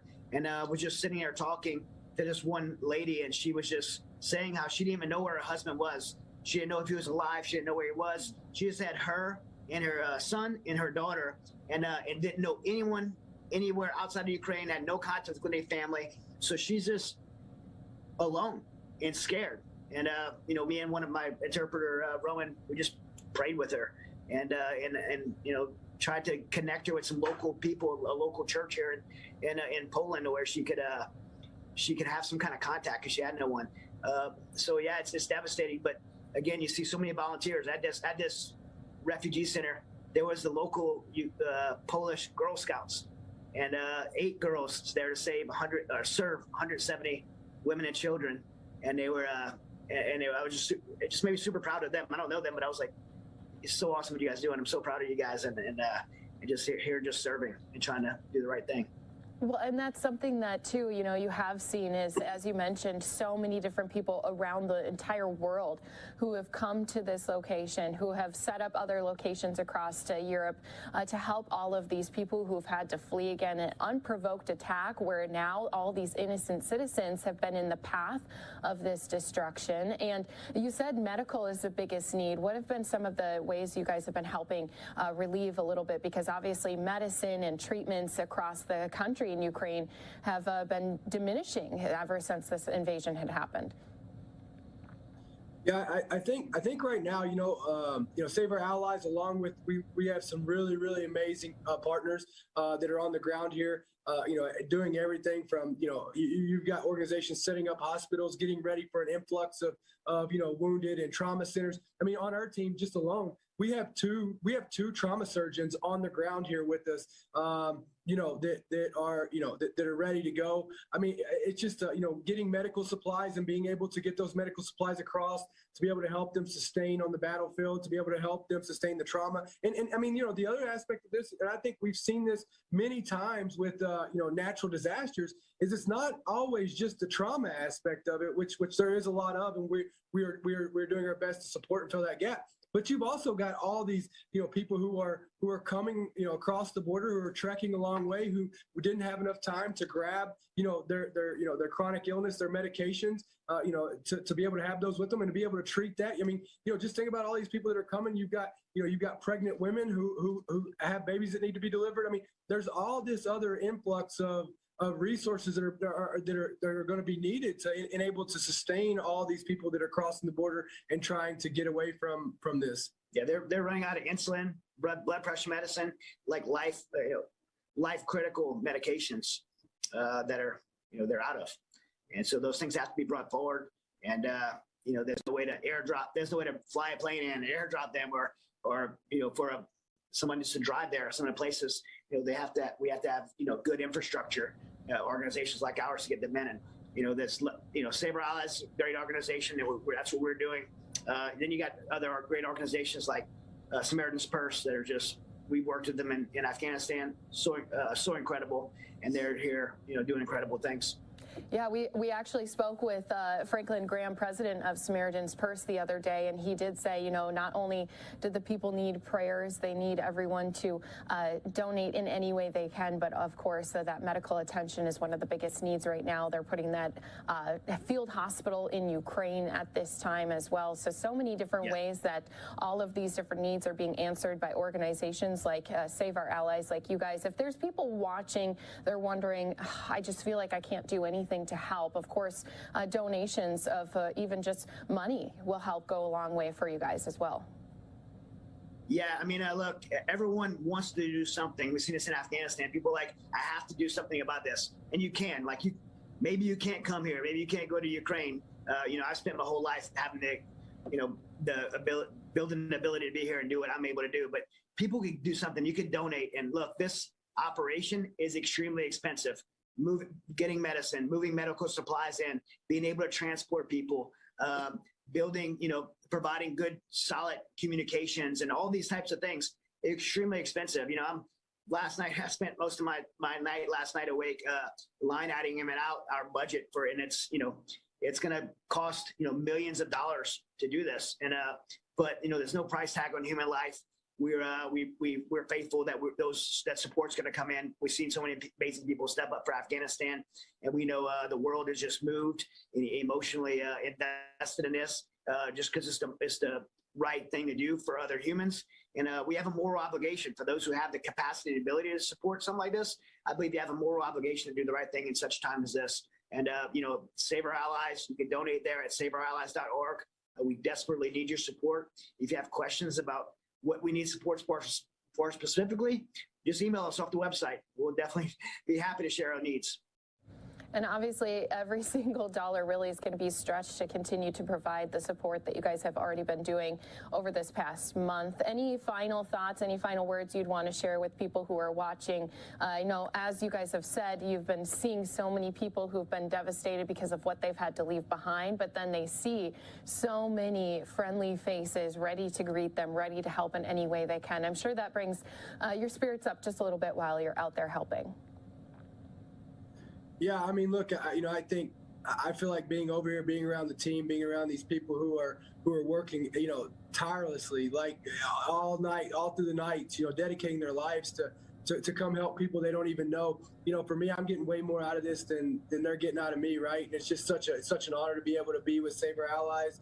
It's such an honor to be over here to be able to serve people. And I just think, look, understand that through tragedy, there's hope, right? We all come together, and I think we're seeing this over here. We're seeing a lot of good that's outshining the evil, right? And I think that we continue that with your all support, going to saveourallies.org, donating. If you can't donate, then when people ask what they can do, then you tell them, go to saveourallies.org, that this organization is over there and this is what we're doing. Reach out to us if you have any questions or you want to know what we need. And I just like that's what we could use the most of. And of course, I know so many people can't be there helping in person, so that's one way that they can feel like they're helping with this cause. We appreciate so much you guys joining us here, giving us some insight as to just some of those efforts that are underway. Of course, we've been seeing some of those pictures and videos, but really hearing it firsthand gives a little bit more context to the situation that's been happening. So Chad Robichaud and Dakota Beyer, we appreciate you so much, and I hope that you guys can continue to provide that relief that is much needed, but also stay safe while doing so. Thank you so much.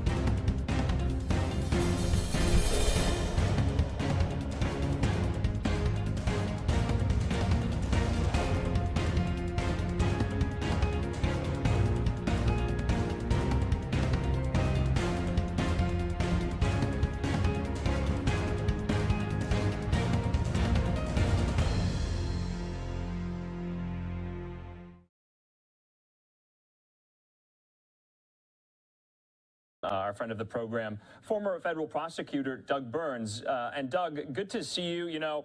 We spoke extensively in the run-up to the conviction of Smollett and the trial thereafter. But going into tomorrow, we're going to get more transparency, if you will. Cameras will be in the court. We'll hopefully get to see Smollett's reaction depending on what the penalty is going to be. So that is a new element to this story. We don't have to rely on sketches, the courtroom sketches. And I know you don't like to make predictions before we know the full scope of it, but what is your gut telling you? Do you think the judge will throw the book at Smollett? Well, it's hard, always to make predictions, but we do it. What we do, honestly, it's almost like a formula. We look at all the different factors. There's a couple of factors in favor of him getting hit hard with a prison term, and then there's a couple of factors against it. So I'll just lay them out. I mean, first of all, if you are of the opinion that he wasn't truthful about what happened all the way through, and further of the opinion, obviously, that he therefore wasn't truthful during the trial and lied, committed perjury, a lot of judges take that into account. The next factor is whether or not he's going to accept responsibility and show any remorse, which is a fundamental ABC of sentencing. My prediction there is that he will not, and I'm not saying that negatively. You always hear the cliche, he's going to appeal so he can't admit it. That's not really technically true. I'm not going to get all in the weeds because you can't use a statement of remorse in a subsequent court proceeding or trial, but put that to the side. The fact of the matter is, if he continues to stand in court, maintaining that which he's maintained all the way through, I think there could be some negative consequences. But now let me get into the X's and O's. He's been convicted on 5 counts. Each of those counts carries a maximum penalty of 3 years. There's no chance, zero, that the judge would give him 3 years on more than one count and make it consecutive. That's not going to happen. So we boil that down. So we're going to look at it as though it's 1 count, 0 to 3 years. The maximum is 3 years. My prediction is that that's not going to happen. So what I'm predicting is going to happen is you're either going to see a sentence of probation or a sentence of 3 to 6 months in jail locally, meaning he doesn't go away to, the harsher, more stern. Here in New York State, we talk about going upstate, which is more serious. So my prediction, and I apologize that it's either A or B, but I think you follow me, is either probation or 3 to 6 months. And Doug, a lot of people have been talking about these letters, especially some of them from celebrities like Samuel L. Jackson, like the leader of the Black Lives Matter movement in Chicago, other notable people who are vouching for Smollett's character, talking about the humanitarian work he's done in the past. Will the judge even consider that, or is that just kind of, strategy on his legal team's part to maybe sidestep some of the harsher sentencing that could come his way? It's a bit of a mixed bag, Andrew, and here's why. Let's say a character witness comes into court and they testify during a trial. I know the defendant, he's a great guy, and I just don't think he could do this. The cross-examination is, well, wait a minute, you know nothing at all, zero, about the facts of this case, correct? Answer, yes. Thank you, I have no further questions. So the point is, character witnesses, to veteran trial lawyers, it's always interesting. I just don't think this person can do that. That's not useful. That's not relevant. But if you want to say nice things about the person, he's been involved in charity, he's had an otherwise good, strong life, that's fine. So to answer your question, which I'm not dodging, the judges look through the letters pretty conscientiously. I've had many judges many times even cite letters and say, I read the letter last night from so-and-so, and I took it into account. So, they will count for something. But again, they beg the question of whether or not he did that which he is charged with, which is, fabricate a tale that he was attacked, maintain that for year after year, something like 3 years, and then testify in open court that was the case. And again, it depends how strongly the judge feels about this. I mean, you've seen many Chicago legal experts quoted, and it's very helpful, obviously. They're from that region, that area, and they know what goes on, that this is considered to be a relatively low-level felony offense, disorderly conduct, and that very often you see non-custodial sentences of probation, community service, and so on. But again, here, the fly in the ointment that I'm citing, though, is the dogged, like the teeth in the leg, metaphor or visual of a dog, maintaining this. I mean, far be it from me to start rendering advice, but at some point, it's helpful at sentencing to turn around and say, look, I'm sorry, I shouldn't have done this, that type of thing. Yeah, and Doug, of course, you and I both watched the Smollett legal team come out after the verdict was read and very brazenly say that Smollett maintains his innocence after he literally just got convicted a few months ago.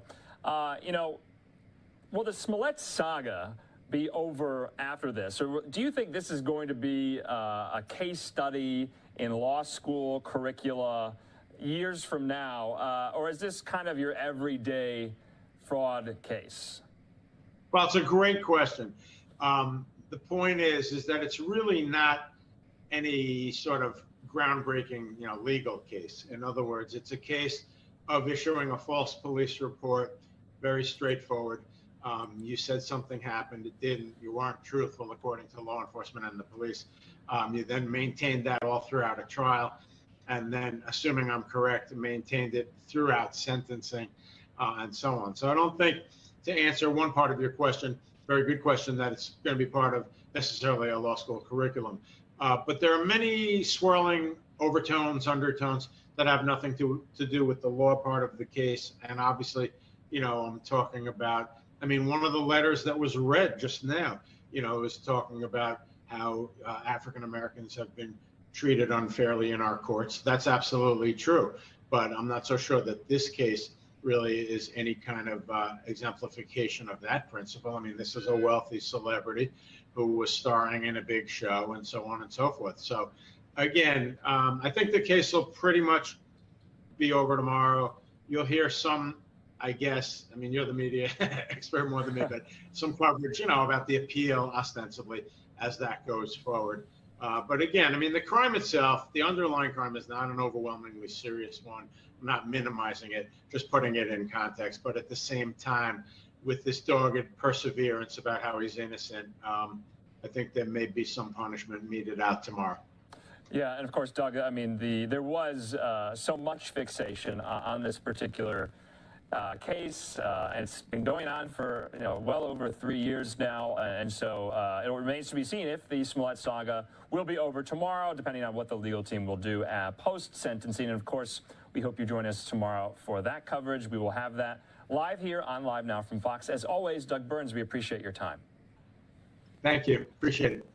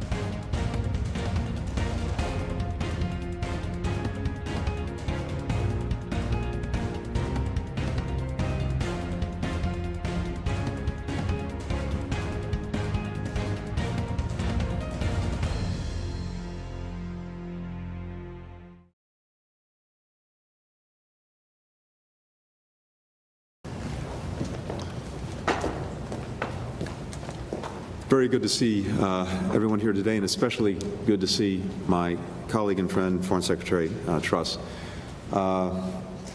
Liz and I have been working around the world together almost nonstop on the most immediate matter at hand, Russia's aggression against Ukraine, but on a multiplicity of other things, because our countries are joined in having shared interests across virtually every significant issue before the world now. We were just in Brussels last week with ministers from our fellow NATO allies, the G7, the European Union, focused particularly on continuing what has been extraordinarily close coordination and cooperation in response to Moscow's unprovoked, unjustified, and increasingly brutal war in Ukraine. We and our teams are in almost constant contact as we calibrate a united response, not just between our two nations, which have a long history of working hand in hand through the special relationship, but with allies and partners across Europe and indeed beyond. At least in my experience of doing this for nearly 30 years, I cannot remember a time where we've seen such unity in the transatlantic relationship, both in policy and in principle. We are united in strengthening our security assistance to Ukraine for its heroic defenders. We're united in increasing our assistance to the people of Ukraine, who are suffering grievously due to the growing humanitarian catastrophe inflicted upon them by Moscow's invasion. And we're united in our efforts to raise the costs on the Kremlin for waging this ongoing war of choice, which has already displaced more than 2 million Ukrainians. Earlier this week, Prime Minister Johnson announced an additional £175 million in aid to Ukraine, bringing the UK's total support during the crisis, I believe, to approximately £400 million. This includes direct assistance for the Ukrainian government to pay the salaries of Ukraine's public sector employees who are keeping critical services running where they haven't been bombed by the Russians. The UK was one of the first European countries to send defensive lethal security assistance to Ukraine, and the government has imposed severe financial sanctions on President Putin, his inner circle, Russian oligarchs, and others who enable and fuel this aggression. Just days ago, the House of Commons passed a new economic crime bill aimed at making it easier to sanction groups of corrupt individuals and harder for those trying to hide their money in the UK. Yesterday, in the latest of the many steps that we've taken together to hold the Kremlin accountable, President Biden banned all imports of Russian oil, liquefied natural gas, and coal. Prime Minister Johnson committed to ban all imports of Russian oil by the end of 2022. We're also united in calling on the Kremlin to immediately allow Ukrainian civilians to safely depart the cities and towns of Ukraine that are besieged by Russian forces. Every country has a responsibility to join us in pressing Moscow to do this. This is not the time to equivocate by calling on both sides to allow civilians in Ukraine cities to leave safely. Doing so obfuscates the basic facts around why these corridors are necessary and who is blocking them. Russia invaded Ukraine without justification. Russian forces now encircle multiple Ukrainian cities after having destroyed much of their critical infrastructure, leaving people without water, without electricity, without access to food and medicine. And Russia's relentless bombardment, including of civilians trying to flee, prevents people from safely escaping the hellish conditions that they've created. The Kremlin's proposals to create humanitarian corridors leading into Russia and Belarus are absurd. It's offensive to suggest the Ukrainian people should seek refuge from the very government that has demonstrated such disregard for their lives. The civilians who were able to escape yesterday through one of those corridors from Sumy to Poltava, another city in Ukraine, shows that this is possible, but it must be allowed to happen on a much broader scale. It's not only in Europe where the United States and the UK are working together to address threats to international peace and security. We also share a grave concern about Iran's nuclear advances. Together, we discussed our work to achieve a mutual return to compliance with the Joint Comprehensive Plan of Action, the so-called Iran nuclear agreement. Either way, we are committed to ensuring that Iran can never acquire a nuclear weapon. On Northern Ireland, President Biden has been steadfast in his support for the Belfast Good Friday Agreement, which he views as a historic achievement that must be protected to ensure the peace, stability, and prosperity of people in Northern Ireland. The United States continues to support both sides' efforts to engage in productive dialogue to resolve differences over the Northern Ireland Protocol. Before handing it over to Liz, let me just make one final point. It's not just the British government that's stepping up to help Ukraine. We're also seeing incredible solidarity and compassion from the British people. People like Khaled Al-Mayat in Cheltenham, who is leading a local campaign to buy second-hand ambulances and drive them, packed with supplies, to humanitarian responders at Ukraine's border. People like Yorkshire resident Magdalena Timman, who, on the second night of Russia's invasion, sent a message to a Facebook group called Polish Mums of Leeds, appealing for donations to help people in Ukraine. Within days, she'd received enough to fill 3 18-wheelers. I believe one reason we're seeing such an outpouring of support from the British people is because they've been through something similar. The harrowing Blitz during World War II inflicted colossal suffering on the country's people, killing more than 60,000 British civilians, wounding 86,000 more. It's impossible to see the images of people seeking refuge in Kyiv's metro in 2022 and not think of those who sheltered in the London Underground in 1942. The grit, the compassion, the determination that Britons exhibited 8 decades ago that inspired the world is exactly what we see in the people of Ukraine today, and it's why we need to stand with them. With that, Liz, over to you. Well, thank you very much, Tony, and it's great to be here with my friend and ally, Secretary Blinken, and we've certainly seen a lot of each other around the capitals of Europe over the last week, working very closely with our allies. Putin's illegal invasion of Ukraine is causing immense pain and suffering, yet he is not making the progress he planned. Since the build-up on the border, the United Kingdom and the United States have led work in the G7 and through NATO to challenge Putin's aggression. Before the invasion, the United States and the UK called out his playbook of false flags, attempts to install a puppet regime in Kiev, and fake provocations. We worked with our G7 allies to warn that he would face severe costs and a determined Ukrainian people. We have surprised Putin with our unity and the toughness of our sanctions, hitting the banks, the ships, the planes, the oligarchs, and the oil and gas revenues. And the brave Ukrainian people have surprised him with their determination and their leadership. Now is not the time to let up. Putin must fail. We know from history that aggressors only understand one thing, and that is strength. We know that if we don't do enough now, other aggressors around the world will be emboldened. And we know that if Putin is not stopped in Ukraine, there would be terrible implications for European and global security. We would be sending a message that sovereign nations can simply be trampled on. So we must go further and faster in our response. We must double down on our sanctions. That includes a full SWIFT ban and the G7 ending its use of Russian oil and gas. The United States and the United Kingdom this week announced our plans to stop importing Russian oil, and the EU have announced their plans to reduce their dependency too. We want to encourage a wider group of countries to get on board with our sanctions effort. 141 countries voted against Russian aggression at UNGA. And we must continue to supply defensive weapons to Ukraine. I'm proud that the United Kingdom was the first European country to do that, and I welcome the decision of Germany and Japan and many others to send military aid. Since the end of the Cold War, we took our eye off the ball, but we are now stepping up together, and we must never let down our guard again.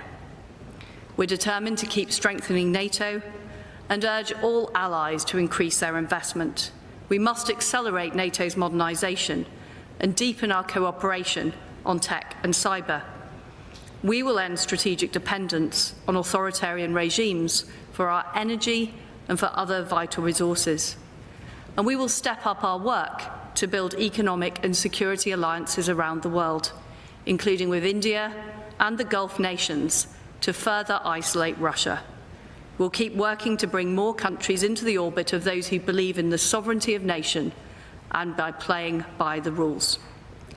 The war in Ukraine is a struggle for the future of freedom and self-determination. We must not rest until Putin fails in Ukraine and the country's sovereignty is restored. Thank you. We'll now turn to questions, taking 2 questions per side, alternating. We'll start with Kylie Atwood of CNN. Good afternoon or morning. Thank you for doing this.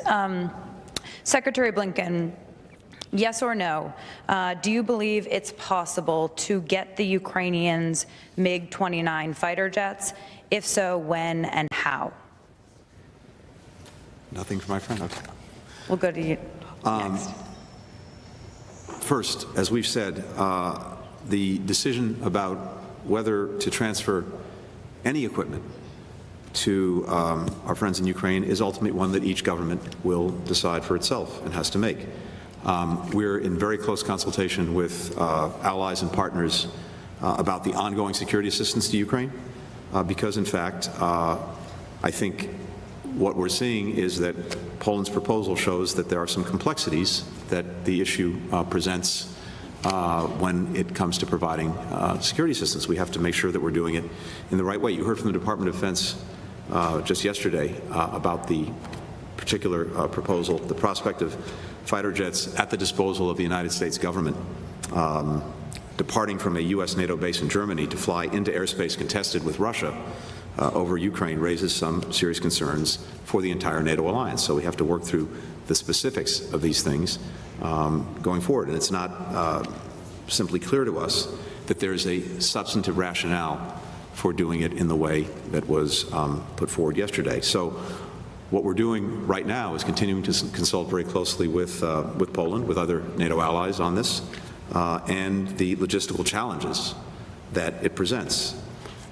Together with Poland, as well as with the UK and many of our other partners, as we've noted, we have provided extraordinary support to Ukraine, the Russian aggression, support that has been used extremely effectively by Ukrainian defenders, support that will continue in the days, weeks, and months ahead. Just yesterday, with the supplemental legislation being put forward, we have an additional $6.5 billion in security assistance that's now on tap just from the United States for Ukraine. And that will, of course, include the very kinds of things that they need to effectively defend Ukraine against Russian aggression.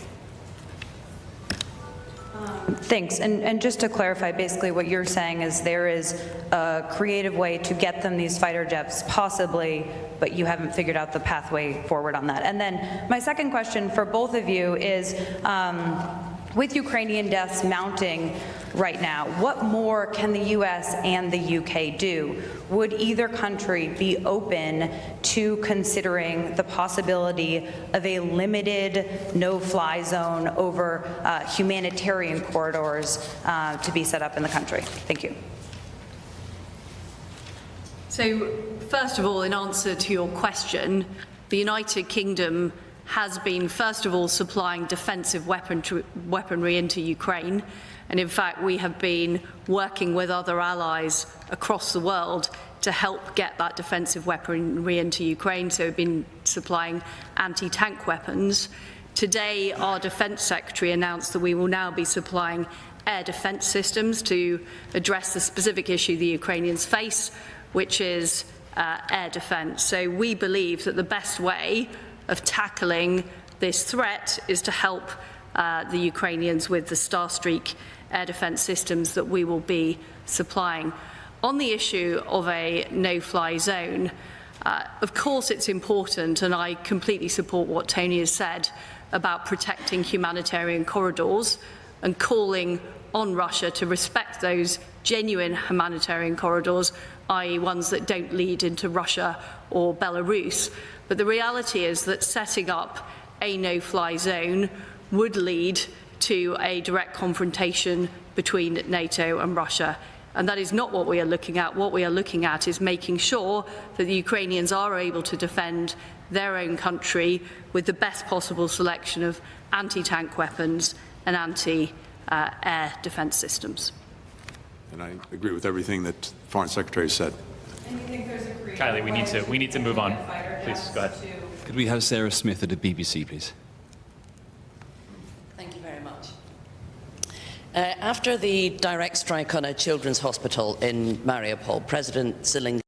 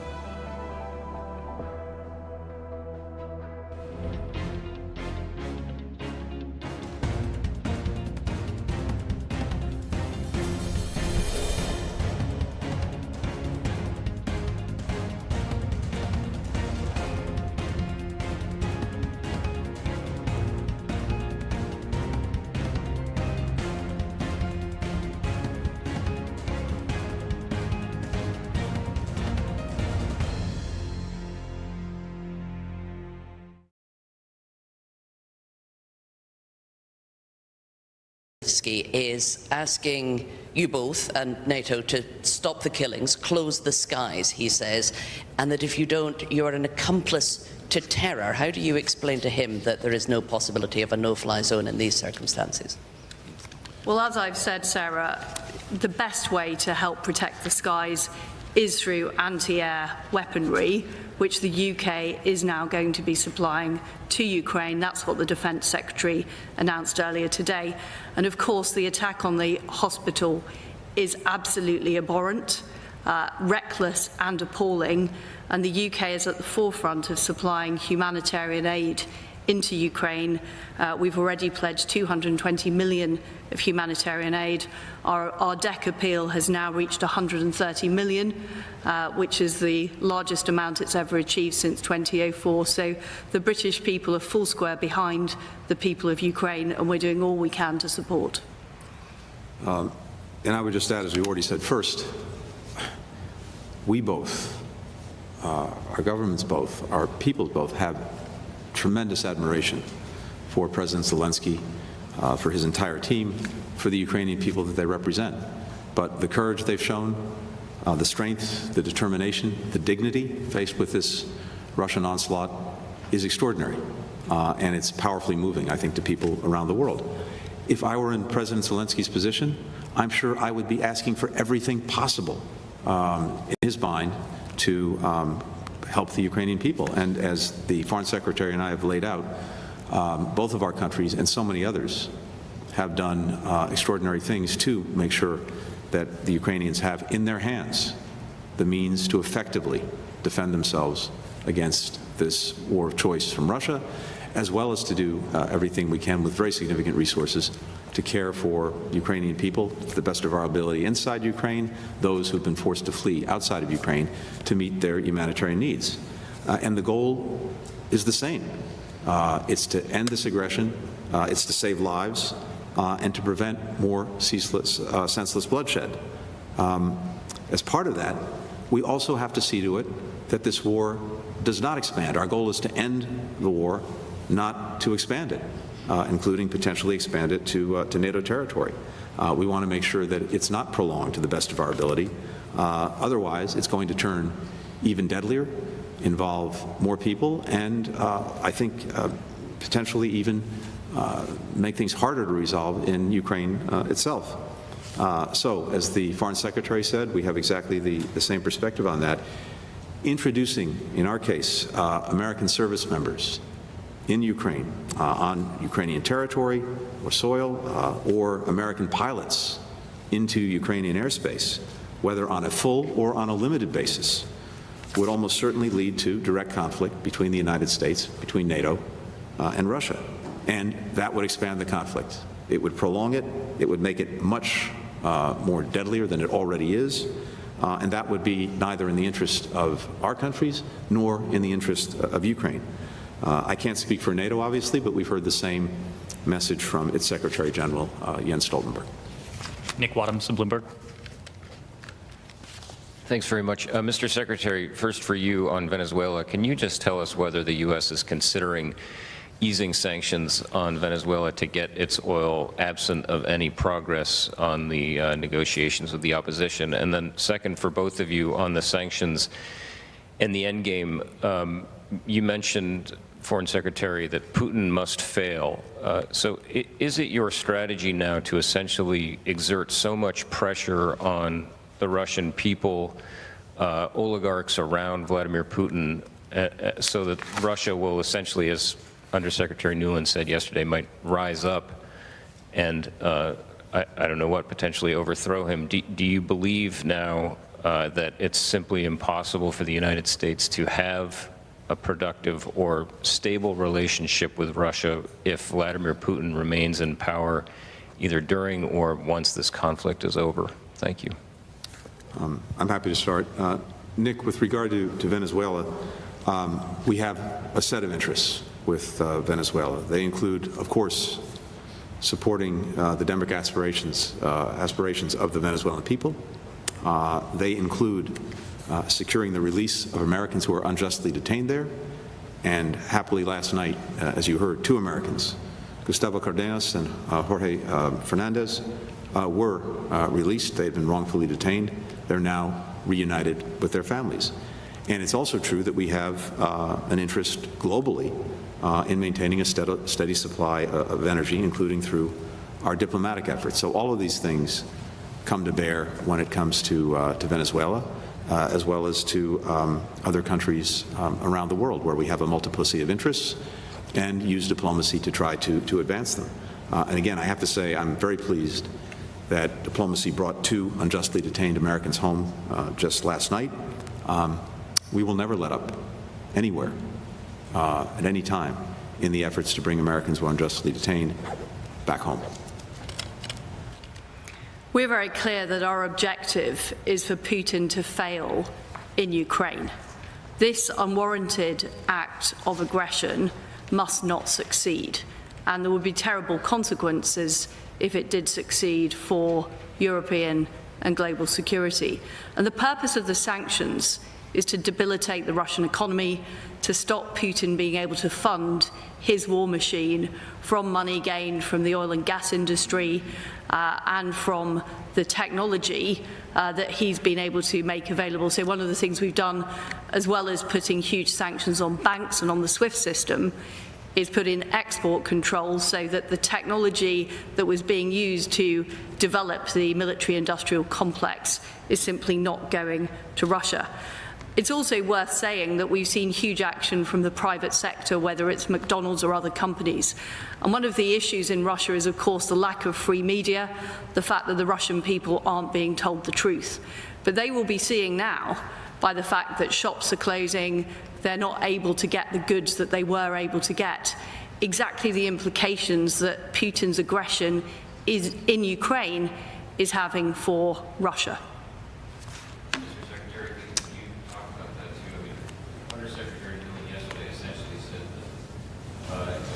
The only way for Putin to reverse course would be for there to be so much pressure.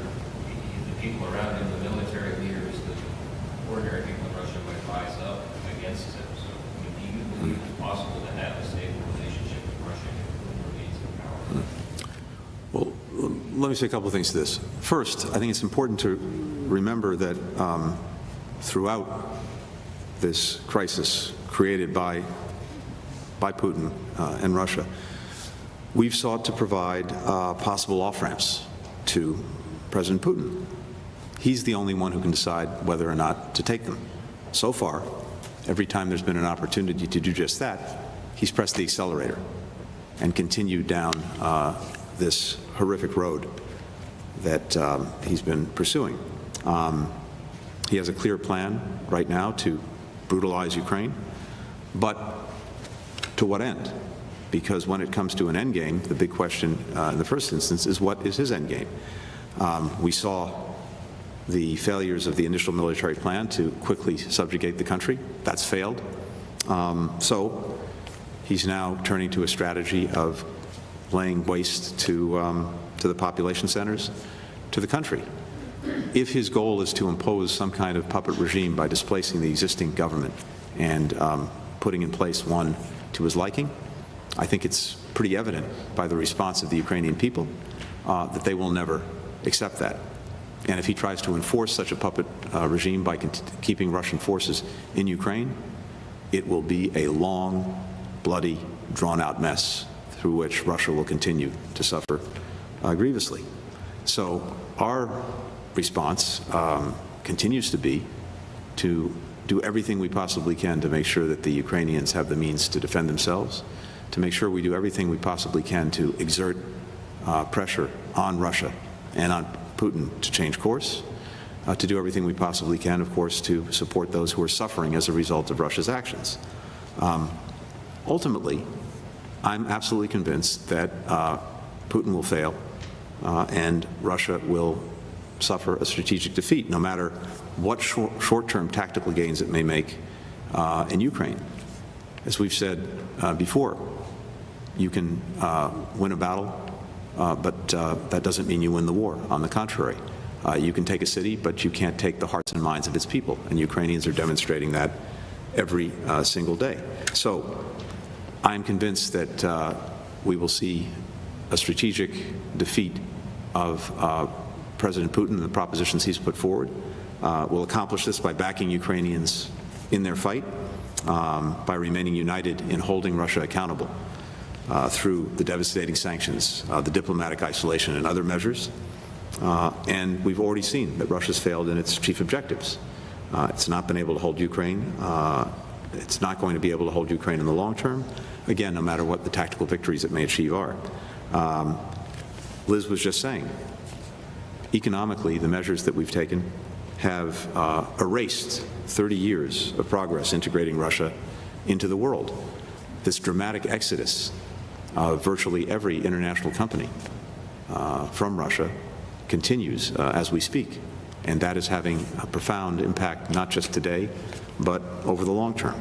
So I think what we're looking at is whether or not President Putin will decide to try to finally cut the losses that he's inflicted on himself and inflicted on the Russian people. We can't decide that for him.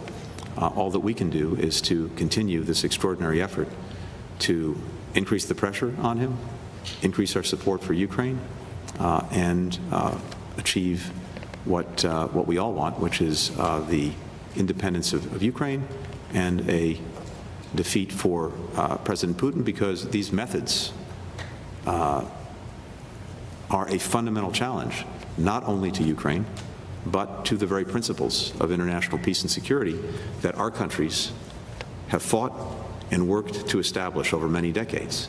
That's what is at risk here. We're committed to defending them. We're committed to standing for them until we succeed in making it clear that they will hold and Putin's efforts to undermine them will fail. Finally, can we have David Charter of the Times, please? Thank you very much indeed. First question to Secretary Blinken. Secretary, it's been reported in the Wall Street Journal today that Saudi Arabia and the UAE have both rebuffed attempts to set up conversations with President Biden in recent days. What does this snub tell us about relations with these two important Gulf states, and what's your message to try and encourage them to produce more oil during this crisis? And to the Foreign Secretary, please. You said a few days ago that you would absolutely support individual Britons going to Ukraine to take part in the fighting. We have reports now of up to 4 British serving soldiers who are in Ukraine, possibly, or on their way. What information can you give us about that, please? And has your message changed as far as they're concerned? And I might just add that in your opening comments, you did talk about asking NATO allies to invest more. Does that mean we can expect that you will push for more defence spending in the UK? Thank you. Thank you very much. With regard to the Gulf countries, first, we share very important interests with them, from deterring Iranian aggression and Iranian-enabled attacks, whether it's against Saudi Arabia, against the Emirates. We share a strong interest in supporting the UN-backed efforts to end the war in Yemen. We share an interest in ensuring the stability of global energy supplies. And we've had very constructive engagements with those interests in mind. Just yesterday, I spent a fair bit of time on the phone with my Emirati counterpart. We're all talking regularly. I've regularly met with my Saudi counterpart, including in Munich just a few weeks ago. The President Biden, spoke with King Salman of Saudi Arabia last month in a discussion that set out a very expansive agenda, and we're now pursuing that agenda with our senior Saudi counterparts. They set out a work plan for us. We're moving forward on it. And I might add, we can do all of this while doing what we said we would do from the outset, which was centering human rights in our foreign policy. These priorities are not mutually exclusive. In fact, for us, they're very much complementary. We're not going to separate our values from our interests. We've made that clear in everything we've done, but we're working productively, constructively with those countries. I think there was just an announcement a short while ago, I'm not sure if it's been made publicly yet, about Emirati support for increased production when it comes to OPEC+. which I think is an important thing to stabilize global energy markets, to make sure that there remains an abundant supply of energy around the world. I have been very clear that the travel advice from the United Kingdom is not to go to Ukraine. In fact, I repeated that message at the Foreign Affairs Committee earlier this week. There are better ways of helping the efforts in Ukraine, namely donating to the DEC appeal. What I said the other week was expressing support for the Ukrainian cause. They are fighting a just war, and we are doing all we can to support them. On the subject of defence spending, the reality is across the West, we haven't spent enough on defence for a number of years. And we have seen a build-up of military capability from Russia in terms of both technology and numbers. And I welcome the fact the Germans are now increasing their defence spending. We're seeing other countries follow suit. I'm not going to preempt any future discussions between the Chancellor and the Defence Secretary. But as well as conventional defence, we also need to step up our efforts in areas like information. One of the things that the United States, the United Kingdom have been doing is using information, exposing intelligence we have to call out Putin's playbook, and I think that's been very important. But the fact is that the United Kingdom abandoned its information unit at the end of the Cold War, and the Russians didn't abandon their information unit. So we need to be making sure that on every possible front, whether it's conventional defence, whether it's technology, or whether indeed it's information, we are able to outcompete our adversaries. Thank you all very much. Thank you. Thank you very much. Thank you, everyone.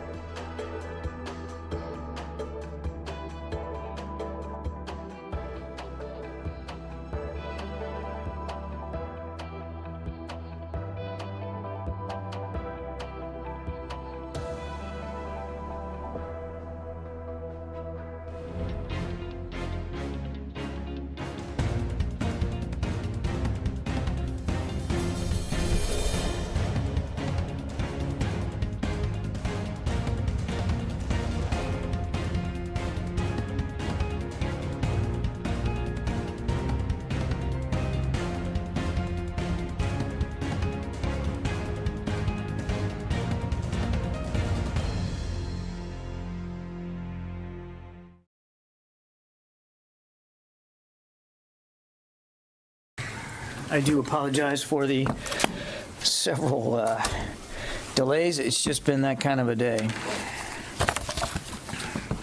A couple things at the top, and then we'll get to your questions. So, first and foremost, I want to read out for you that Secretary Austin spoke with his Polish counterpart this morning to discuss Russia's unprovoked aggression in Ukraine. He thanked Minister Błaszczak for Poland's extraordinary support of U.S. troops in the country, including those who have been recently sent there on temporary orders. He noted the hard work and the diligence with which the Poles have been welcoming and taking care of Ukrainians who continue to flee across their border, some 1.2 million now.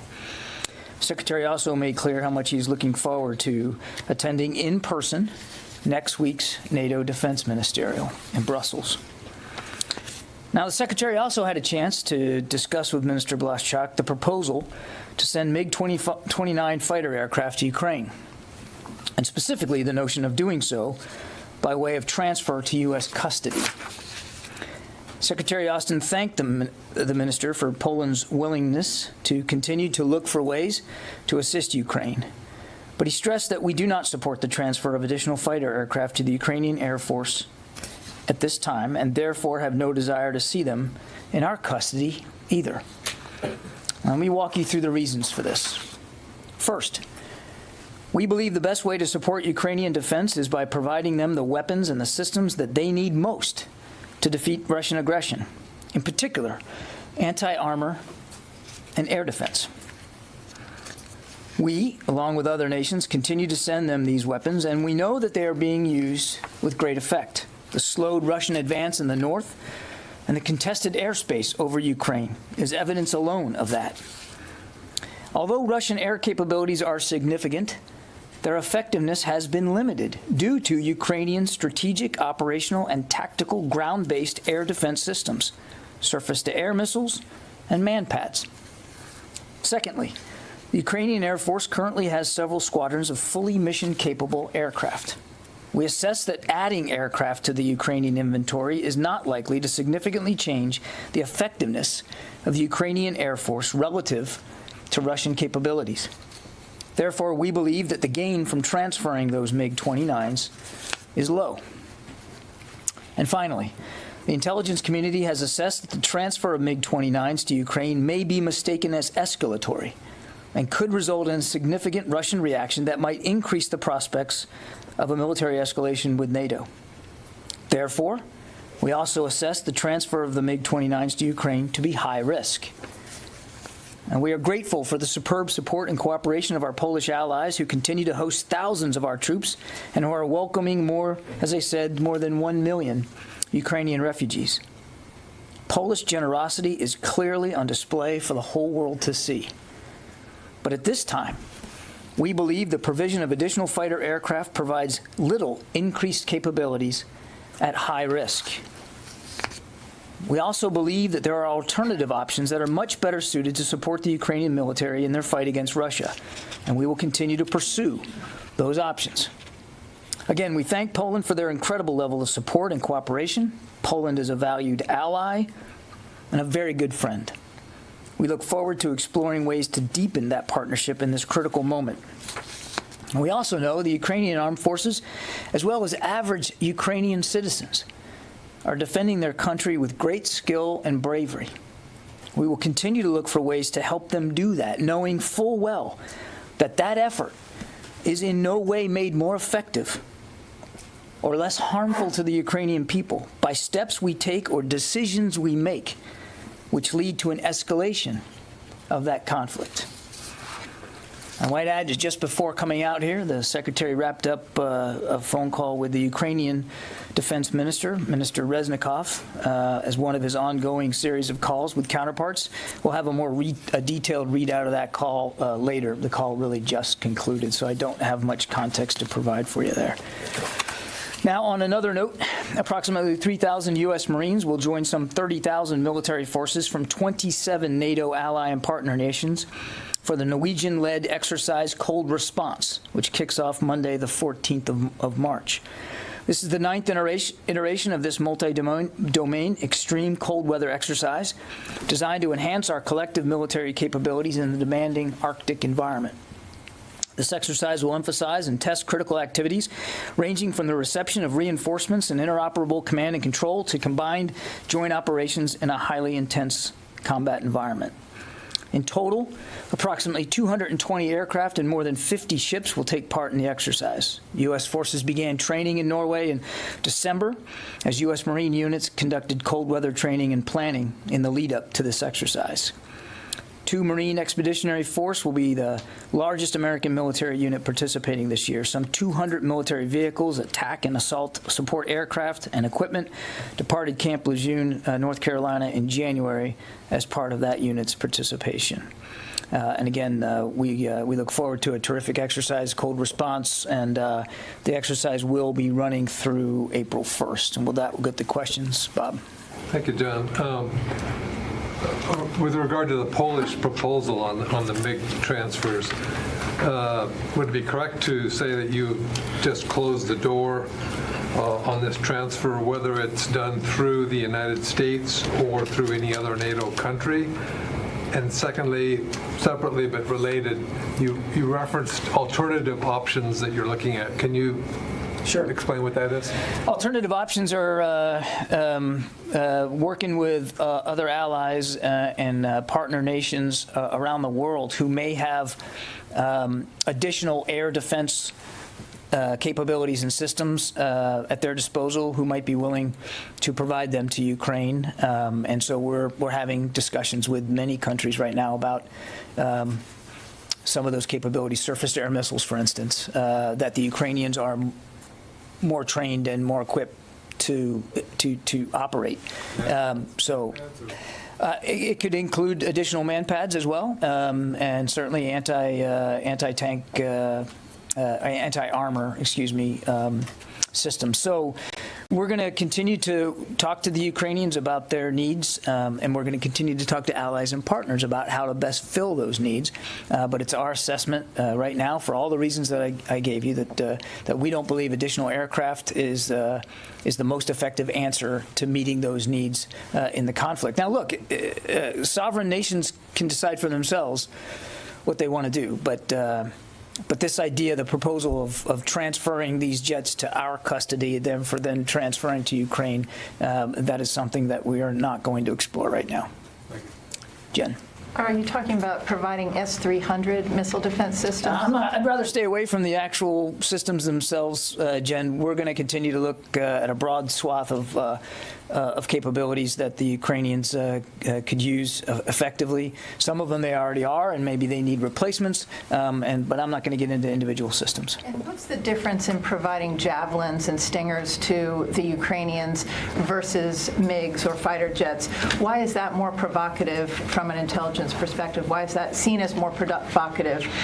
It seems like you're splitting hairs there. No, there's no splitting hairs, Jen. I think we take seriously the intelligence community's assessments and their views based on the information that they have available to them, and it's their assessment, one in which the Secretary concurs that the transfer of combat aircraft right now could be mistaken by Mr. Putin and the Russians as an escalatory step. And as I said at the very end of my opening statement, we need to be careful about every decision we make, that we aren't making the potential for escalation worse, because that's not only not good for NATO, and it's not only not good for the United States and our national security, should this conflict escalate even further, but it's certainly not going to be good for the Ukrainian people to have what is already a destructive and terrible war get even more destructive and terrible, given the fact that Mr. Putin has other capabilities at his disposal. Fadi. Thank you, John. I have two questions. So the first one is on this whole issue of MiG-29. As you know, the prospect of delivering MiG-29s to the Ukrainians was raised by President Zelensky. And based on the assessment that you just told us, this is not the most effective way. Are the Ukrainians now on board with this assessment, or they're still insisting? Have you been in communication with the Ukrainians on this issue exactly? Well, I just told you that the Secretary just finished up a call with Minister Reznikov. I don't have a readout for you right now. It literally was finishing up as I was walking here to the podium. So we'll have a readout for you.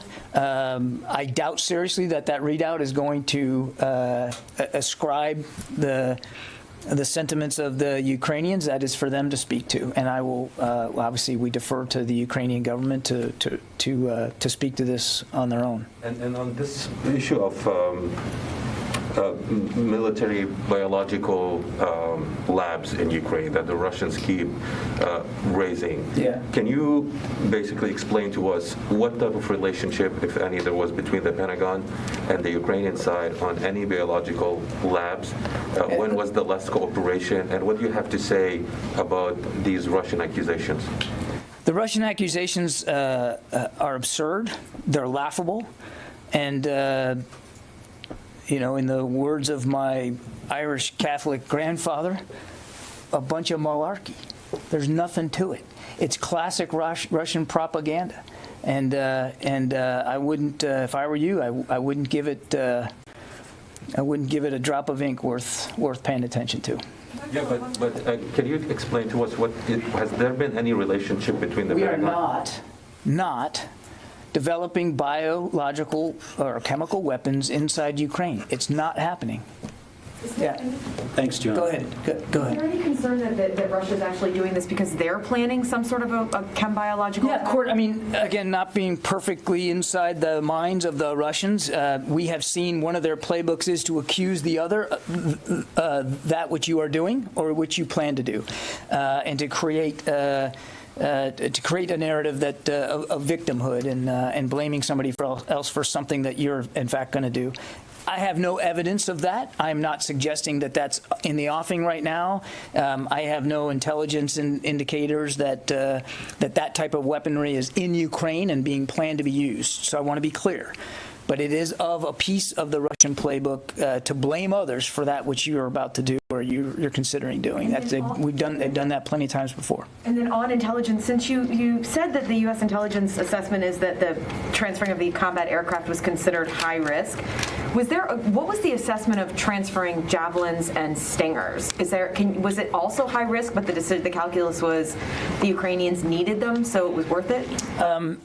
Without getting into specific inventory issues, the short answer to your question, Court, is yes. I mean, as we make the decisions to provide support from the very beginning, even before the invasion, but certainly since, we go through that calculus and to make sure that we are giving them what we believe can be best suited to their needs, and we see that they're using it with great effect, but also keeping in mind, as we must, the potential escalation of the conflict. So it's a calculation we do